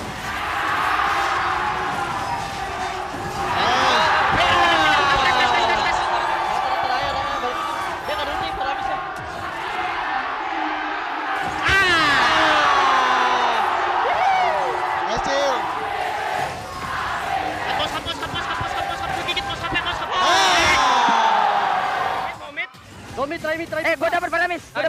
Gulti. Paramis. Nice. Paramis mati ya. Lihat Korijo. Kupra. Target first. Aman bang. Awas Claude ulti. Claude no damage Claude. Claude die. Nice. Dari kau. Ayo. 10. Awas Kupra. Boleh. Aman Kupra aman. Gue dapet enggak? Ulti ya. Nice. Ken Kupra first. Ulti Marki. Ini gas. Gue masih ada ulti. Bisa end. Gue dapet cloud. Gue di cancel. Bisa end ya. Mati dia hang. Kill all. Bunuh aja. Lihat gua. Kocak. Guys, itu tower game. Gue tutupin mic. Udah tarik. Ini lapu Marki. Lapu. Golti. Mati. Nice, lapu first. Orang ayo. Lordnya tahan. Jangan reset. Lihat Lord. Nice, Meg. Pelan-pelan aja. Dia gigit gua, guys. Gua demo. Pelan-pelan rata dia, sumpah rata dia. Karinoon. Lapu. Pelan-pelan. Ji. Kejar, guys. Kari sama gua shield. Aman, mati dia. Predarin dulu. Nice. Lihat Korijo. Perangin. Bisa. Nice. Lihat Korijo. Relax. Yes. A very focal team in this, especially Moreno and Key being the shot caller there. Marky and Torizo is just, I'm chilling. I'm just listening. I'm just gonna, you know what? Go with the flow. I think we can call Sorizo a super sub, right? Every time he subbed in, his impact is just tremendous. Against Aura, against now EVOS, it seems like, sure, you're no cure. You can play the first game. I'ma chill first. But okay, you need my help now? Game 2, game 3, done. Max is just in the corner crying because he doesn't get appreciated by Goni. Well, against Aura, Max wasn't there, right? I'm talking about samples here. Again, Sorizo. Definitely the difference maker there. The way he plays Clue is really different with Fear No Cure. Fear No Cure, a lot of errors in the first game, a lot of errors where he made a lot of bad judgment, but basically just going for the split for the sake of doing the split. And it doesn't really, translate to anything. But meanwhile, Sorizo, he has been getting a lot of ult to the right target, especially before Lord fights, just bringing back Versig, making life harder for EVOS Legends to get the Lord, to get the objectives. And to think about it, that was the ultimate revenge by Bigetron Alpha, right? Season 7, Grand Finals? Waiting, more seasons to get that revenge, right? That's It's a the regular ultimate season revenge. game. I mean, That's once you get the ultimate opportunity, you take it, even though it took 4 seasons, right? You're right. And let's see here the keys to success. What did they do to find the reverse sweep? They are able to adapt to EVOS setup pattern in Game 2 and Game 3. They were the ones initiating. They were the ones more in control. And of course, keeping Moreno safe from initiation and positioning for maximum damage dealing. It seems like Moreno, it wasn't Moreno, it was Sans that game. Oh, come on. You can't say that. Oh my God. ONIC, come on. Sorry. It's not an ONIC game. This was Moreno. Give him the clap he deserves, you know? Okay, Moreno. Good job. He was effective, he was efficient in that series. In Game 2 and Game 3 in particular. But yeah, I just love how Bigetron shows that even though in Game 1 they were dismantled, but they are able to bounce back quickly. Reverse sweeping EVOS Legends, the #1 in the classmen right now. And it's an amazing feat to do. But of course, that was match #1. We have another match, don't we? Yeah, definitely. After this, we're gonna watch together. We're gonna be casting Rebellion versus GEEK SLATE. Before we going into the break, I just want to say something about brands. Ramadan is near. Ramadan is near. No contacts at all. Just Ramadan is near. There you go. There you go. So let's see. On that note, it's gonna be me, Eterna, and Sheffin taking a break. See ya.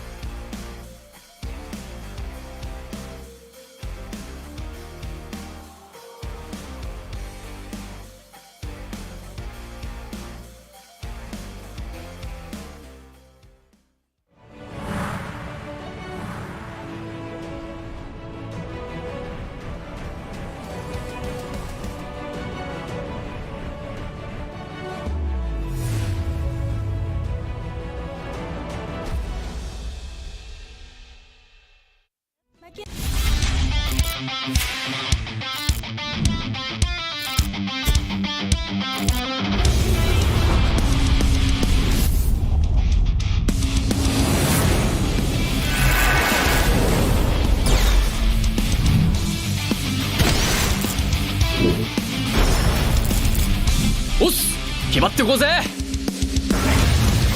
少し乱暴しようか釘崎野原喜べ男子こう一点よ邪魔だ虎杖裕二です好みのタイプはジェニファー・ローレンスよろしくお願いします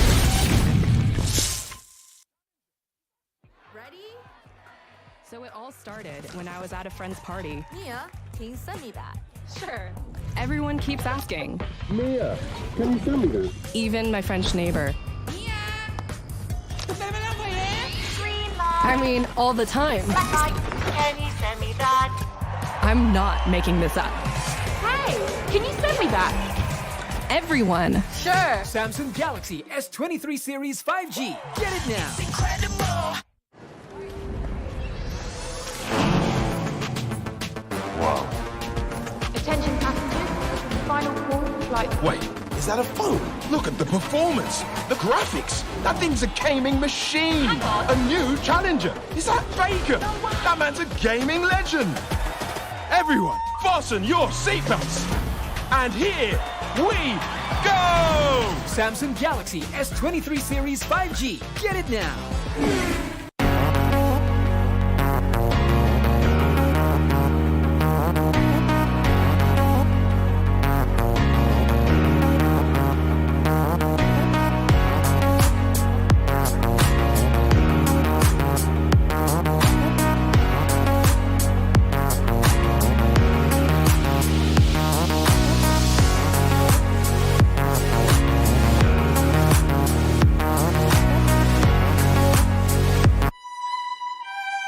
This is where you can find yourself. As true as the purest gold.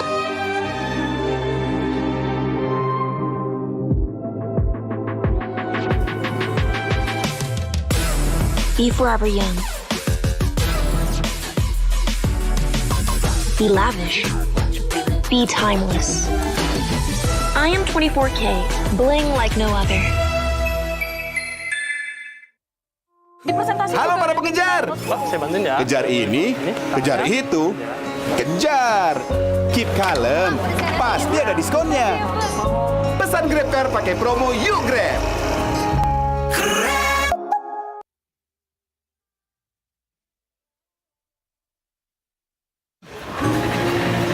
Halo para pengejar. Kejar ini, kejar itu, kejar. Keep kalem, nggak ada kata telat. Pesan Grab Bike ada jaminan anti ngaret.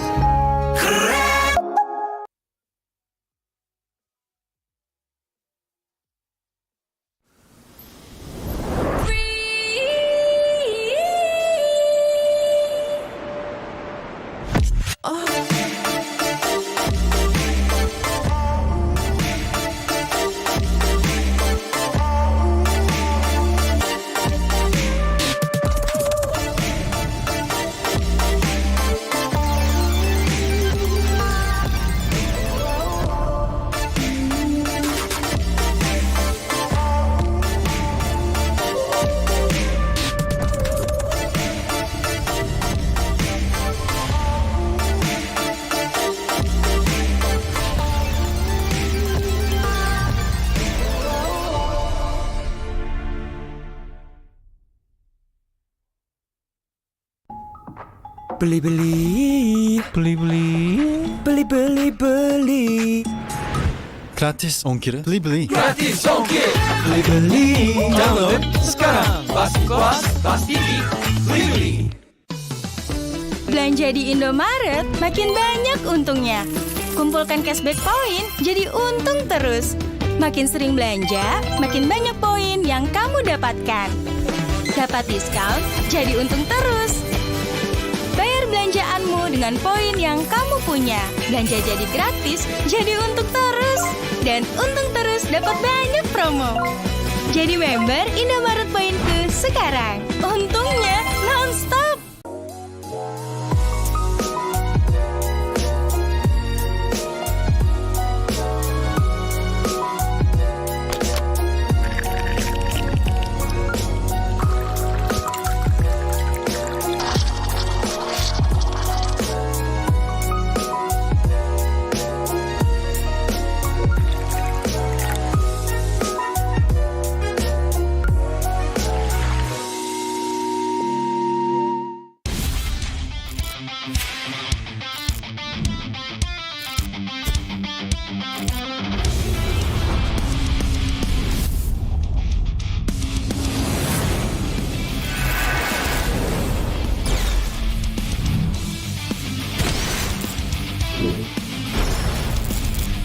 Os! 決まってこうぜ。少し乱暴しようか。釘崎野原、喜べ男子。こう一点よ。邪魔だ。虎杖裕二です。好みのタイプはジェニファー・ローレンス。よろしくお願いします。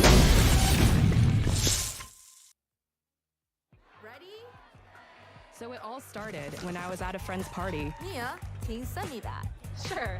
Everyone keeps asking. Mia, can you send me that? Even my French neighbor. I mean, all the time. Can you send me that? I'm not making this up. Hey, can you send me that? Everyone. Sure. Samsung Galaxy S23 Series 5G. Get it now. Incredible.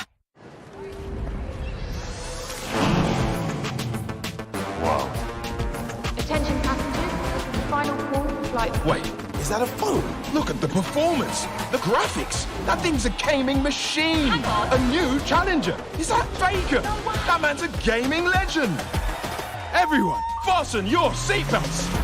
And here we go! Samsung Galaxy S23 Series 5G. Get it now.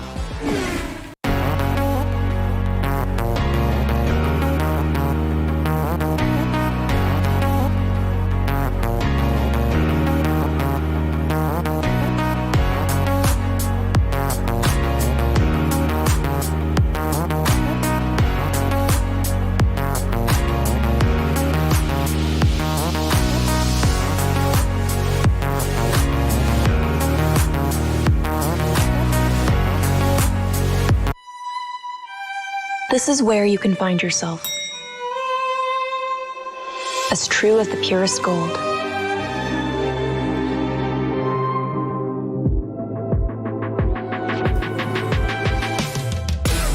Be forever young. Be lavish. Be timeless. I am 24K, bling like no other. Halo para pengejar. Pak, saya bantuin ya. Kejar ini, kejar itu, kejar. Keep kalem, pasti ada diskonnya. Pesan Grab Car pakai promo Yuk Grab.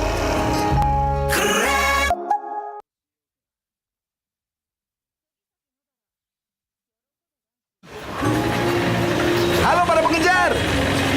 Kejar ini, kejar itu, kejar. Keep kalem, nggak ada kata telat. Pesan Grab Bike ada jaminan anti ngaret.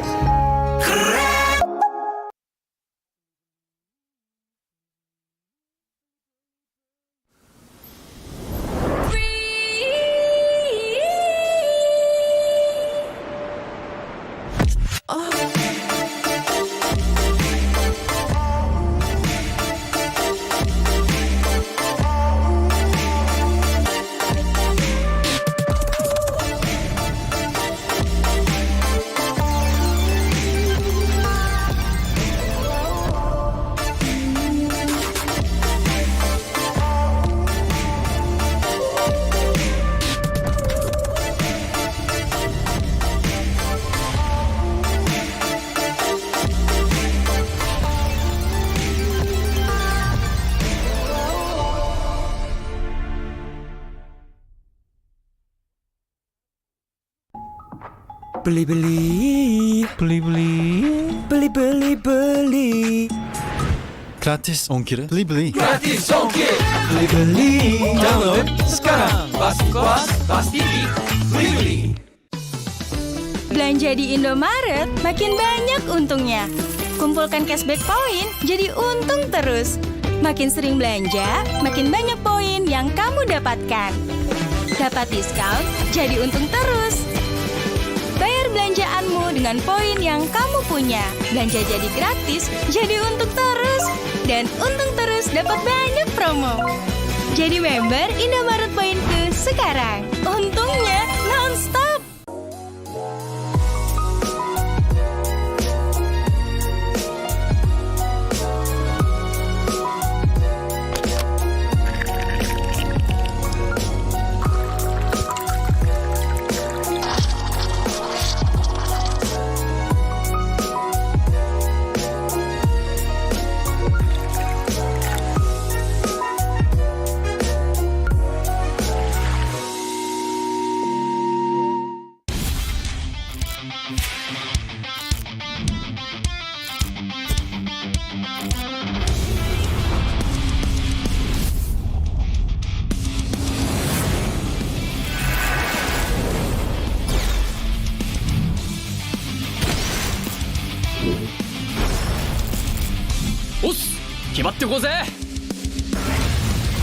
少し乱暴しようか。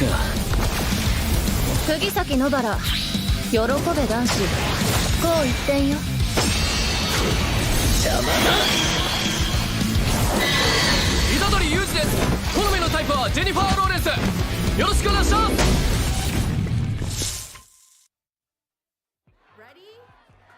So it all started when I was at a friend's party. Mia, can you send me that? Sure. Everyone keeps asking. Mia, can you send me this? Even my French neighbor. I mean, all the time. Can you send me that? I'm not making this up. Hey, can you send me that? Everyone. Sure. Samsung Galaxy S23 Series 5G. Get it now. Incredible. Wow. Attention passengers. Final call for flight. Wait, is that a phone? Look at the performance, the graphics. That thing's a gaming machine. Hang on. A new challenger. Is that Faker? That man's a gaming legend. Everyone, fasten your seatbelts. And here we go! Samsung Galaxy S23 Series 5G. Get it now.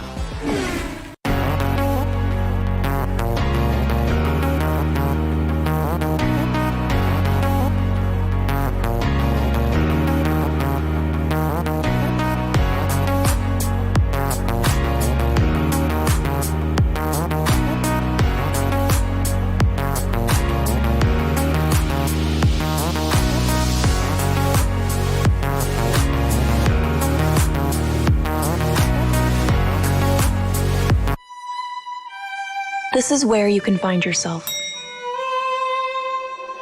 As true as the purest gold.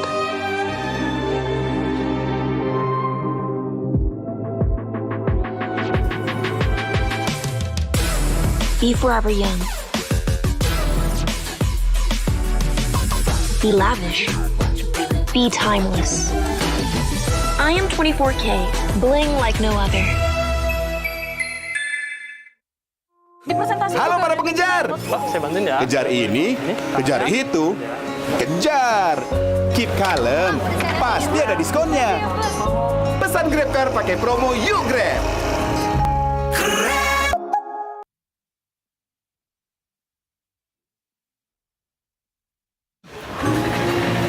Halo para pengejar. Kejar ini, kejar itu, kejar. Keep kalem, nggak ada kata telat. Pesan Grab Bike ada jaminan anti ngaret.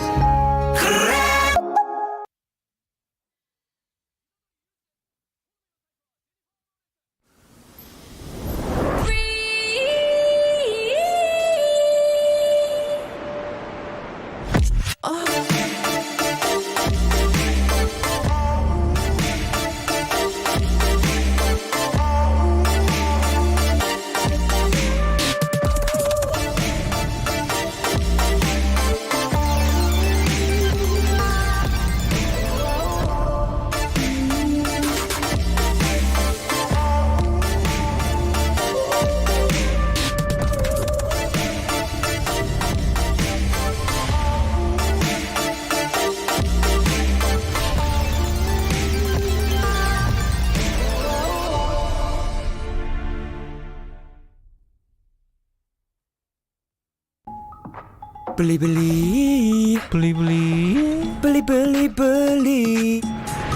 Gratis ongkir. Beli. Gratis ongkir. Beli. Download sekarang. Pasti puas, pasti beli. Belanja di Indomaret makin banyak untungnya. Kumpulkan cashback poin jadi untung terus. Makin sering belanja, makin banyak poin yang kamu dapatkan. Dapat diskon, jadi untung terus. Bayar belanjaanmu dengan poin yang kamu punya. Belanja jadi gratis, jadi untung terus. Dan untung terus dapat banyak promo.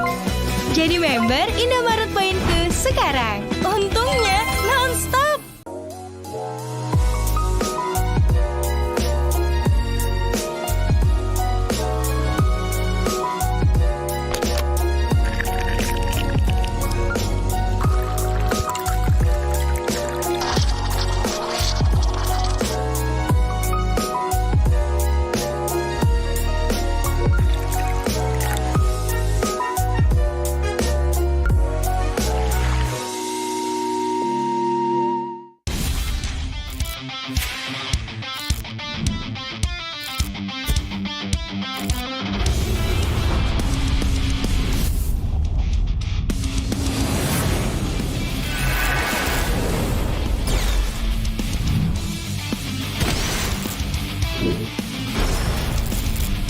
Oss! 決まってこうぜ。少し乱暴しようか。釘崎野原、喜べ男子。こう一点よ。邪魔だ。虎杖裕二です。好みのタイプはジェニファー・ローレンス。よろしくお願いします。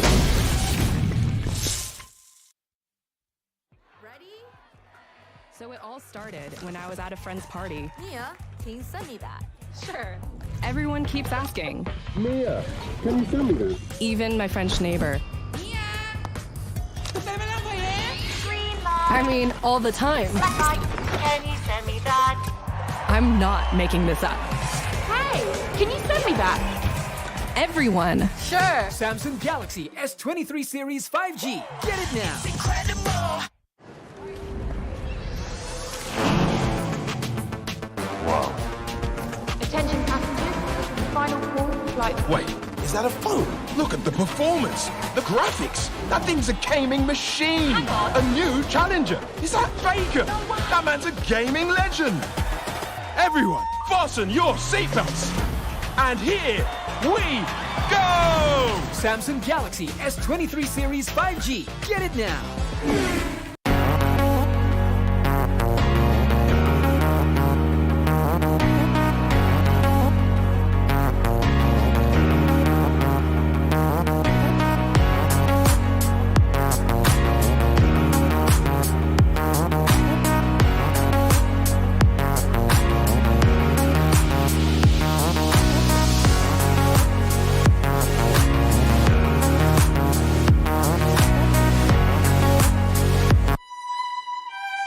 This is where you can find yourself.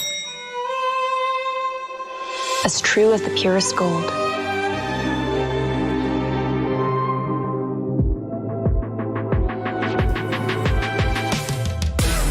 Be forever young. Be lavish. Be timeless. I am 24K, bling like no other. Halo para pengejar. Saya bantuin ya. Kejar ini, kejar itu, kejar. Keep kalem, pasti ada diskonnya. Pesan Grab Car pakai promo Yuk Grab.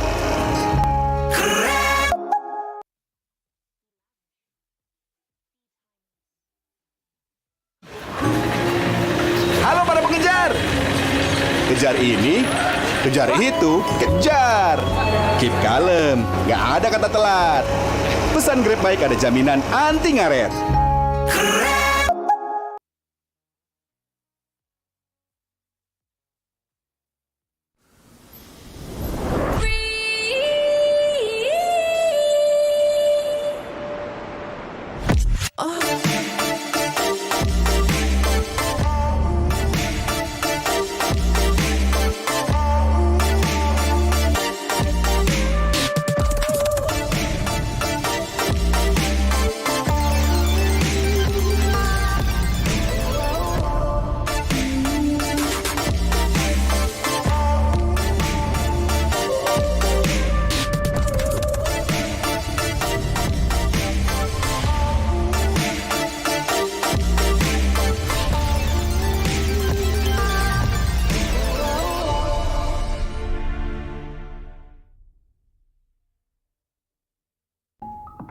Beli. Gratis ongkir. Beli. Gratis ongkir. Beli. Download sekarang. Pasti puas, pasti beli. Belanja di Indomaret makin banyak untungnya. Kumpulkan cashback poin jadi untung terus. Makin sering belanja, makin banyak poin yang kamu dapatkan. Dapat diskon, jadi untung terus. Bayar belanjaanmu dengan poin yang kamu punya. Belanja jadi gratis, jadi untung terus. Dan untung terus dapat banyak promo. Jadi member Indomaret Poinku sekarang. Untungnya non-stop.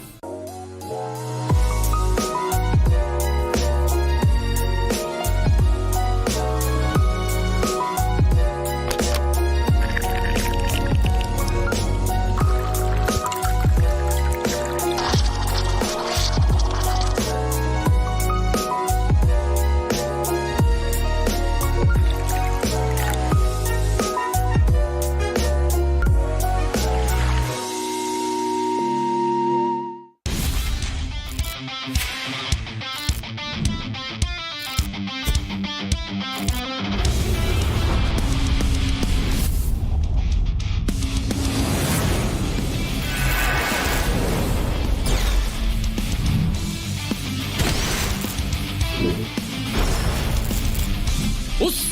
決まってこうぜ。少し乱暴しようか。釘崎野原、喜べ男子。こう一点よ。邪魔だ。虎杖裕二です。好みのタイプはジェニファー・ローレンス。よろしくお願いします。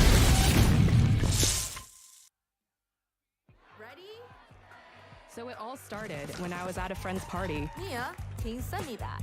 Sure. Everyone keeps asking. Mia, can you send me that? Even my French neighbor. I mean, all the time. Can you send me that? I'm not making this up. Hey, can you send me that? Everyone. Sure. Samsung Galaxy S23 Series 5G. Get it now. It's incredible. Wow. Attention passengers, final call for flight. Wait, is that a phone? Look at the performance, the graphics. That thing's a gaming machine. A new challenger. Is that Faker? That man's a gaming legend. Everyone, fasten your seatbelts. And here we go! Samsung Galaxy S23 Series 5G. Get it now.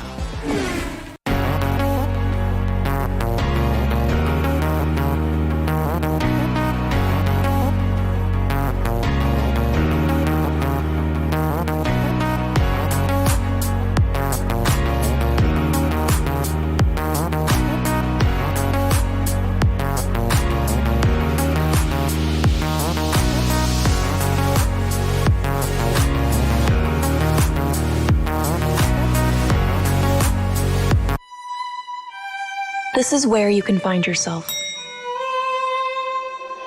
As true as the purest gold.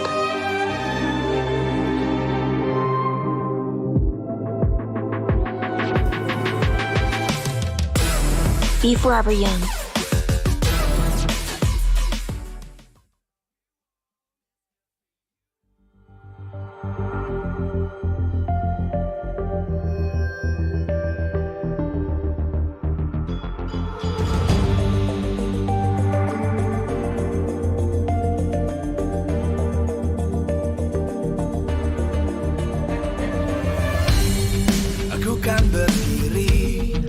Terus berlari, terus ke arah puncak tertinggi. Ku takkan berhenti, hanya sampai di sini. Kemenangan abadi menanti. You know we won't miss if we unite our focus. And if you haven't noticed, we all live. Nyalakan apimu, hadapi semua tantangan. Semua serangan jatuh bukan halangan.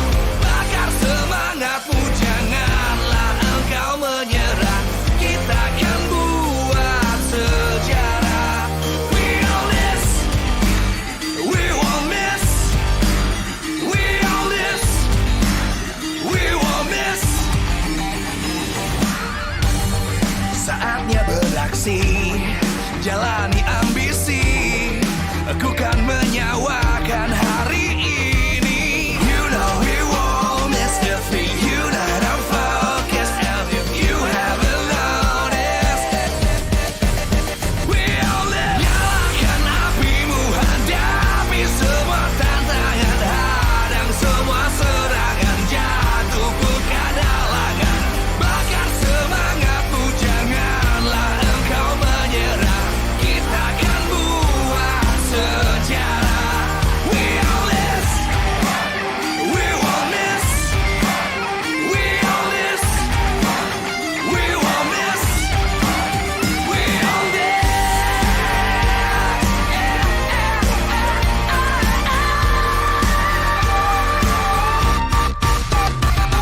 Nyalakan apimu, hadapi semua tantangan. Hadang semua serangan, jatuh bukan halangan.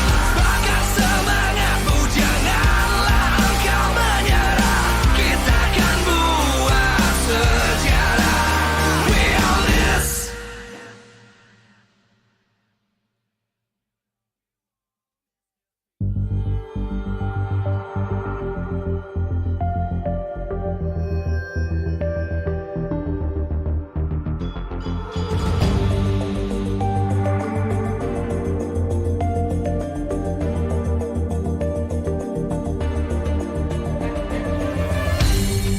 Aku kan berdiri dan terus berlari, terus ke arah puncak tertinggi.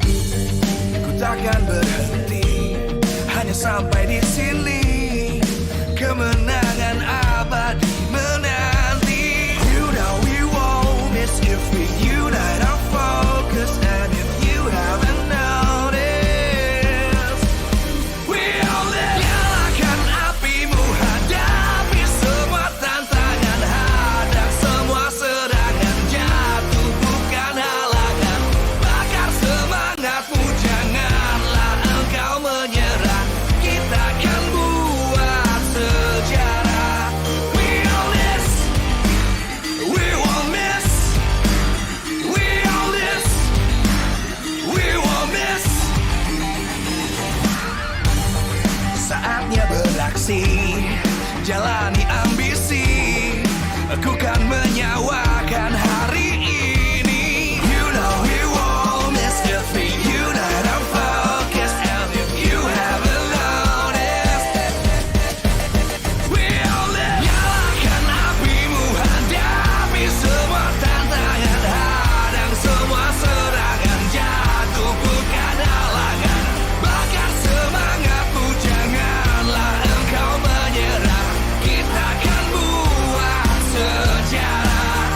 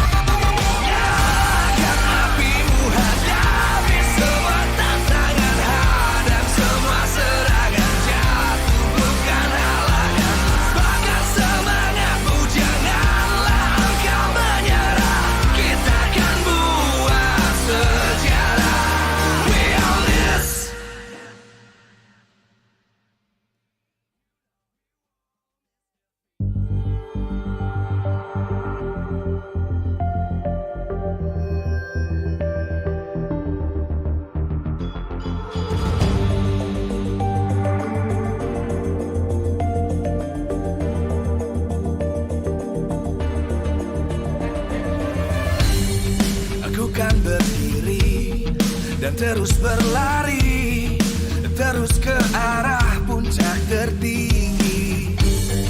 Ku takkan berhenti, hanya sampai di sini. Kemenangan abadi menanti. You know we won't miss if we unite our focus. And if you haven't noticed, we all live. Nyalakan apimu, hadapi semua tantangan, hadang semua serangan, jatuh bukan halangan. Bakar semangatmu, janganlah engkau menyerah. Kita akan buat sejarah. We all this, we won't miss. We all this, we won't miss.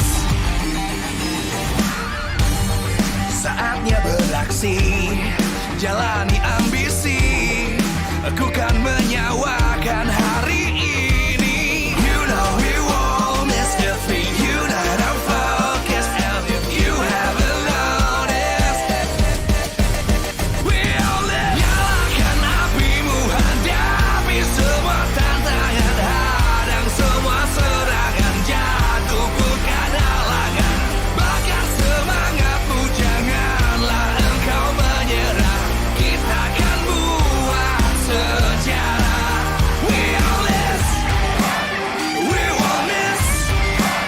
We all this, we won't miss. We all this.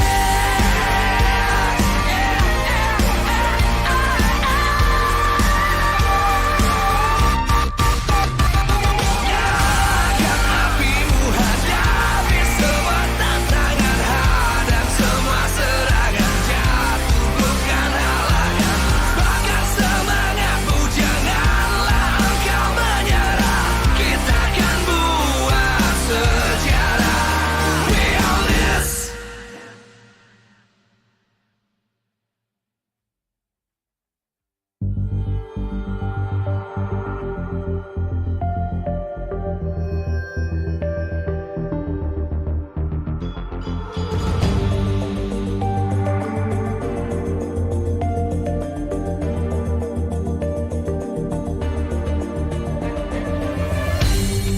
Aku kan berdiri dan terus berlari, terus ke arah puncak tertinggi. Ku takkan berhenti, hanya sampai di sini. Kemenangan abadi menanti. You know we won't miss if we unite our focus. And if you haven't noticed, we all live. Nyalakan apimu, hadapi semua tantangan, hadang semua serangan, jatuh bukan halangan. Bakar semangatmu, janganlah engkau menyerah. Kita akan buat sejarah.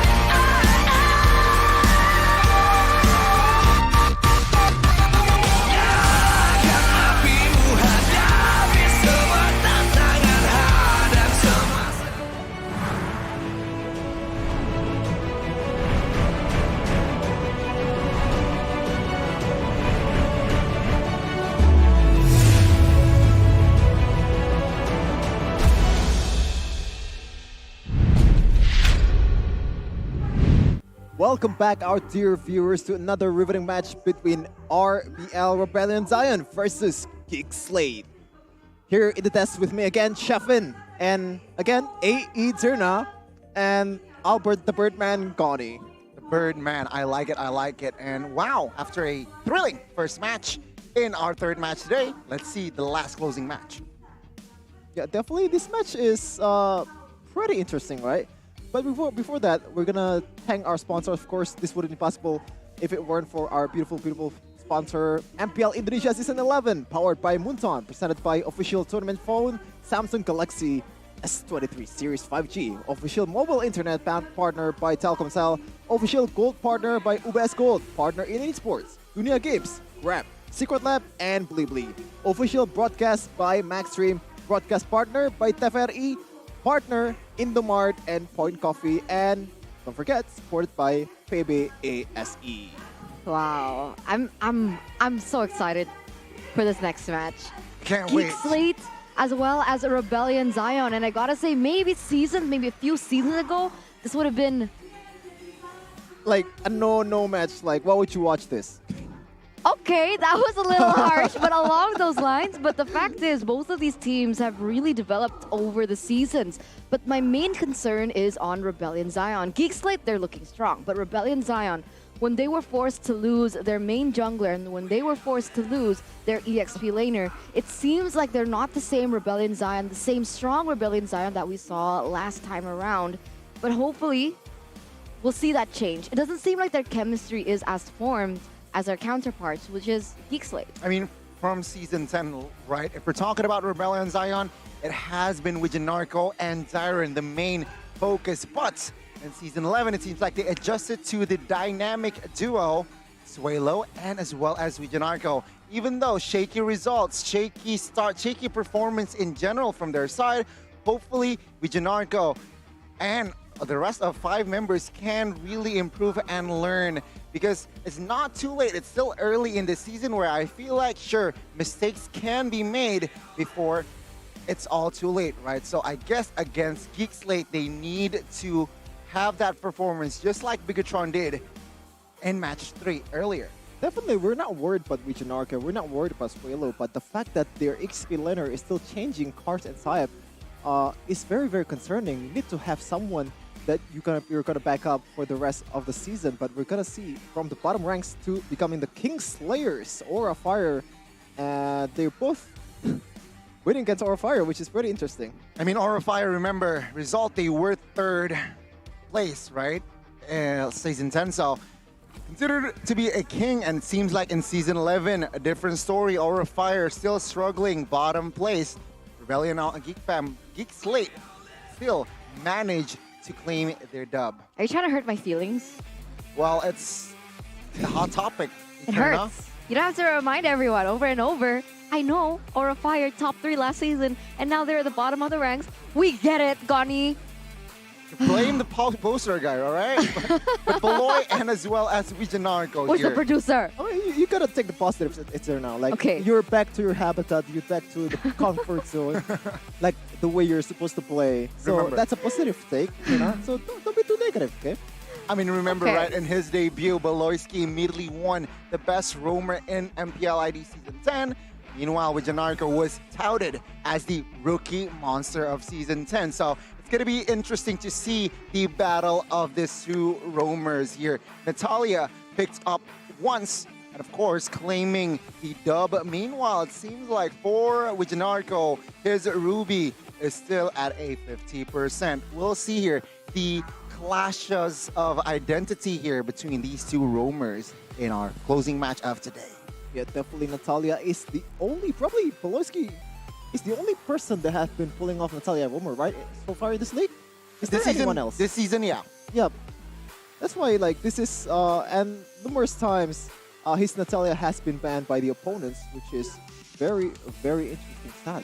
Yeah, the reason why the highlight for this match is the the roamer, it's different to a different matchup, right? Sometimes their anchor is the gold laner, sometimes their anchor is the jungle, but for these two teams in particular, their main strength lies in the playmaking capacity of their roamers, which is Beloyski as well as Wijanarko. We saw the instant change, the instant impact that both of these members had on their team. Coming back, way back again, right? Rebellion Zion, they didn't do too well before Wijanarko came in, and the same can be said about Beloyski. Yeah, I mean, if we're talking about Rebellion Zion, it's just Wijanarko. He has been the star, right?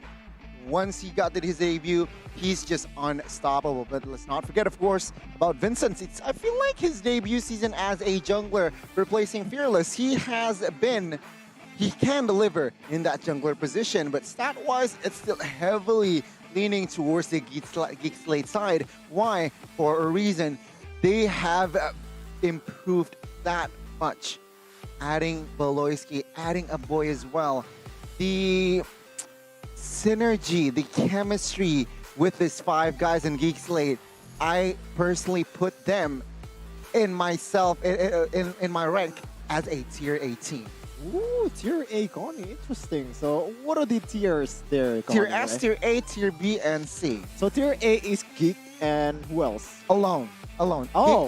GEEK SLATE alone, tier S, 3 teams, and tier B and tier C. Oh, interesting. Interesting grouping there by Connie, but we're gonna see the team head-to-head there. We're seeing like a really high Lord control rate. 63%, definitely something that you'd want on your team.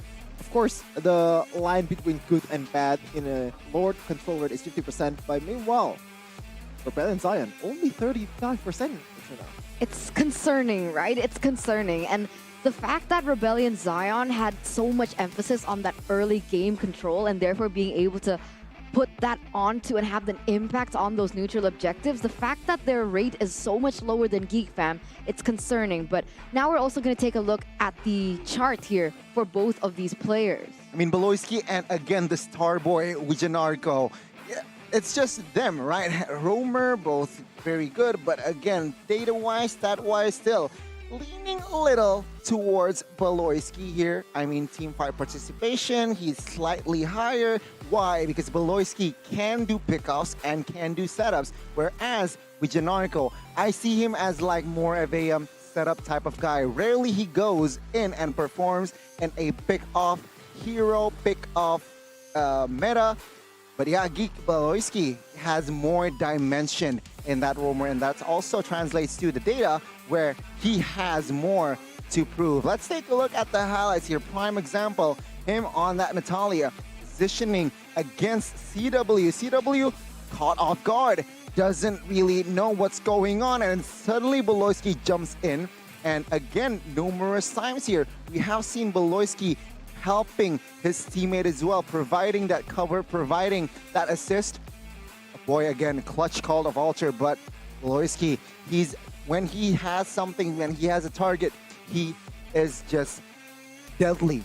Very, very lethal. And again, Beloyski can do pickups like Ana Franco as well. And that's why I lean more towards Beloyski in this matchup. He has just more dimensions. He understands the game better.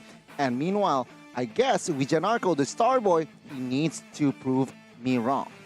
Yeah, definitely stars for in a lot of pickoff heroes. I really try to see Beloyski on a hero like Selena or maybe Katira, those kind of first heroes that actually deal damage more than Natalia in early game, just to see how good he is on those kind of heroes. But when you have a really good Natalia win rate, when your Natalia is respected, I don't think that's a problem. But we're gonna see a key player highlight by Wijanarko. Let's see the examples, right? Again, Wijanarko is more of a hero or player that looks for the setup, like looks for the counter setup. So again, he is providing cover here, initiating again on towards the right target. So he does not care when Dreams opens the map. Opened the map earlier, he targets Hijume. Perhaps we are going to see this again. Wijanarko, with the mechanics on towards Dreams, again just shows that he can too. Just looks for the setup. He is that guy to find the right play, and again, targeting has been impeccable on this guy this season, but it seems like his aim synergy this season needs to be refined. But another thing about Wijanarko though, this is the only guy that pulls off Clue from. That's something that needs to be noted of. And he's been performing really well with Matilda in later seasons. But that Clue is definitely a key for Wijanarko and Rebellion Zion. In terms of flexibility, in terms of how they play the draft, I think that Clue is very, very vital. I agree. And when we're talking about both of these roamers, there is a distinct difference in their gameplay, right? We know Beloyski to look for those initiation plays. He looks for those pickoffs. He goes for more damage, whereas Wijanarko last season, he went more for cover. But when you say that his dimensions are less than Beloyski, that's where I gotta disagree. Wijanarko last season was only popping off on heroes like you mentioned, like the Matilda. He goes for the cover setup better than he would go for an initiation play. But this season, he's picked up way different heroes and he's expanded that. He brings out the Cho, he brings out the Ruby, heroes that can actually go for those pickoffs as well. And that actually shows that he's grown as a roamer. But of course, on the side of GEEK SLATE, right? We also got to talk about the keys to victory in relation to Wijanarko. Yeah, again, Wijanarko has been the... I think Rebellion Zion revolves around Wijanarko. He is the star boy, so they need to beware of the rotations from Wijanarko and Suelo, the mid laner. Also, Suelo here, I feel like this season he has a lot of... He has added his hero pool, so not just playing the Eve, he also can play the Barca, can also deliver with a perhaps a Lilia. We'll see, but Rebellion here, they need to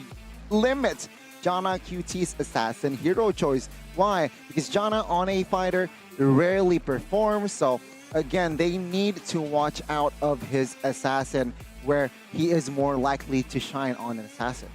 Yeah, definitely. His Fanny and his Hayabusa is very, very similar to Albert. I had the pleasure to cast one of Rebellion's games, and one thing that I noticed about Albert and Janna Kyurei is the way they punish overextension.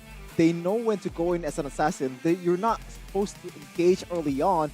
You need to clean up all the scraps from the team fights. And as a Hayabusa and a Fanny, you have a very, very good mechanic like Quad Shadow with the steel cables. He's gonna perform out of his mind. He is going to perform out of his mind, so I guess that is what the GEEK SLATE side need to really decide here. Are we going to limit Janna, or are we going to limit other players such as Beloyski? Because last time around, I feel like ONIC Esports said something, right? ONIC Esports, you have said that we don't fear any member from GEEK. He fears Beloyski, but that's from the side of Rebellion. Zion needs to be taken care of. Yep. Speaking of to be taken care of, you need to take care of how you push rank, how you push using best device available for your ranking. Samsung Galaxy S23 Series 5G epic smartphone that makes you auto win in every games. A lot of memory up to 1 terabyte. Screen dynamic AMOLED 2X. With 120 Hz refresh rate makes gaming all days get smoother, and the battery is 5,000. How do you spell that? How do you pronounce that? MH. Yeah, okay. So it allows you to push rank all day long. With Assassins, it's alright. It's good.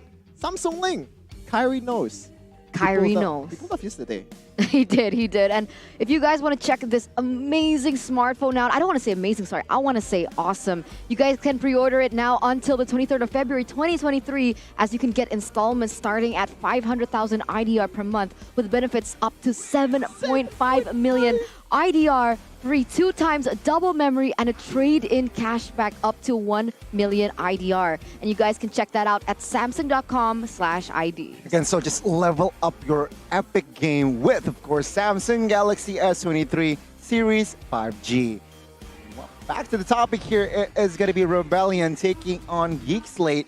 Yeah, are they going to limit Janna, or are they going to limit Beloyski's options here in this coming match from the side of Rebellion? But take a look, a boy, Matt Kadira, Janna, and Beloy. So still, it's the same main 5 with Matt. Yeah, Matt's gonna be playing, which means that Luke isn't. And that's interesting, the way that they're able to swap the EXP laners out. I haven't really seen the difference just yet. I'm pretty sure they have an idea in mind why they've actually chosen Matt for this time.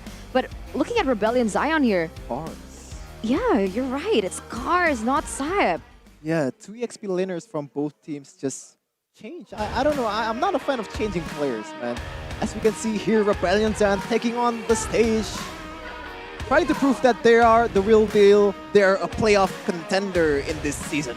Let's see here again. Janarko, this team revolves around him, so hopefully he can perform. But with Cars, can he deliver in the EXP? Against Matt, an experienced player, he needs to make a statement.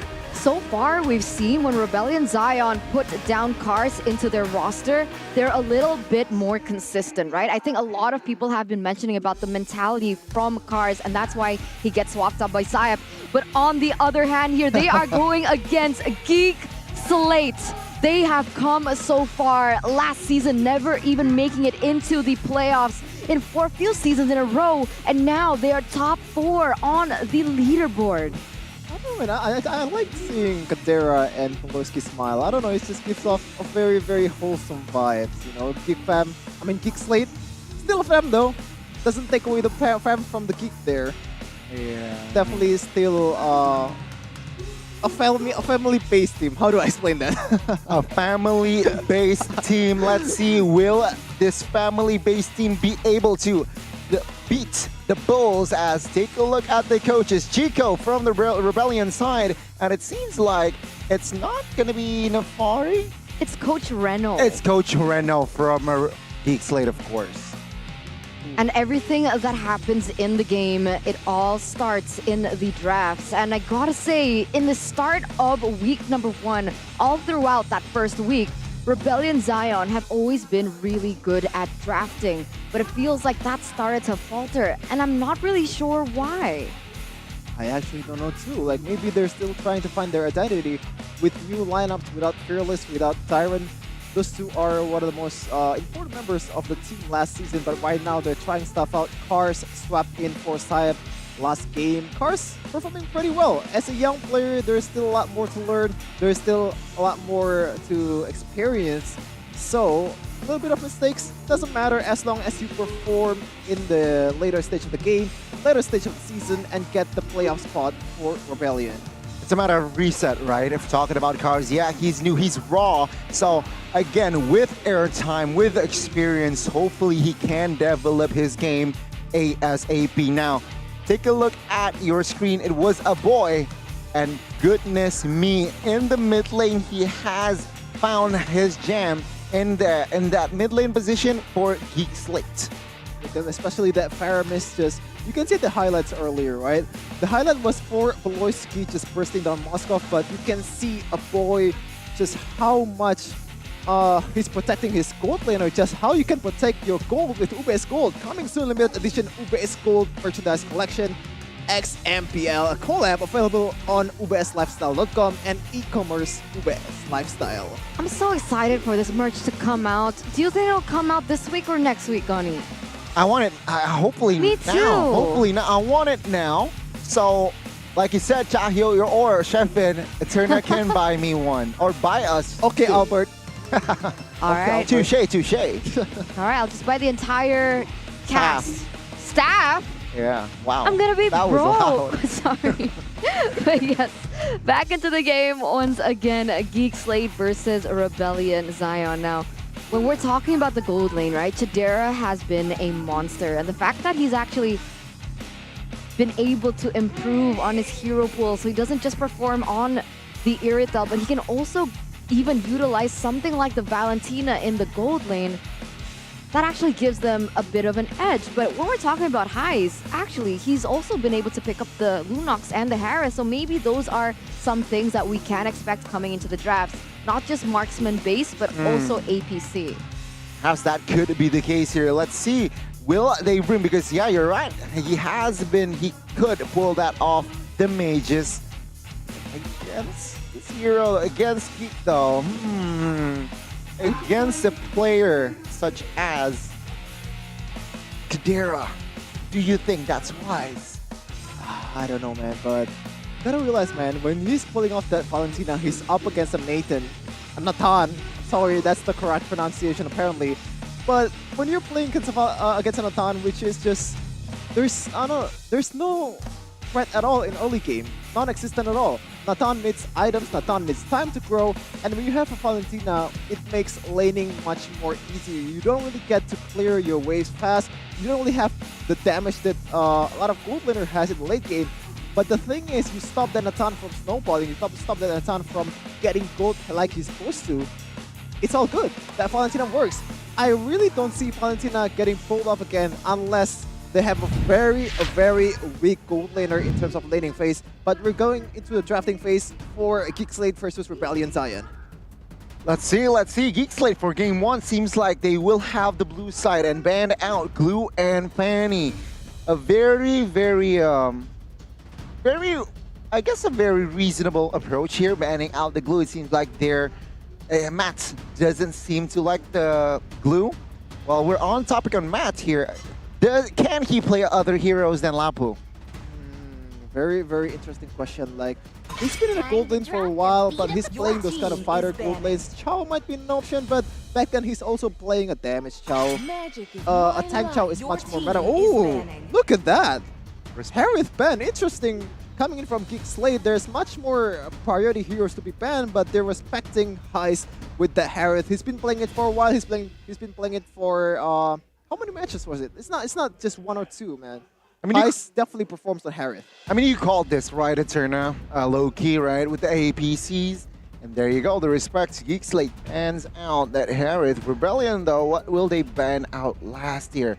A lot of prio heroes are still open, such as Carry, Kaja Faramis, of course. I think this is gonna be a Valentina Faramis raid. We'll see. Usually we see the Eve or the Kaja being banned there in the last ban for the second pick. And the Kaja it will be. GEEK SLATE now are going to be able to pick up something like the Faramis or even the Valentina that they can always use to flex. Chidera can use it in the gold lane. If not Chidera, they can also use it in the mid lane as well. So it's a really good flex pick, or if they want to be safe, they can pick up something like the Fredrin. Yeah, I agree. I feel like Valentina switches more for GEEK SLATE right now. That they can flex it to the gold lane, but it's gonna be a Fredrin, a very common pick for any MPL team. This is not the best of win rate though, 43% so far out of 29 pick, I believe at that time. Yeah, I mean, Fredrin very popular, but does it always deliver? Still, it's up in the air. It seems like Rebellion Zion here. I mentioned that, yeah, can Matt play other heroes than Lapu Lapu? It seems like Rebellion, they're asking the same question. Let me pick up the Lapu Lapu first. And what are you going to play? What do you have in your cards, Matt? Rebellion Zion taking Lapu Lapu, and perhaps a hero that can be very useful as Eve. Tuelo likes. It's just his go-to hero. There you go, on Q. Eve is already picked, and right now they have the option to choose for heroes like maybe Valentina or Kadira. Try to burst down that backlash, Eve, or just copy that real-world manipulation. It's gonna be the Yuzhong instead, coming in from GEEK SLATE for Matt, presumably. And you know what? I'm not a fan of this pick. The first one is he's not really that good in laning phase against Lapu Lapu, especially at level 4. He's gonna get bursted down real easy with the bravest fighter, and you just, at that point you just gotta trade that Black Dragon form, and which is it's not a valuable trade for the Yuzhong. I guess there's no clear reason to pick the Yuzhong this early as well. I have to agree with you, Chef, and there's no clear backline that the Yuzhong can disrupt, realizing once again that the real world manipulation cannot be cancelled anymore by the Black Dragon form. I guess the only thing that they can utilize this Yuzhong for is more mobility. Definitely can roam around the map a lot faster than the Lapu Lapu in that 1v1. But Rebellion Zion, noticing that they have picked two hefty, strong front laners, they are actually going to pick up the carry to deal out that damage and that true damage as well. Very good response, I feel like here. Rebellion Zion picking up and just securing the comfortable heroes, especially for Kadera. Second phase, here we go. Valentina has been banned out. Again here, asking, boy, what are you going to play? Yeef has been picked up. Valentina has been banned out, but GEEK SLATE seems like they want to respond. Again, Ruby, what will Ruby ban out in the first game? Farm is still open for both Rebellion and Slate to pick. Interestingly enough, usually when you see Veramis, it's gonna get, a lot of teams will try to contest for it, try to pick it as early as possible, especially when you have glue on the opposing team, but there is no glue, so maybe Veramis is not really that valuable. But the thing is, Cold Ultra, I think, is still one of the best moves in the game. It's gonna be a force again coming in from Rebellion Zion, limiting that long-range potential from GEEK SLATE. And one thing about Farsa is you're kind of forced to build Athena as a marksman. Any marksman out there, man. Right now, GEEK SLATE have the last ban here. They've already banned out Ruby. Are they going to start targeting a particular person? But it's still going to be a targeted ban on to Wijanarko, taking away his Cho, taking away his Ruby.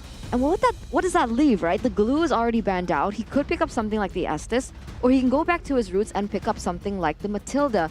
But into the composition that they have brought, is it a perfect fit? Very good question here. Matilda against a Fredrin, against a Yu Zhong.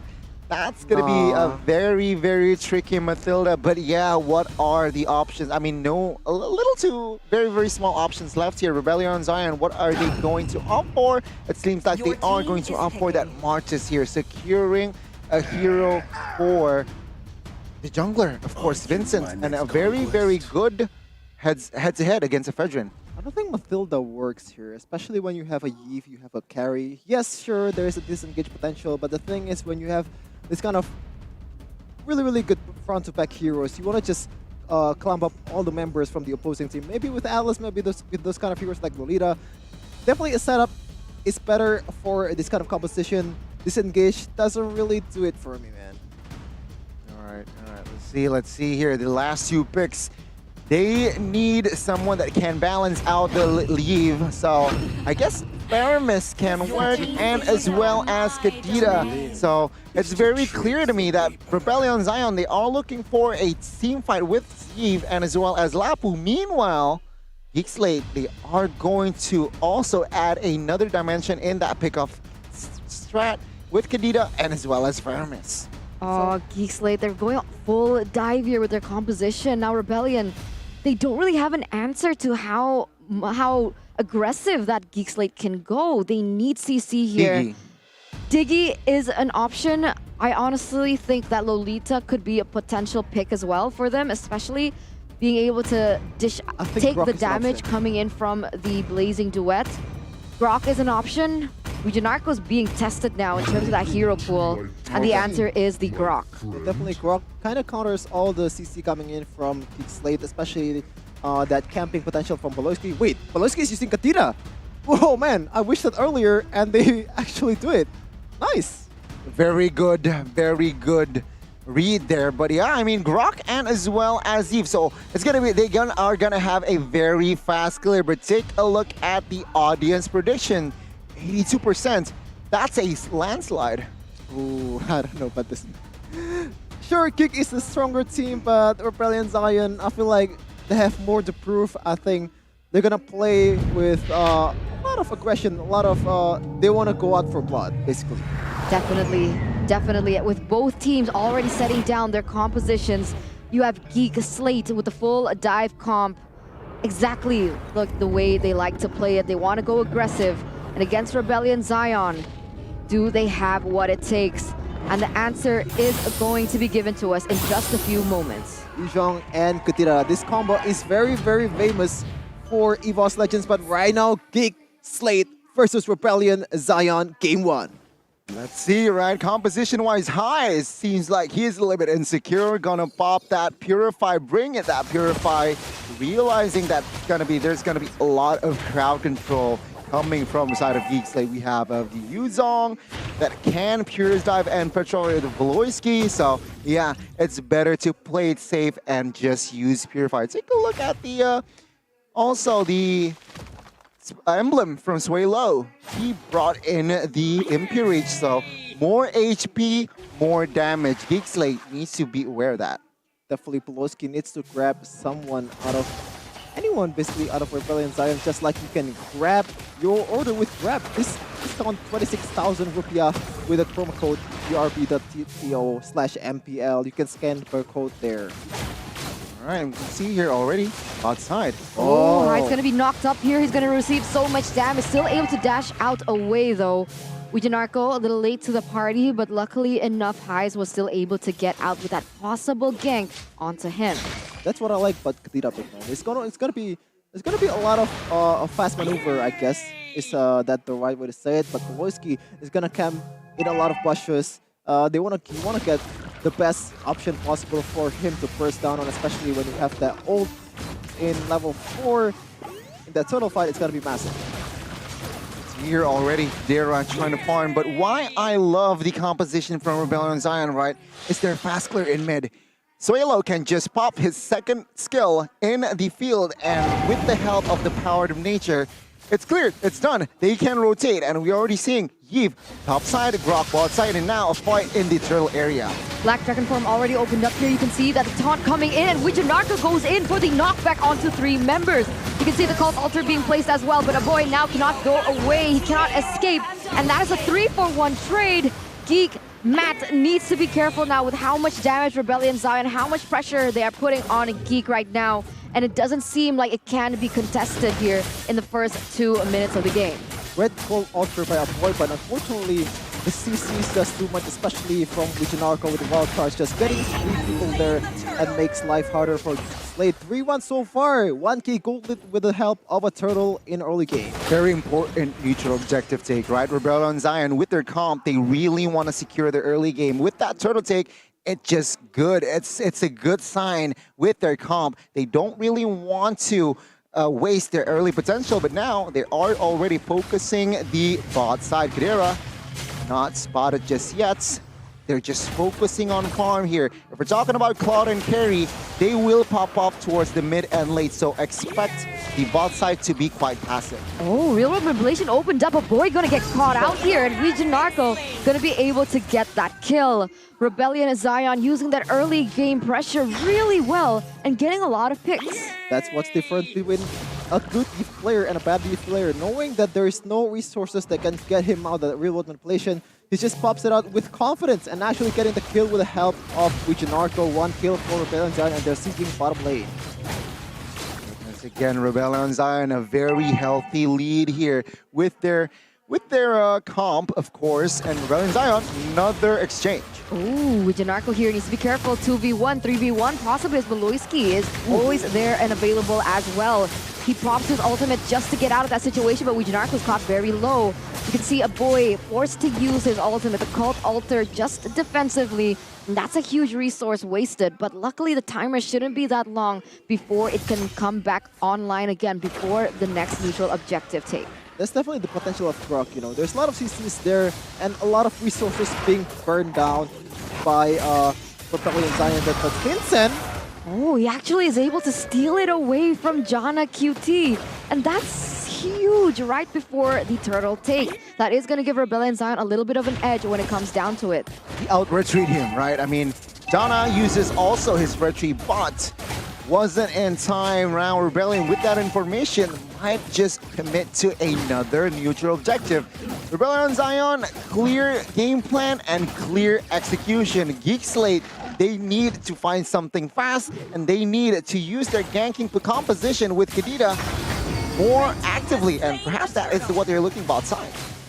Not gonna lie, Poloski is looking lost this game, man. There's not been a lot of engage so far. Poloski is in trouble. Yeah, he is, and it actually is gonna work out for them. But actually, no, the cult out is still gonna be able to bring him back. The Real World Revelation in the back line gonna deal out some damage, gonna be able to sustain a little bit more. But Vincent, even with how much damage he's able to ensue, he's gonna be taken down with how much damage he's receiving. A boy now caught, Suelo, Petrify on, but it's actually a boy that gets taken out. Matt's gonna be the next on the chopping block. Beloyski needs to get away as soon as possible, but he is gonna be able to be forced in that tough position with a wall coming in from Wijanarko, and that is a 2-for-1 trade in favor of Rebellion Zion. Beautiful, beautiful fight so far. Heist is in trouble too. Kadira might be getting something here. Uh-oh, Wijanarko with a concealed play. Guys gets taken down, but Wijanarko here, is he going to be able to take Kadera down in exchange? And he goes in for the wild charge, but he is going to get it traded back. A double kill given to Chidera, and I'm not sure if that was worth it or not. Yeah, definitely. The fact that, yes, they do have the kill, and they give out the kill to the gold laner too. So it's like an equal trade, but it's more of a wasting time for the gold laner to actually get some gold, but in the bottom lane something's going on. Oh no, another pickoff on the board, but it's gonna be Suelo that gets taken down. They see that Suelo likes to rotate on his own, and that is gonna be a situation punished by GEEK SLATE. Yeah, this is what I expected, right? The gameplay, the game, the execution from Beloyski. Find more pickoffs, be more proactive, and finally, GEEK SLATE gets something here. So it's okay, they lost to Turtles, but take a look at the turrets. They grab more ground, they get more ground, and they are trying to close out on that deficit. Only 1,000 left. Item-wise, Claude has secured his items, right? DHS, Golden Staff, ready to be active, ready for team fights. Meanwhile, Carry still just behind one item here, still looking for that Golden Staff, DHS to be more active to just activate, but take a look at Cars. Cars getting so much damage, is forced to actually pop that Bravest Fighter into the backline, and that's a huge resource spent.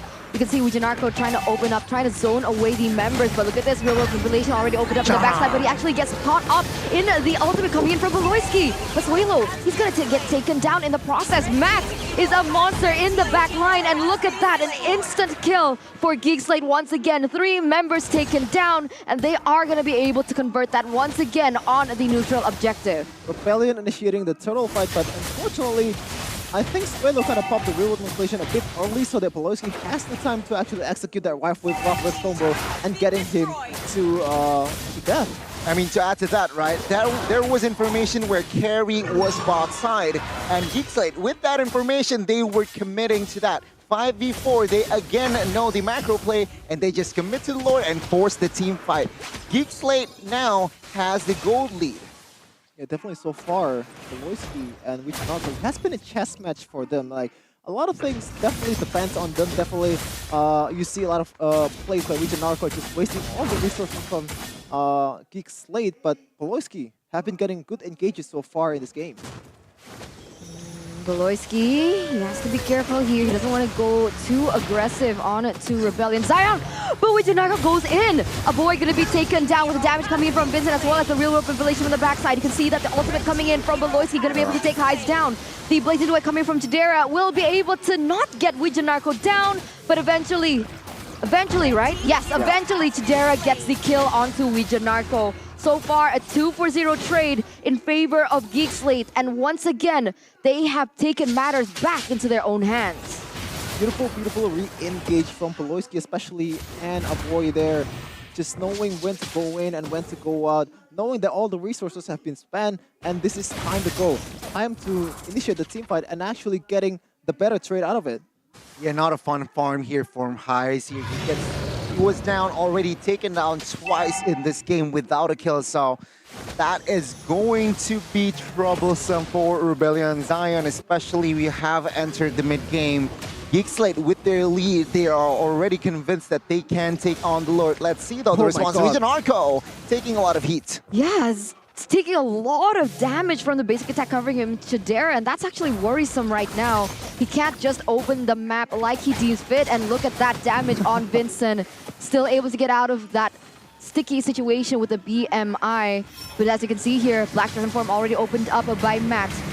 Damage placed onto him, but not so much. But wait, in the backside here, Beloyski still able to get back, but Chidera goes in with the Blazing Duet onto the back line, but he's actually the one to get taken down. Highs is still able to get out that secure situation, perhaps with the WON, and Suelo wants to go for the re-engage. Cars into the back line, the real-world manipulation already used and wasted. Beloyski not able to get a pick up just yet, realizing they have lost Chidera in the process of that Lord take. Bit confident there from Highs. I mean, Chidera, knowing that he's 5-1-2 and he has a lot of items, a lot of damage to deal to the opposing team, but the thing is, he hasn't had the Wind of Nature just yet, so he can't really tank all the damage coming in from Rebellion Zion. He needs to watch out for this kind of position where he's kind of forced to kind of make something out of nothing. Seeing now the defense, I guess Rebellion Zion can definitely take care of this first Lord, but hopefully no overextension here as Janna looks for the flank. Oh, Janna, he's gonna get taken out with the wall charge. We can see here Cars trying to do something about it, but the damage has not been able to be placed onto Janna QT just yet. Wijanarko looks for another engage. The Cult Altar opened up. Matt goes in with the Black Dragon form, and the Blazing Duet into the back line is able to take down 2 members. A double kill secured by Chidera himself, and that is gonna be Towers taking it down like flies. Honey, what you say earlier? Can Matt play other heroes than Lapu Lapu? Here's your answer, man. This guy's, I mean, Matt's very, very huge on Hugong so far, especially that exchange just now. Perfect way. Black Dragon form, Petrify. Hey, he actually didn't use the Petrify, actually. Just getting all their passive, the showers through in the perfect target so far. Yeah, I mean, this guy, right, just proved me wrong. 217 and a 12 total kill points. That impact is amazing. Again, winning in lane, right? I gotta say, in theory, Yuzong against Lapu, Yuzong has a slight edge. Why? That lifesteal, Shepin, has more edge against Lapu, and that is why he can win his 1v1 top side as well. Now, Rebellion Zion, they're behind 3,000, so what they need to do now is, again, funnel gold to highs. After 2, maybe 3, I believe he's on his way to 3rd items. After 3rd items, perhaps Wijanarko can find an opening, find just a pickup, not a big fight, right? Just to have more control in that manpower, and then perhaps Rebellion Zion can build it from there. Yeah, but definitely easier said than done, especially when Chidera pull out the Purify instead of Flicker or Sprint. Usually when you see a Claude, this is the option. My goodness gracious, Chidera is just bursting up. Oh my goodness, come on now. Wijanarko just escaping with a little bit of HP there. Too much damage from Chidera. 7-2-2 so far, level 14. This guy is definitely the ones to watch in these team fights. I can agree. I mean, take a look at now, right? Spells already active for all 10 members. Well, let's exclude the Retribution. So 8 players, they're all ready for the spells.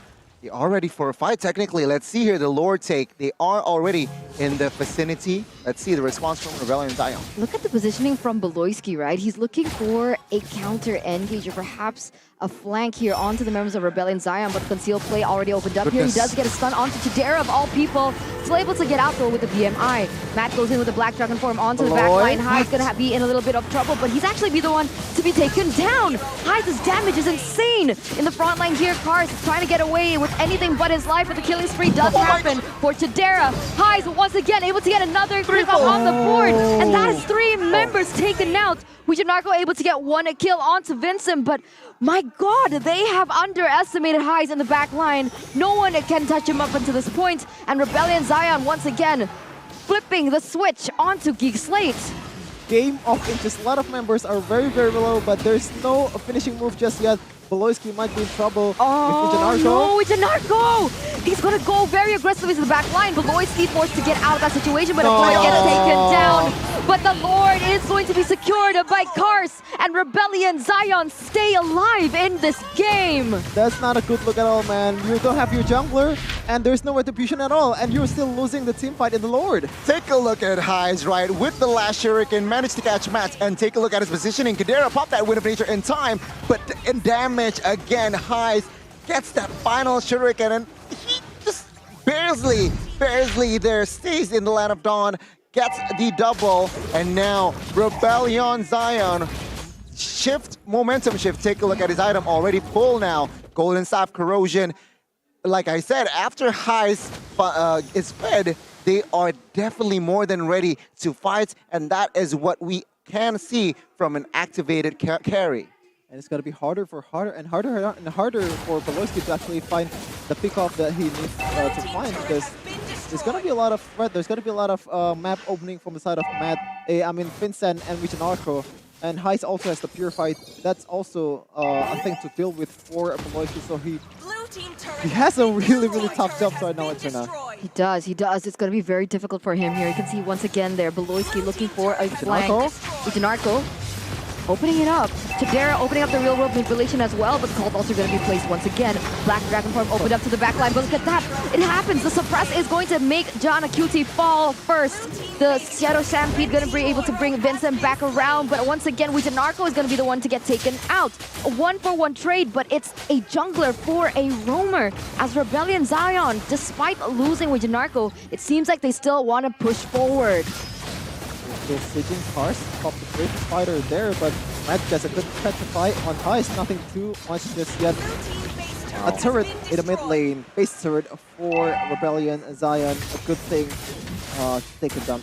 I mean, very good offense, right, in general. Rebellion Zion, gold lead increased to 5,000, getting to base turrets, that's huge. GEEK SLATE, what are you gonna do? Sure, a boy just secured his Holy Crystal, but now it's the late game. Sure, Claude can deal a lot of damage, but I believe there are a lot of stoppers, like Rock, Martis can stop that Claude. So it's gonna be tough from seeing GEEK SLATE in the late game, but again, prove me wrong, because now Rebellion Zion is in a grand position to get the Lord and perhaps end the game. Oh, well tied. Oh, this might be a mistake. Beloyski barely gets out alive, and actually he doesn't at all. He's going to be taken out. One member down once again from a GEEK SLATE, and so far Beloyski hasn't been having a great time on this Kadira.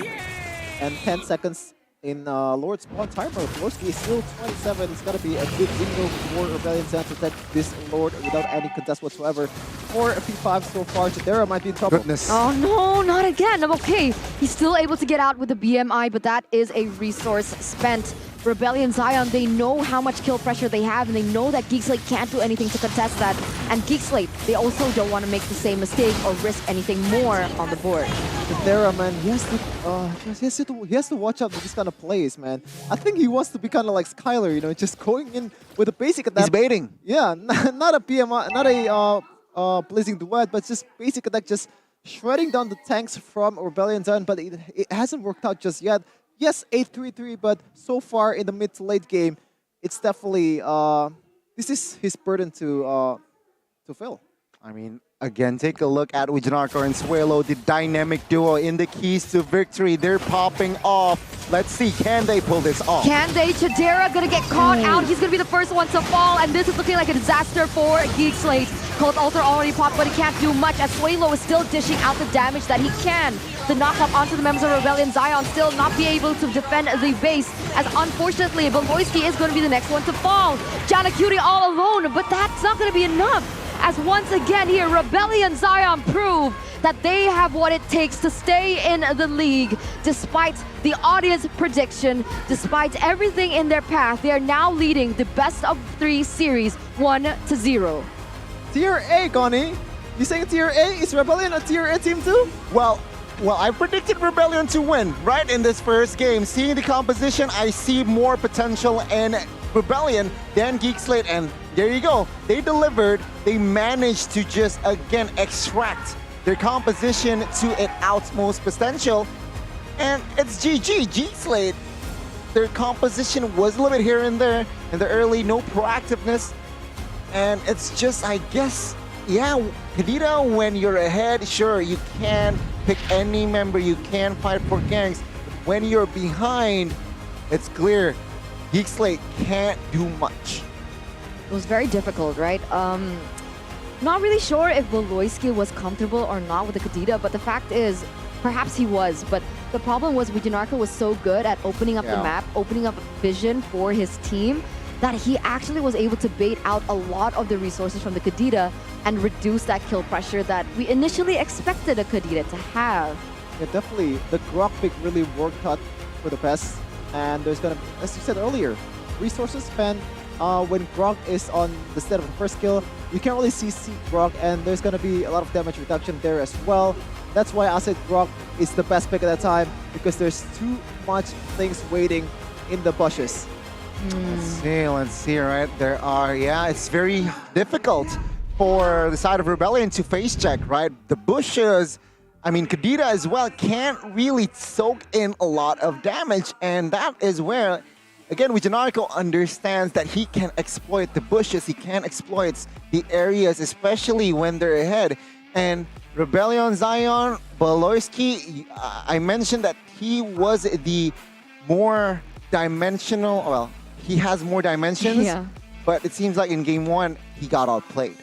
Yeah, maybe it's time to go back to Natalia. I've said it earlier. I feel like Kadira works well with Baloyski, but, you know, it doesn't work out. Maybe it's not his fault. I don't know. But again, Baloyski, he needs to figure something out to actually get the W in the second game to force a game 3 right now. It's really needed for them.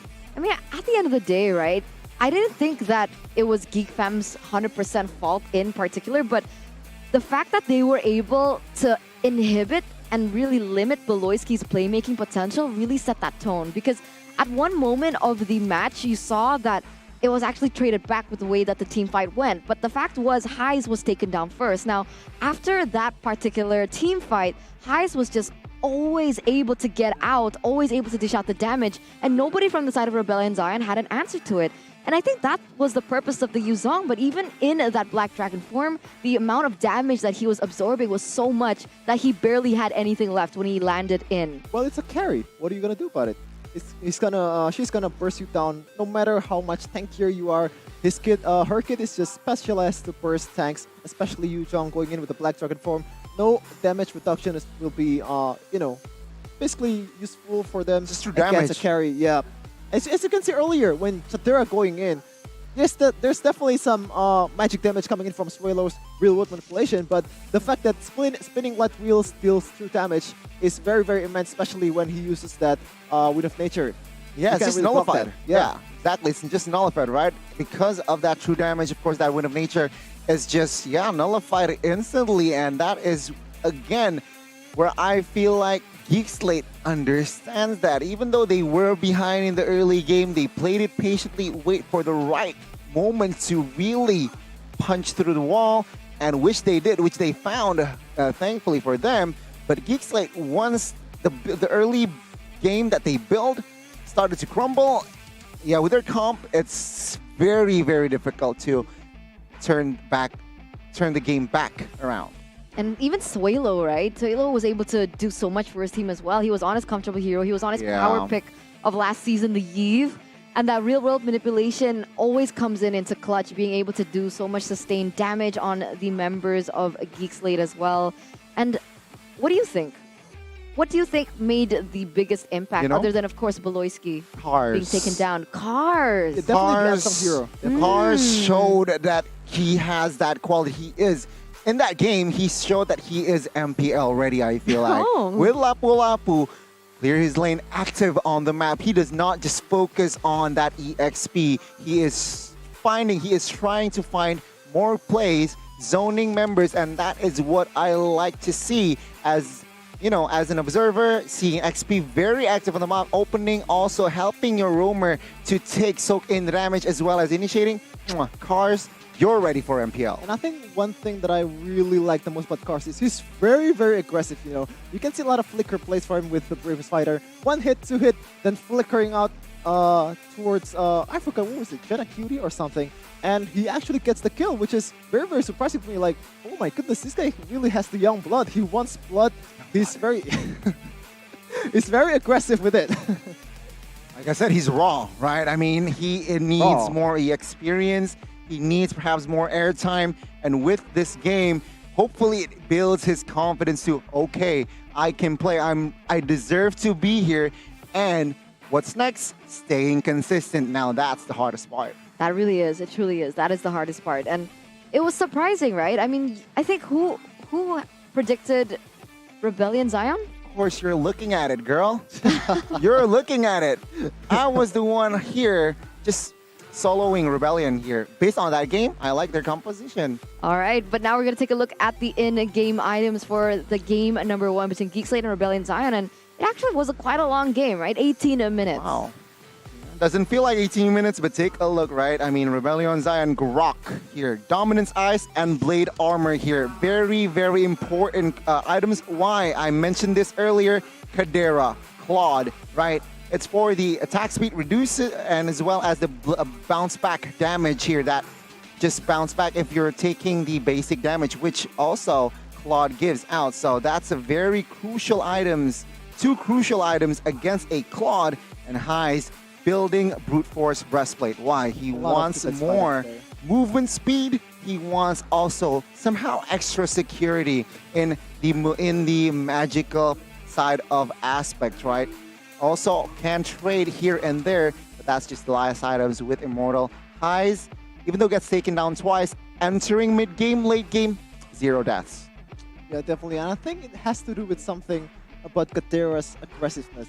I think he gotta take notes of, oh, this is how you play Claude, you know?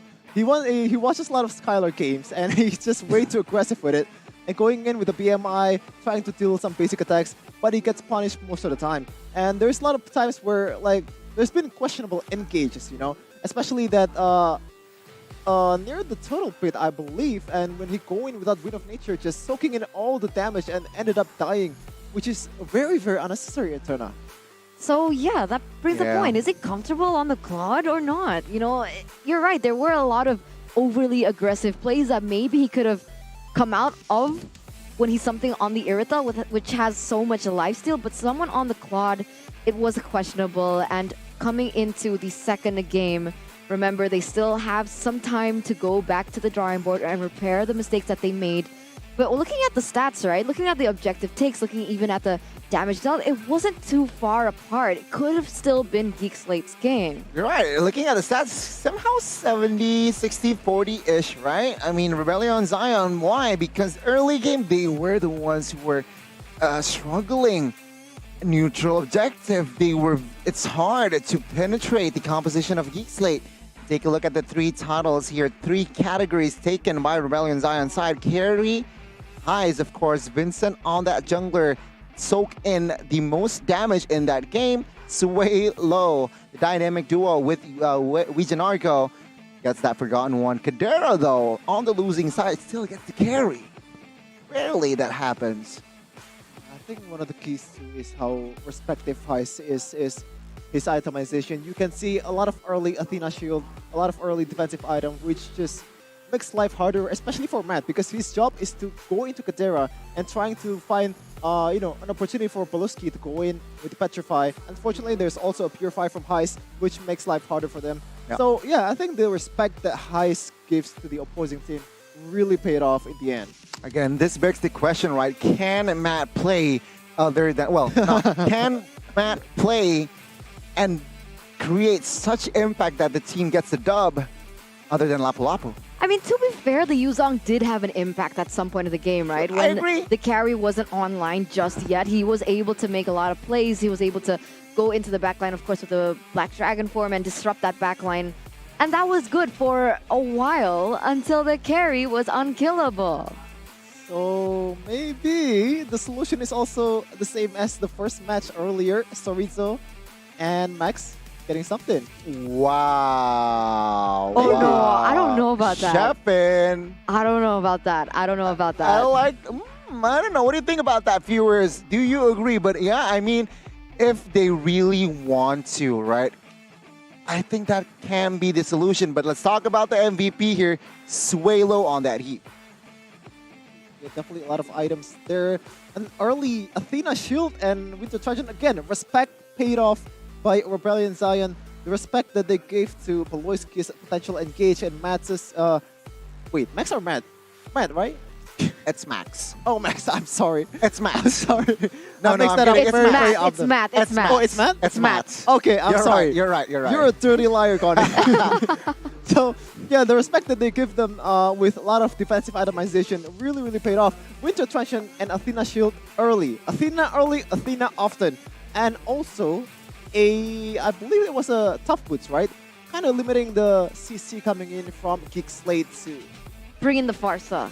Bring in the Farsa. Go for heavy artillery versus heavy artillery. But this is it. Swalo in the first 5 minutes of the game and the heat map that shows his movements. I mean, take a look, right? He is everywhere. He helped the turtle, of course, also helped the top side. Again, with Yves and Grok, you can clear your mid fast, right? Very, very fast. Take less than 2 seconds. And yeah, once you got the clear, you can go top. You can somehow, he assisted bot side as well, trying to provide vision, but now, let's take a look at the highlights here. In the first game, or in the first turtle rather, it was already shown that Rebellion, they got the control, they won the fight and also got the neutral objective. What happened was, here, GEEK SLATE manages to find the right target, right opening. They responded, they equalized in this game. Now, John IQT here, this is the equalizer. After the turtle, they force the fight, 5v4. Take a look at Carry, right? Carry is in bot side. With that information, GEEK SLATE forced that fight. They won, they got the neutral objective, but this is where it gets interesting. Rebellion Zion gets right here. This is where the fight where Rebellion Zion actually finds their rhythm back. And it was after this moment on, GEEK SLATE is behind. And yeah, it's Rebellion Zion just clean victory after that. That's man. A boy, I feel like Farmist is the comfortable hero for a boy, right? But the thing is, he's not playing very well right now. 267, that's a abysmal KDA for a mid laner. 277 actually for a Farmist. I don't think that's acceptable. And I feel like he's been kind of like outplayed by Suelo in the mid lane, especially with that perfect calculation on the wheel of inflation. Also, please do remember, Chefin, right? In the draft's second phase, it was actually a boy, the one that was targeted. Farsa and Valentina banned out. So, again, amazing approach from the side of Rebellion, right? Okay, we have the Yves, right? Let's take out his or her nemesis, right? With the high ground potential, Valentina can take the real manipulation away. Let's ban that out. So somehow forcing a boy in that Faramis, which of course, Yves outranges Faramis. You're right. He does. That's why I wanted to see the Farsa. Hopefully we get to see it. Hopefully. Because, you know, I don't know, I keep saying this over and over, and I read the live chats from time to time, and people are trying to discuss whether or not Farsa and Yves, which one is a better mid laner. And there's just so many pros and cons, but what about you? What do you think? Do you prefer Farsa or Yves? I think I prefer Farsa just because you kind of force the opponent to get Athena's shield, right? As a marksman, because one feathered extra is just way too much for a marksman. Yeah, I agree. I think Farsa is the more value, but Arashi would fight me on this, but what not to fight about is definitely Indomart.Ku, because they have a loyalty and membership app, and if you want to get maximum benefit and the best deals through every purchase, become a member, because you can get great deals, free products, special merchandise, and also presents. Presents? Presents! I love presents. Do you like presents, Shepin? I like presents. We love presents. So download the app and be a member and always use Indomart.Ku. Yeah, definitely. Going to Indomart, you can also pick up Point Coffee too, which is oh, I want that now. I actually like unironically need a Point Coffee right now. Oh man, there's none underneath our seat today, but maybe we'll get it later, maybe after the cast, as a present. I doubt it, but yeah, hopefully. As a present. As a present. But yeah, okay, ladies and gentlemen, that was game one. Technically, right? Again, a very clean execution from Rebellion Zion. They were the ones who were behind almost, but, you know, just need one. They just need one moment, and GEEK SLATE couldn't fight back, couldn't find the response, the right response, and that's is Mobile Legends. Rebellion Zion, can they replicate the same game too? Now that's a different story. Definitely a combine of a lot of errors from Rebellion Zion, especially Chitera going in very, very aggressively. Just a lot of great execution. Suelo, I think we kind of missed out the fact that he just flickered out the Blazing Duet and just popped the real-world manipulation. That was a big, big play that we don't really mention. But Heist, great Punisher, but a boy going way too overextending at the time, just going into the flicker, just way too aggressive. I feel like, yeah, the key is respect, man. The key is respect, but take a look with Narco here. The Star Boy, the #1 highest kill participation from all roles. Why do you call him the Star Boy? Because take a look at his face. He's a star. Oh, I thought you were going to say because he was the rising star of last season, which he was. Also that, but I'm just focused on his face. He looks like a star. He does look like a star. I don't know, that kind of stuff it's like a, what's the word? What's the saying? Like too late. What's the saying there? Double-edged sword? Nah, double-edged swords. I'm sorry, Turna. Yeah. So basically, when you're way too reliant on someone to make a play, that also is your weakness. you know, and that kind of shows in that statistics. Yes, kill participation is good, but the fact that he's highest and he's a roamer makes Rebellion seems like, hey, I'm a Wijanarco-based team. Like, we want to play through Wijanarco a lot. I mean, Rebellion revolves around Wijanarco. Yeah, Without him, you have to find that other team will options. crumble. Yeah. Sometimes you just gotta find ways to actually resolve your trouble without relying on a single person. But we're going to draft for Game 2 between GEEK SLATE versus Rebellion Zion. You can see here the Valentina already being the choice of ban from Rebellion Zion. And also to note that both of these teams have opted to swap sides. So now Geek Fam in the second pick position. With the 1-1, with Joy being banned away, it is going to force Rebellion Zion to ban that Faramis first. Okay, so Rebellion Zion, what they're saying is we don't want a cult altar exchange here for our second game. And now let's see here what are the heroes open, right? Glue? Maybe. A lot of heroes open here, but let's see here. Rebellion Zion might prio the glue actually. Yeah, I don't think they're gonna ban the glue here because the fact that they already banned the Faramis, they want to pick up, they want to set up a glue pick, which is I'm all for it, but Rebellion Zion might have something different in mind here. So far, yeah, they're taking time. They're taking their time for a while here. Meanwhile, it's got to be a Natalia ban, very, very on brand, very, very topical with Poloisky on the opposing lineup. Yeah, definitely respect being placed here as well as they don't want to get outplayed in terms of that draft. With Natalia being taken away, Geek Fam now forced to ban the Kaja. And now, Rebellion Zion, they are free to choose the glue if they wish. Glue, the Yves, it's just up to them, right? Based on game 1, Yves can be prio. Suelo got that MVP, but if they want to be spicy in the second game, why not pick up the glue? Yeah, definitely. Glue. I kind of want GEEK SLATE to pick the glue because wait, never mind. It's Matt. It's not Luke. There's not Luke, yeah. I forgot. Maybe they should change him. Just for yeah. What is your beef with Matt? No. I just want to say Gluck, man. How do you just say Gluck now? Glad to Matt? It's gonna be Wichnar glue. I don't know. Yeah, I mean, we talked about this in the in the analyst segment, right? Glue in this team, Rebellion can be flex, can be put in the hands of Wijanarco, also can be put in the hands of Cars. Ooh, I like this. Now Geek, they've actually prioritized the Farsa over the Yves. So if Rebellion Zion want to pick that up, they are free to do so. Looking at the Lapu Lapu once again being picked up for Matt. We can also take a look at his accolades here. Second place of MPL Indonesia Season 7. First place MDL Indonesia Season 6. And he also was able to place 4th in MPL Indonesia Season 10. And maybe he's looking for the first place here in MPL Indonesia Season 11. But wow, spicy pick here by Rebellion. They've picked up the Fanny. It's definitely getting spicy here. Fanny with Vincent, we've seen how he can do with this Fanny. He's very, very fast on his hands. And Heist, still back with carry. A very, comfort pick from him. Who from? GEEK SLATE?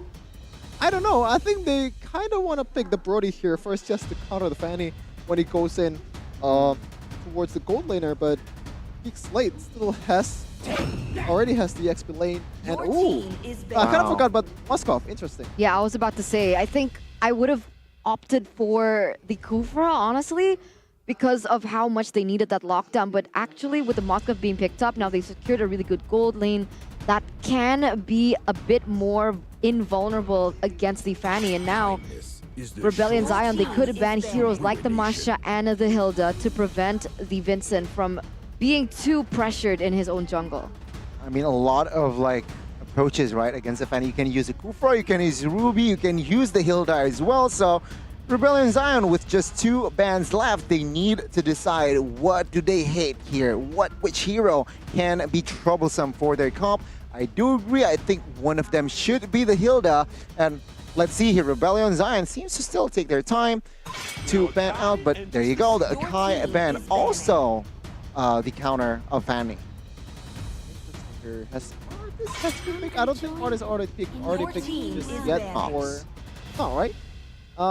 They might want to just target ban the jungler from GEEK SLATE here, but yes, Kufra, Ruby, those kind of heroes are very dangerous for Fanny, especially for when he's going in with the Moskov 2, which can punish him real easy. So far, I don't know what's the play here for Rebellion Zion. I don't know, to be honest. It's basically pick your poison, right? Yeah, because exactly. if you ban Kufra, you still can see the Franco being a choice, especially for Beloyski. Cho, also an option. I don't know. That's why I don't like an early pick Fanny. There's so much counterability towards it. But Rebellion Zion go for neither. They're actually going to ban the Martis like you mentioned here. Yeah, I actually kind of like the Martis ban more than the any rubber ban. As you can already said, pick your poison. So it doesn't really matter which heroes you ban. It's still going to be there. The counter will still going to be there. But the thing is, in jungle area, the only counter is there is probably Martis. Or maybe Cho if you're very brave enough. But GEEK SLATE, they opted for a Fredrin, which hasn't worked out for a lot of teams here. 41% win rate, still getting used a lot, which makes sense basically. A lot of utility, a lot of damage actually. Yeah. A lot of counter-engage potential. So there you go, Fredrin.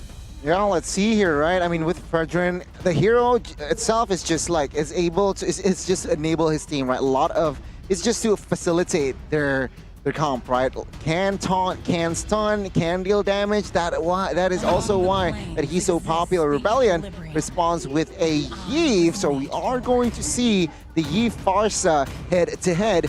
The last hero here, perhaps a roamer. I would like, you know what? I would like a Selena, but Sounds no, like Franco. Yeah, it's Franco, another pick-off hero here to be collected. And it's basically taking that position, that option away from GEEK SLATE, right? So they don't want to leave that open. They're going to take it for themselves. But we're going to see how that actually goes against one another. But like you mentioned here, the Kufra pickup. And that's the thing. Pick your poison. Take the Franco. You get the Kufra. You take the Kufra, I'll get the Franco, but this is going to be the 10 heroes. Now, composition-wise, early game, I really like, again, the side of Rebellion. But if we're talking about late game, Moskov, looking very spicy. 3 items needed to activate this Moskov, and if and only if GEEK SLATE can funnel the farm on towards Moskov, I gotta say, GEEK SLATE can win GG. It's always like this, man. The Franco pickup is very important. It all depends on how good the Franco is gonna play in this kind of situation. All question is, you know, directed towards Twitch and Arco, which I thought he's gonna pick the glue, but no, it's gonna be a Franco on that roaming area, which I'm kinda disappointed, to be honest. Okay, so Shepherd's a little bit disappointed here. Uh-oh. But ladies and gentlemen, once again, let's invite you into the portal. Into the land of dawn we go for game number 2 between Rebellion Zion and GEEK SLATE. Remembering that Rebellion Zion already has 1 point above GEEK, it only takes 1 more to start shattering the dreams that GEEK SLATE want to make for themselves in their run in MPL ID Season 11. Okay, let's see. You know what? I'm torn here, guys. I'm torn. I gotta say, right? I'm a fan of Beloyski, but I gotta say, composition-wise, I gotta go to the side of Rebellion Zion. So let's see, right? Composition-wise, spell, nothing too fancy, but actually Vincent will offer that high and dry. Heist also uses the Purify here. Again, same approach in the first game. He doesn't want to get stunned by this Lapu Lapu. He doesn't want to get stunned by this Kufra. So yeah, I kind of like just stick to your guns. Like you're very comfortable with this kind of picks, with this kind of spell. Vincent. So just go for it. Yeah, Vincent comes in. He's going to be able to try and steal it away. But for the moment, you can see Jana QT still able to get that out. But Vincent already used his his Retribution as well. And we're going to see how his kill pressure is going to translate into this early game. Now, Companion here, oh, boy might be in trouble. Suelo going to get taken really low, but Wijanarko going to be able to connect those hooks on to Beloyski. Not enough follow-up damage for the moment, as right now it's going to be a swap in terms of that situation. Wijanarko going to take low. He's going to be taken out, and first blood is going to fall into the hands of GEEK SLATE. But that's a fast spawn time for Wijanarko, using that pull yourself to get her emblem to get more time reduction. Yeah, cooldown reduction. More cooldown reduction on that death timer, and the Lord fight or the turtle fight actually is gonna be much more secure than how it is back then. Right now, Jenna Cutie already trying to do as much as he can on the turtle, and he is still going to be able to secure that retribution. Vincent not going to be able to pop it just yet as Janarco's hooks will land. Suelo opening up his real-world manipulation as a boy as well with the Feather Airstrike, but both of them weren't in range of one another, and instead, Jana Cutie is the one to fall. Oh, yikes. A tough situation here. Rebellion Zion, I like their early game, but it doesn't translate here. They lost a neutral objective. GEEK SLATE, what a response, right? I mean, look at the heroes. It's not really early if you compare to Fanny, Yi, Franco, but it seems like they are able to weather the storm. Now, is it gonna hurt them later on? I think so. So now GEEK SLATE needs to be more proactive with this, I feel like with this pressure that they have. Yeah, this is also, it's definitely the problem for Fanicom. Just like Arsenal, they will eventually fall off in the later stage of the league. Connie. Wow. Slid right that in, right? Oh, okay. Oh my goodness, doesn't get it there. Yeah, he goes in for the suppress though onto Jadera as Suelo is going to be able to back it up with the real world manipulation, and Jadera goes down. Vincent goes in, takes Beloyski down as well, and that's a 2-for-0 trade for Rebellion Zion. I like the approach from Mijinako there. Oh, I missed my hook. You know what? Never mind. I'm just gonna Bloody Hand and Flicker, and still gets 2 kill either way. Beloyski, and oh, there's gonna be a pause coming in. I think. Is it from? Yeah, later. You'll figure out later on. Okay. But you know what? That's what I expect from the side of Rebellion Zion with their comp to set more fight, especially in the gold lane, if not the EXP, which we have not seen from before that fight, before that setup. So. That is also why I feel like they are not exploiting their early game potential to its utmost peak. It's a little difficult though, right? Because the mid lane has the Farsa, and the thing about the Farsa is even though that she hasn't had her integral items built in yet, the fact that she has so much mobility with the Wings by Wings to be able to help in those side lanes kind of draws out that potential for the kill pressure from Rebellion Zion away. So easier said than done. I understand the point. We do see that they have the Fanny as well as the Franco built into their comp, which means they should have a lot of kill pressure and pick-off potential. But that's it. It's not as easy so far because of how easy GEEK Fam are able to rotate around the map. But you know what's easy though? Suelo with this Yif, there's not much threat, you know, for this Yif compared to the early game when you have Yuzhong and Kadira basically coming at you from all directions, but right now there's not much threat, you know, it's almost completely pure front to back, not really for Farsa, but again, Farsa is, you know, you don't want to trade your damage with a Yi, you know, you want to direct your damage to the opposing gold laner instead of the mid laner, but maybe that's an option too. Maybe that's the option, so yeah, I do see your point, both of you, I mean, I do see your point, GEEK Fam. GEEK SLATE can move fast, can rotate fast, so let's see. I mean, they have the Kufra that can also stop, right? The cables from Fanny. So let's see what can they do. Oh, it seems like now, Land of Dawn we go. Back into the game, and Jana Cutie. Janako gets once again the Iron Hook on to Jana Cutie. Hai's going to be able to follow up that damage, but look at this. Has to be careful here. Hai's going to get caught out here. The Feather Airstrike is going to be able to deal out the damage. Vincent comes into the backline though, but look at that. That is the beauty of the Moskov. Going to be able to distract the Fanny, deal the damage, and actually push him away with a skill too. 1-to-1 trade there, but it's a jungler for a roamer. It's definitely not good for the side of GEEK SLATE.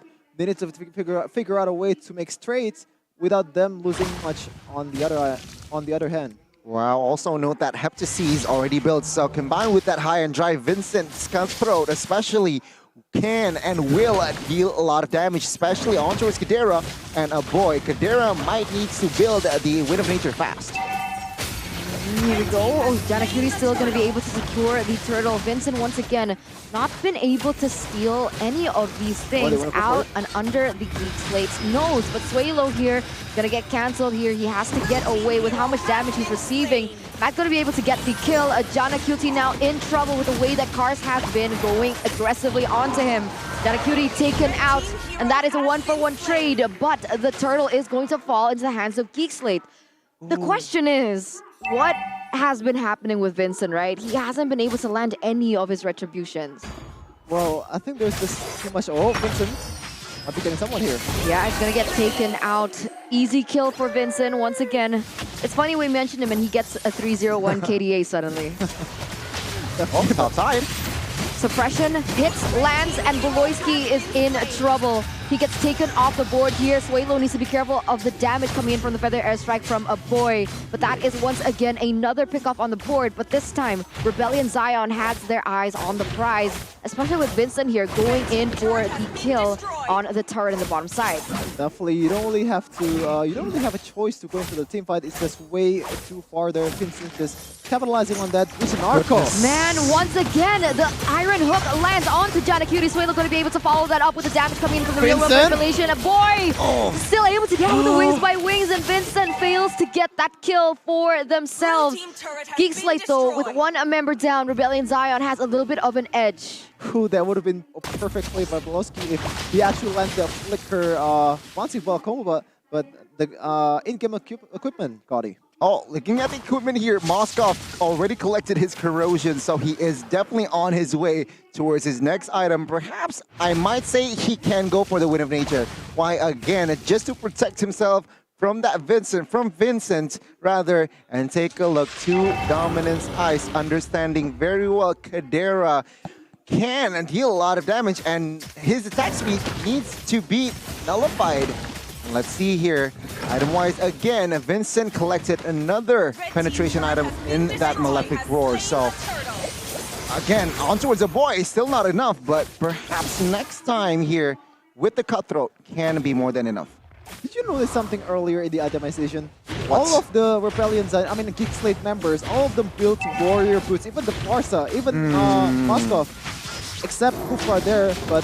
Oh, beautiful save coming from Beloyski to save Heis there in the back line. Back up before retreat. Beloyski goes down with the feather airstrike coming in. But a boy is still going to be able to get out, and that is a huge outplay by GEEK SLATE. Vincent going to be caught low, taken out. Janacuti secures the kill.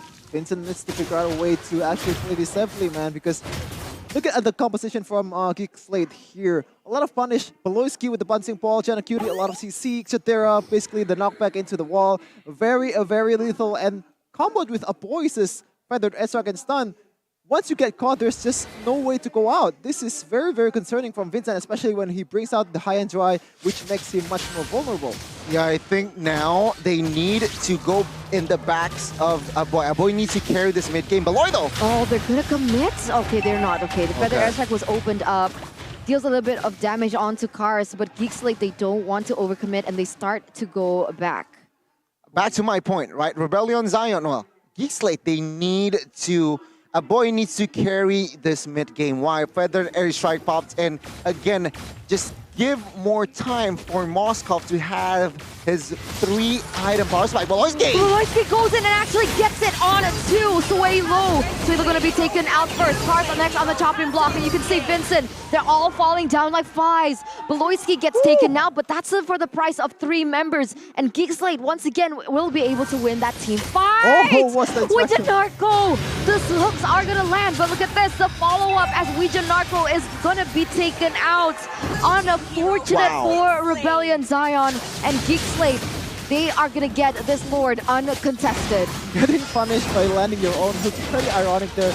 But what I want to highlight from the earlier fight is Vincent. Look at where Vincent is. The only thing that he can do is just Cutthroat, just the first kill, and try to get away, which he cannot do at the end of the day. But that's the weakness of Vanicom in this kind of competition against GEEK. Once you go in, it's really hard for him to actually find a way to be able to survive. Yeah, I mean, a lot of deniers, but GEEK fam, they're moving on towards Vincent.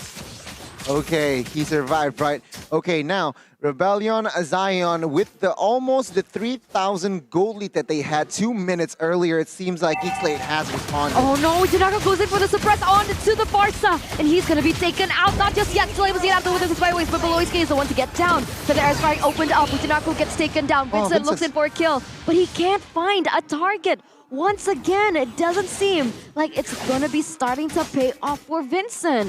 Vincent right there, he wants to go for a boy, but unfortunately, this time he's Cutthroat. And yeah, wrong target. cutting the wrong throat there. Cutting the wrong throat, and I think it was an automatic on towards the lowest HP, and that is why Beloisi gets taken down now. Item check. Now it seems like Corrosion Golden Staff. DHS is going to be next for Moskov. Again, GEEK SLATE, this is going to be the playground for Moskov. Let's wait and see. Rebellion Zion, can they bounce back? Trying to see top like Tera and a boy. Spreading the tower here. Beloisi trying to find a room. Oh, Wijanarko! Oh no! Wijanarko gonna get caught low, gonna get taken down. Beloisi goes in for an engage onto the members of Rebellion Zion, but he can't find it just yet. He has to force to retreat. Vincent goes in with a cutthroat as well, gonna be able to take Chidera down. And that is the perfect defense coming in from Rebellion Zion. 3-for-1 trade, and after all that, it's Rebellion Zion still staying relevant in this 11th minute. Making the use of your smallest opportunity there. Vincent only has a small window to perfectly just executed the cutthroat and the steel cables and getting 2 kills for Rebellion Zion. As you can see in the recent replay. Yeah, finally, right? Sure, Wijanarko gets taken down. It's technically a 5v4, but take a look at Fredrin. He's bought side, so it's 4v4, and Fanny jumps in, gets the kill, and it's just 3 members suddenly from the side of GEEK SLATE that is down. So it's another reset, but of course, GEEK SLATE with that Lord push manages to grab an inner turret. I like GEEK SLATE. I think what they wanna do here is trying to find a way to kinda limit Vincent of his own buff, because it's very, very important for Fanny to get his own buff, right? It's very obvious, but it's really easy to cap out the blue buff before the blue buff spawns, you know? Like you have a lot of heroes that can punish your frontliner from the opposing team. You have a boy, you have Beloisi, even though he's not really playing his best game, 0-6-6, but he's getting a few engages so far that has been quite vital to the game. Very, very even game here. Rebellion Zion and GEEK SLATE game 2, ladies and gentlemen. Highs, though, it seems like he is ready to pop off, securing that DHS. So let's see. With this item, he is ready for a fight, and it seems like Wijanarko is looking for one. Yeah, he misses the Iron Hook there, and it looks like GEEK SLATE, they are going to commit onto this Lord. They are perhaps looking for a bait. Hearts trying to open up vision here as Suelo goes in as well. Wijanarko ready. A boy gets caught here with the Iron Hook, and that is the moment of trigger for Rebellion Zion. Suelo going to be able to take down a boy. Killing spree by Vincent as he goes in with the needles and the cutthroat as well. Highs being able to take down Beloisi, and Wijanarko goes in once again for the kill. The suppress happens. The double kill is for Highs. Jana Cutie, the only one left on GEEK SLATE to be able to defend the base. But the unfortunate fact is Rebellion Zion failed to secure the Lord once again, and GEEK SLATE, they're going to have a little bit more time to defend their base. The synergy, though, from Wijanarko and the XP cars from Rebellion Zion, knowing that his stun is immobilized because of the blue stun there. Whoa, Wijanarko being really aggressive there. So aggressive. He might get caught here. He has to be careful, right? Chidera and Beloisi are already up, already online. And looking at that, they instantly go back. They need to be careful. They need to reset, and they need to redo exactly what they did there in that previous team fight. I mean, a very excellent display of pressure. Opening the fight and also executing the members of GEEK SLATE, right? You're right, a good synergy from Karzan as well as Wijanarko. Stun just a small second, but immediately with the hook slant on towards a boy. That was the opening fight. But unfortunately for the side of Rebellion Zion, GEEK SLATE were just in time, which is on time to secure that Lord. So technically the Lord is futile from the side of GEEK SLATE, but it is just another reset. Right now, Wijanarko and Vincent has the most burden on his back. Vincent needs to... Oh! Beloisi might get something here. Oh no! Vincent's gonna get caught! But there's like opened up, and look at the shutdown happening, and it is going to be GEEK SLATE coming onto Rebellion Zion. But look at this, Highs already have free hitting in the backline. They're gonna be able to get 2 members off the board. Traded for 2 though, but that's a double kill. Once again, fed onto Highs, sitting at a 708 KDA. Not exactly the person that you want to feed up until this particular moment. Oh, that's not a good look for GEEK SLATE. They knew that they get Fanny right away, but the fact that the Fanny doesn't get to do anything, right? And they still kind of the trade is still equal, you know. So it really is not a good look for GEEK SLATE. They can't really capitalize on the fact that Fanny is already taken out, and still kind of, you know, no follow-up, no big follow-up from them, which is kind of surprising, you know. Yeah, let's take a look at the items here, right? I mean, Farsa with the glaive, right? Why glaive and not Genius? It's because a lot of Athena shields were built. It's already built from side of Rebellion Zion. With Athena, with defense, magic defense built, you need penetration. If, let's say, the story was no Athena was built, of course he would opt for that Genius wand. And with the Divine Glaive, it adds more penetration. If you have more magic defense, the magic power will increase. Right now, Kingston is trying to look for a window to split push, but the thing is, Bloisky read that pretty well, and he knows that somehow, this is very, very low, very fast load. They're gonna take it. Vincent finally gets him, and Suppress is going to collapse. Jada Cutie is gonna be taken out of the Immortal, but he's still able to get away for now. Cars goes into the backline, tries to deal some damage onto Aboy, but for the moment, Aboy is still able to go out, especially with the backup from Matt. But actually, it's still gonna be Aboy taken out instead. Cars doing so much for his team, being able to deal out the damage onto Matt now after the kill onto Aboy, and the cutthroat from Vincent is going to drive Matt back.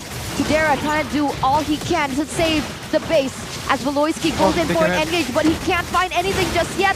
The damage onto Dinarto is real. The Immortal gets popped, but unfortunately Voloisky goes down. The cutthroat from Vincent once again deals the damage. The Iron Hook doesn't land. Chidera still able to clear the minion waves, and this is Suelo opening up to real world manipulation to zone him away. But up until this point, the Suppress coming in, Matt goes down. Chidera once again still the last one on the board, but he's gonna get taken out finally. And GG, well played to GEEK SLATE. It is a 2-0 clean sweep for the Blue Bulls.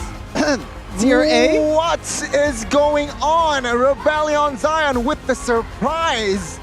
Wow, I know I like Rebellion Zion's draft, but 2-0 against GEEK SLATE, a peak GEEK SLATE? What? A lot of surprises today, right? I mean, Rebellion Zion stepping up, a Bigetron as well in our earlier match, but well that was done, a surprise, right? Rebellion Zion. Yeah, I think you're right. Respect. Yeah, for the second pitch, for the second shift, a lot of surprises. Bigetron Both won. of them were surprises. Rebellion Zion won. I don't think I can handle more surprises though, Gani. My heart's weak. But look at the passion. I don't know. Coming from Rebellion Zion. This guy is ready for MPL, right? Cars. Finally, bro, where you been? Man, I don't know, man. Like, these games, it's not really a convincing showing for Rebellion Zion, right? Oh. And it ended up Rebellion winning as Cars with a parent buff there. His dad is here. Oh, that's so cute. Yeah, that's wholesome right there. Hi, Dad. Hello, Cars dad. Your son is ready for MPL. And it's super cute, right? Because when we saw Cars on stage for one of the interviews, he was like very super nervous. shy. He didn't want to say much. Yeah. So being the inexperienced young player, having the support from your parents, that's huge. That's a huge Maybe that's boost. the turnaround. Yeah. Well, let's see here. That game highlight was improving the record. RBL holds GEEK SLATE's momentum. That should actually pull down GEEK from 4th place. We are going to take a look at the standings right before we end today. And I'm quite interested to see the outcome there. And after this, we're going to see an interview for the members of Rebellion Zion. I'm interested to see will Cars actually speak? Really speak. Budeklar Mongstar, take the stage.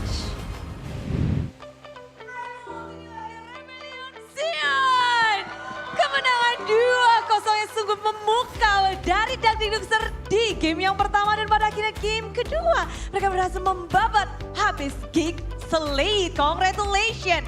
Kemenangan kedua kalian di minggu ini, berarti setelah minggu 1, minggu 2 kalian ngedapetin udah 2 kemenangan sway low. Halo. 2-0 loh.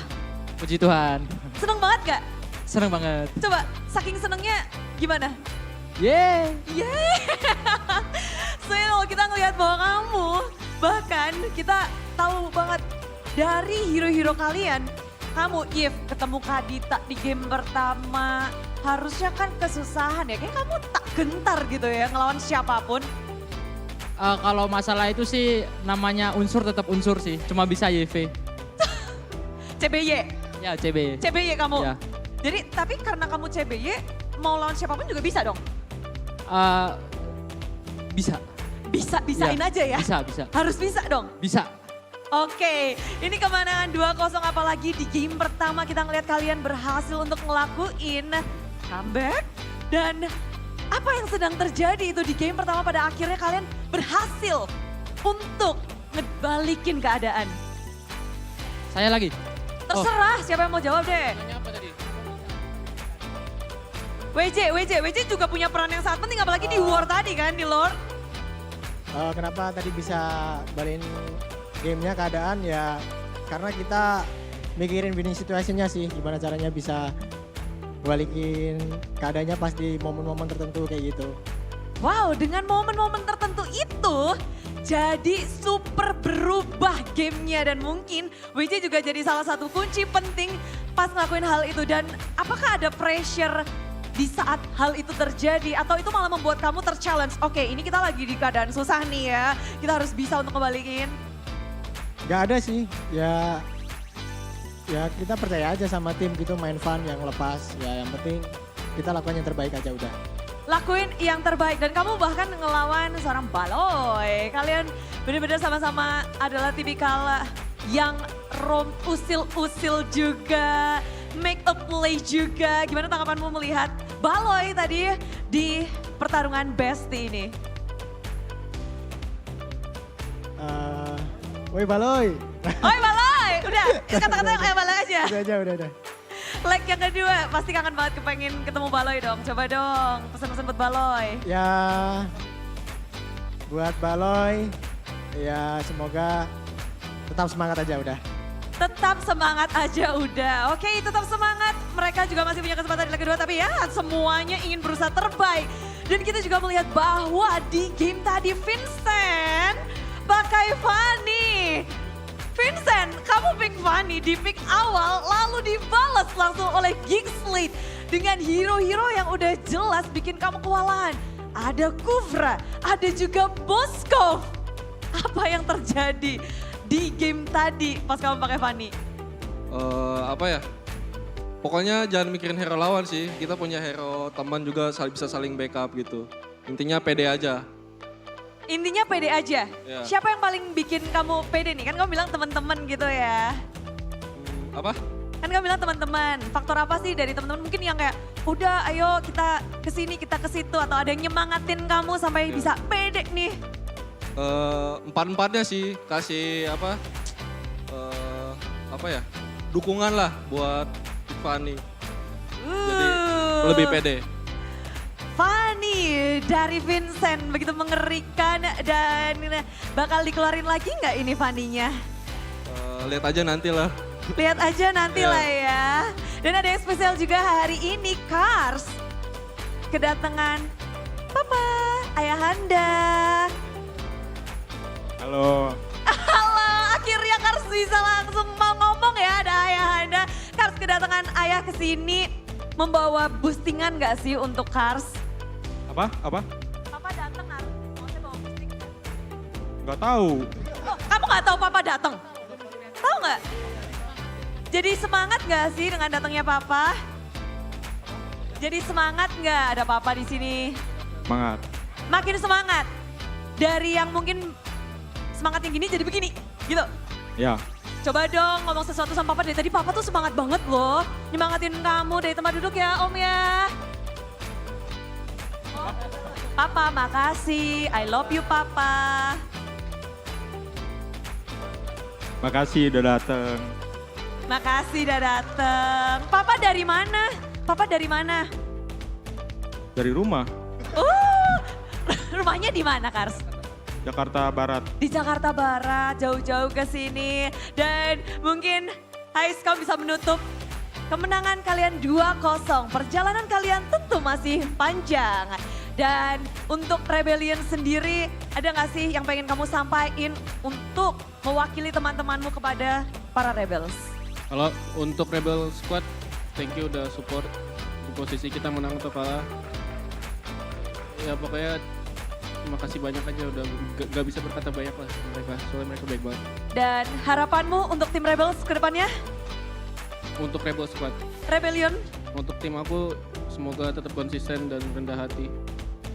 Tetap konsisten dan rendah hati. Yuk sama-sama kita kasih tepuk tangan untuk tim Rebellion Sion. Sekali lagi congratulations dan tentunya ini game yang sangat menakjubkan untuk tim Rebellion akan langsung di breakdown oleh analis kita yang sudah bersiap di sana. Ada Om Wawa. Silahkan kita jadi pasukan banteng. Wow. Rebellion Zion rebelling against the Oz. And if you're not speaking Indonesian just now, that interview, I just want to sum it up in one word. 2 words actually. Car spoke. Car spoke, Eterna. Car Connie. spoke. Finally. My goodness. It was Finally, super cute, after dude. 17 years of life, no? And what he said just now is there is 4 words. What? Yes. And thanks for coming. Thanks for coming, Daddy. That's what he said earlier on the interview. But man, Rebellion 2-0, winning that match. That was a statement from the Blue Bulls. Yeah, definitely. Like, we don't expect this kind of wins, right? We expected the Tier A team, so-called by Connie, to actually win out with convincing fashion. Are you riding in the Blue Bulls like team? It's blue, I guess. Anyway, we have the game highlight for today. Pick Fanny for Vincent. Rebellion and Zion were able to open an early game power spike opportunity way faster than they could in game number 1. But I gotta say, even though they picked up the Fanny, the tempo wasn't 100% decided by Rebellion, right? There were a lot of moments when they made misplays. Vincent wasn't able to get in with how much aggression Geek Fam had in their arsenal. And it all really comes down to the drafts, right? The fact was, Vincent, if he went in for an early aggression onto the members of Geek Fam before Geek Fam wasted their resources, it would have been Vincent saying bye-bye. Yeah, you're right. It was fluctuating, right? The tempo, the pacing, it wasn't quite straightforward. But a fun fact, 100% still win rate for Fanny today. Kyrie picked it up, 1. And this guy picked it up 1 as well. And now this is the highlight, right? Geek Slate got their momentum here when Geek Slate, they were able to finally take 3 members down. But unfortunately, what happened was this was also the momentum shift where a boy was caught early. And of course, with that information, Rebellion Zion, the Blue Bulls, they exploit without the mid laner. The damage, of course, isn't going to be huge. Even though Vincent was caught here, but they were able to just reset highs, free hitting from the backside, and also equalizing in the trade 2 for 2 at the end of that trade. And actually, unfortunately, this momentum right here, even though Lord was taken care of, but it's just the constant pressure that Swalo and Highs gives that it was actually more than enough, turns out, to lose. And 2-0, that's a huge blow for the side of Geek Slate to handle. Yeah, really great game for Highs, right? 0 death. And, you know, technically there's no peel, right? You can gotta say that the reload manipulation itself is a peel, and the threat from Franco just bloody hunting you is also a peel. But, you know, in terms of what we define as peel, I don't think there is no real technical peel at that time. But Highs performing very, very well against a Farsa too, which can punish marksman easily, Eterna. Definitely, definitely. And even that, he wasn't deterred with the damage output coming in from the Farsa. But the real person, I feel, who set a lot of the tone and the tempo with his pickoffs, Wijanarko. You're right, the starboard, right? Wijanarko again displaying his qualities. He might be the future of MLBB, but MVP still gonna fall to Highs, right? 10-09, 76% KP. Standard build here, Corrosion, EHS, and Golden Staff. And of course, against the Farsa, Sheffins also mentioned that, yeah, somehow forced the MMs to build that Athena, which he built, but without, of course, securing that Wood of Nature first. I like the choice of Purify too. A lot of people would have gone for a Flicker in this kind of situation. If you're going for Inspire, by the way, you're mad. Don't do that in ranked, by the way. Choose escape skills for your marksman. Don't do Inspire except you're going for Moskov. But in this case, 305 has been working really, really well. Every time Beloy gets a knockup, gets a stun towards highs, it gets countered easily. Si paham. Banget, bro. Golen. Petri, gue di Petri. Kadita. Spam, J. Nice. Gak bisa lewat tuh Kadita tuh. Nice. Kelas, guys. Gue dimakan. Ayo, kasih. Let go. Boleh. Let go. Ya. Gak ada ulti, Kadita. Kadere mati. Nice, tarik ulur pelan-pelan. Kadita gak ada ulti, Kadita gak ada apa-apa. Tuh. Ayo, kasih tau, Kar. Gue lihat. Karat banget ya. Orangnya. Lihat jana. Boleh jana dulu, orangnya dulu. Nice. Bisa mid. Mid. Ini Kadita. Kadita. Mati! Lot. Kena 3 tuh. Lot, mati. Nice. Boleh dulu. Gua cancel tuh. Ulti Faramis. Gua ratain dulu. Gua dipegangin, Cok, lihat gua. Aman. Ratain. Ratain dulu. Nice! Nice, guys. Nice. Satu game lagi. Gua datang, guys. Udah ulti. No flicker. Apa namanya? Fredrin. Nice. Lapu nih. Kelas. Nice banget, mati 3. Cakep. Ini Parsa. Masuk sih, Cok. Gua Parsa. Gue dapet Parsa. No flicker Parsa. Perangin. Let gua. Ayo, perangin. Nice, Dan. Gua Prit.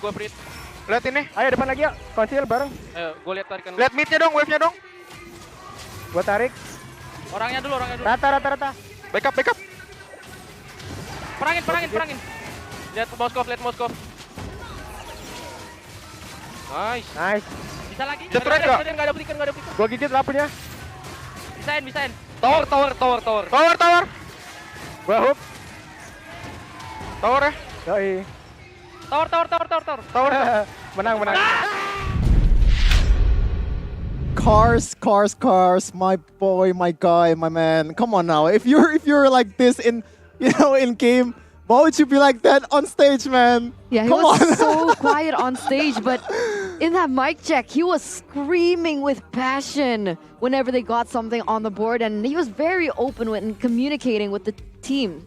I mean, that's the right word, right? Passion. When he's immersed in Mobile Legends, he's just a different. He has this persona that just might eat you, Sheffin. The silent assassin. Silent assassin only on stage. Exactly. But on that note, of course, let's take a look at the keys to success here. What happened was Vincent getting and maximizing his power hero on that Fanny.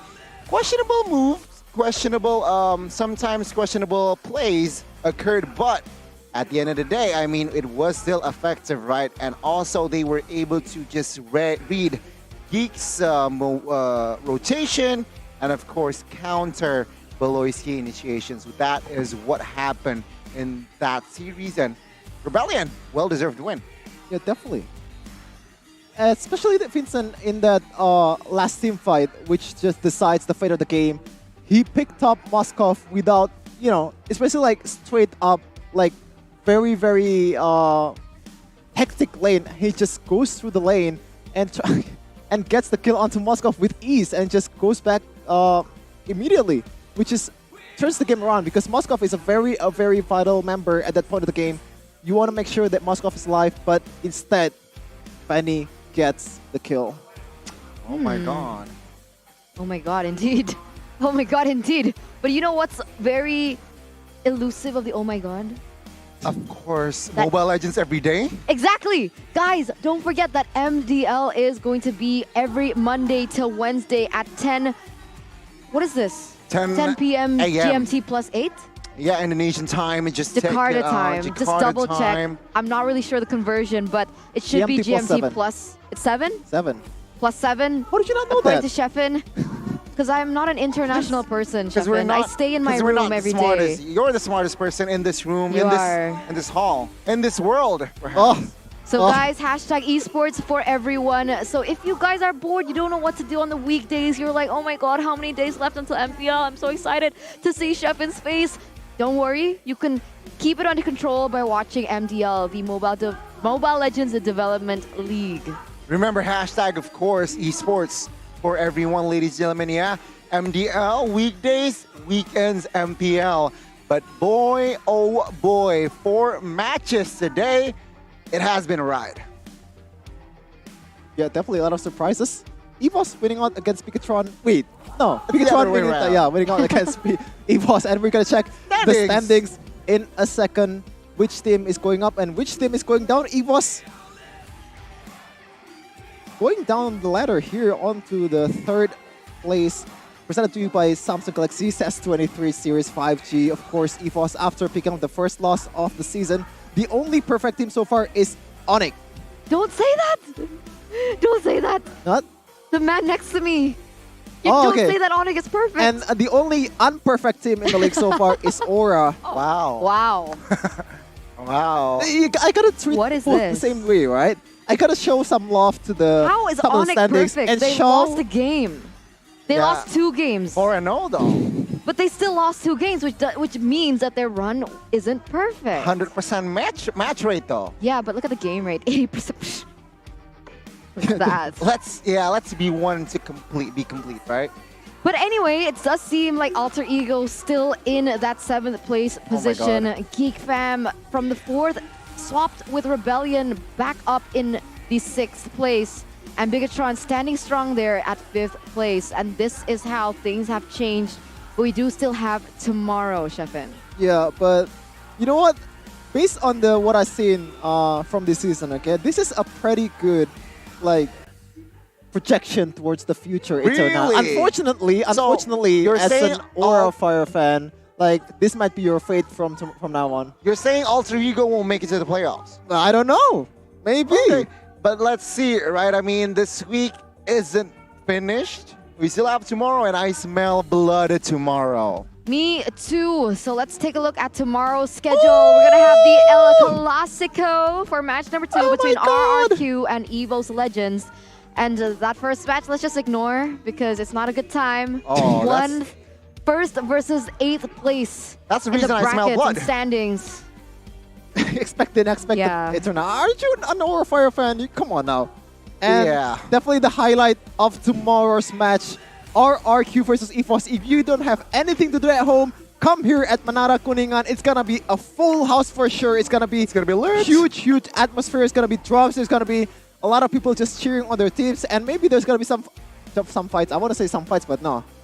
We don't want that. We don't want that. In the land of dawn. We do want to see a fight in the land of dawn. Definitely. Right. So El Clasico tomorrow, and the battle between ONIC and as well as our Fire. So it's also very interesting. So fire matches to close out week 2. I'm glad I have a cast tomorrow. And remember, match number 2 is going to define who gets that 2nd place position. Will it be EVOS or will it be RRQ? Yeah, definitely. And on that note, we're nearing the end of the broadcast. Has been a lot of games so far, very riveting matches. We're from MPL ID. Thanks all the viewers so far watching the games. Me, Shafin, Eterna, and Goni signing out for the next match. We're gonna cast again the other day. See you tomorrow. Thank you for today. See ya.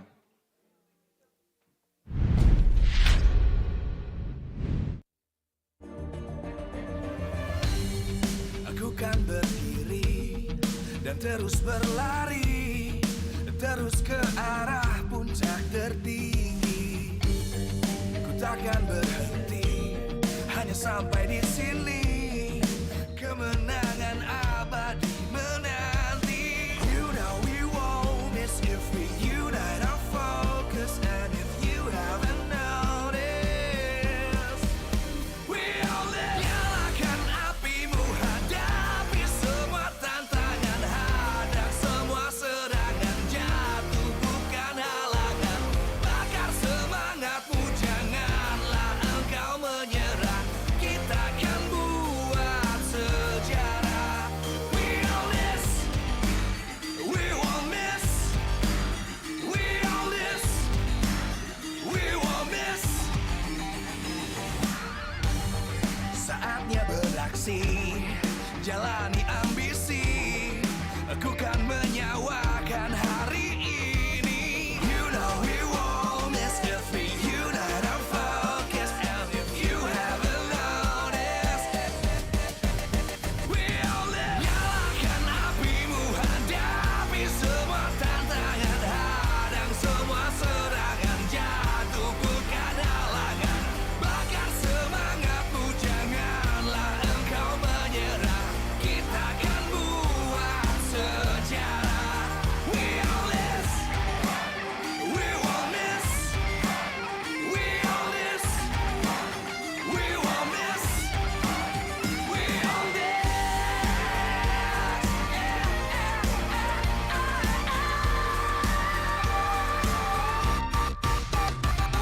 Nyalakan apimu, hadapi semua tantangan, hadang semua serangan, jatuh bukan halangan. Bakar semangatmu, janganlah engkau menyerah. Kita akan buat sejarah. We all this.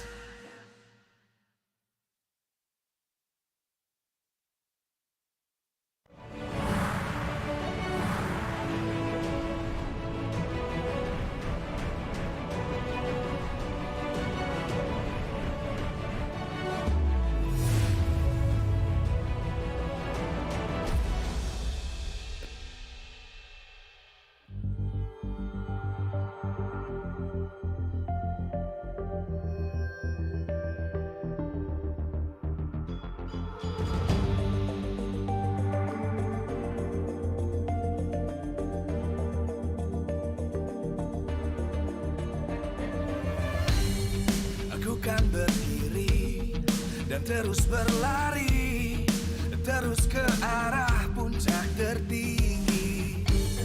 Ku takkan berhenti, hanya sampai di sini.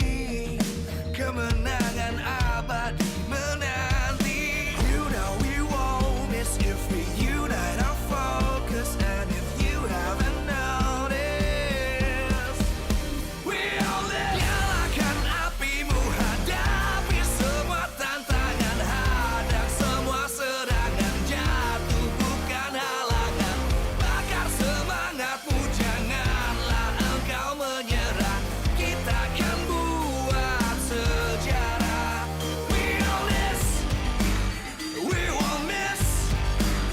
We all this, we won't miss. Saatnya beraksi, jalani ambisi. Aku kan menyawakan hari ini. You know we won't miss if we unite our focus. And if you haven't noticed, we all live. Nyalakan apimu, hadapi semua tantangan, hadang semua serangan, jatuh bukan halangan. Bakar semangatmu, janganlah engkau menyerah. Kita akan buat sejarah. We all this, we won't miss. We all this, we won't miss.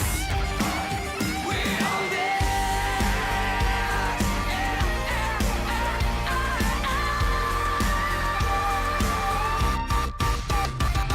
Nyalakan apimu, hadapi semua tantangan, hadang semua serangan, jatuh bukan halangan.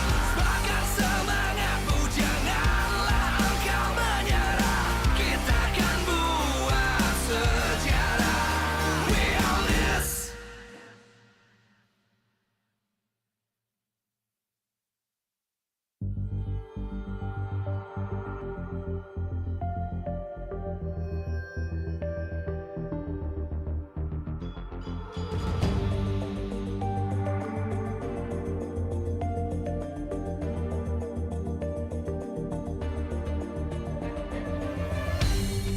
Aku kan berdiri dan terus berlari, terus ke arah puncak tertinggi.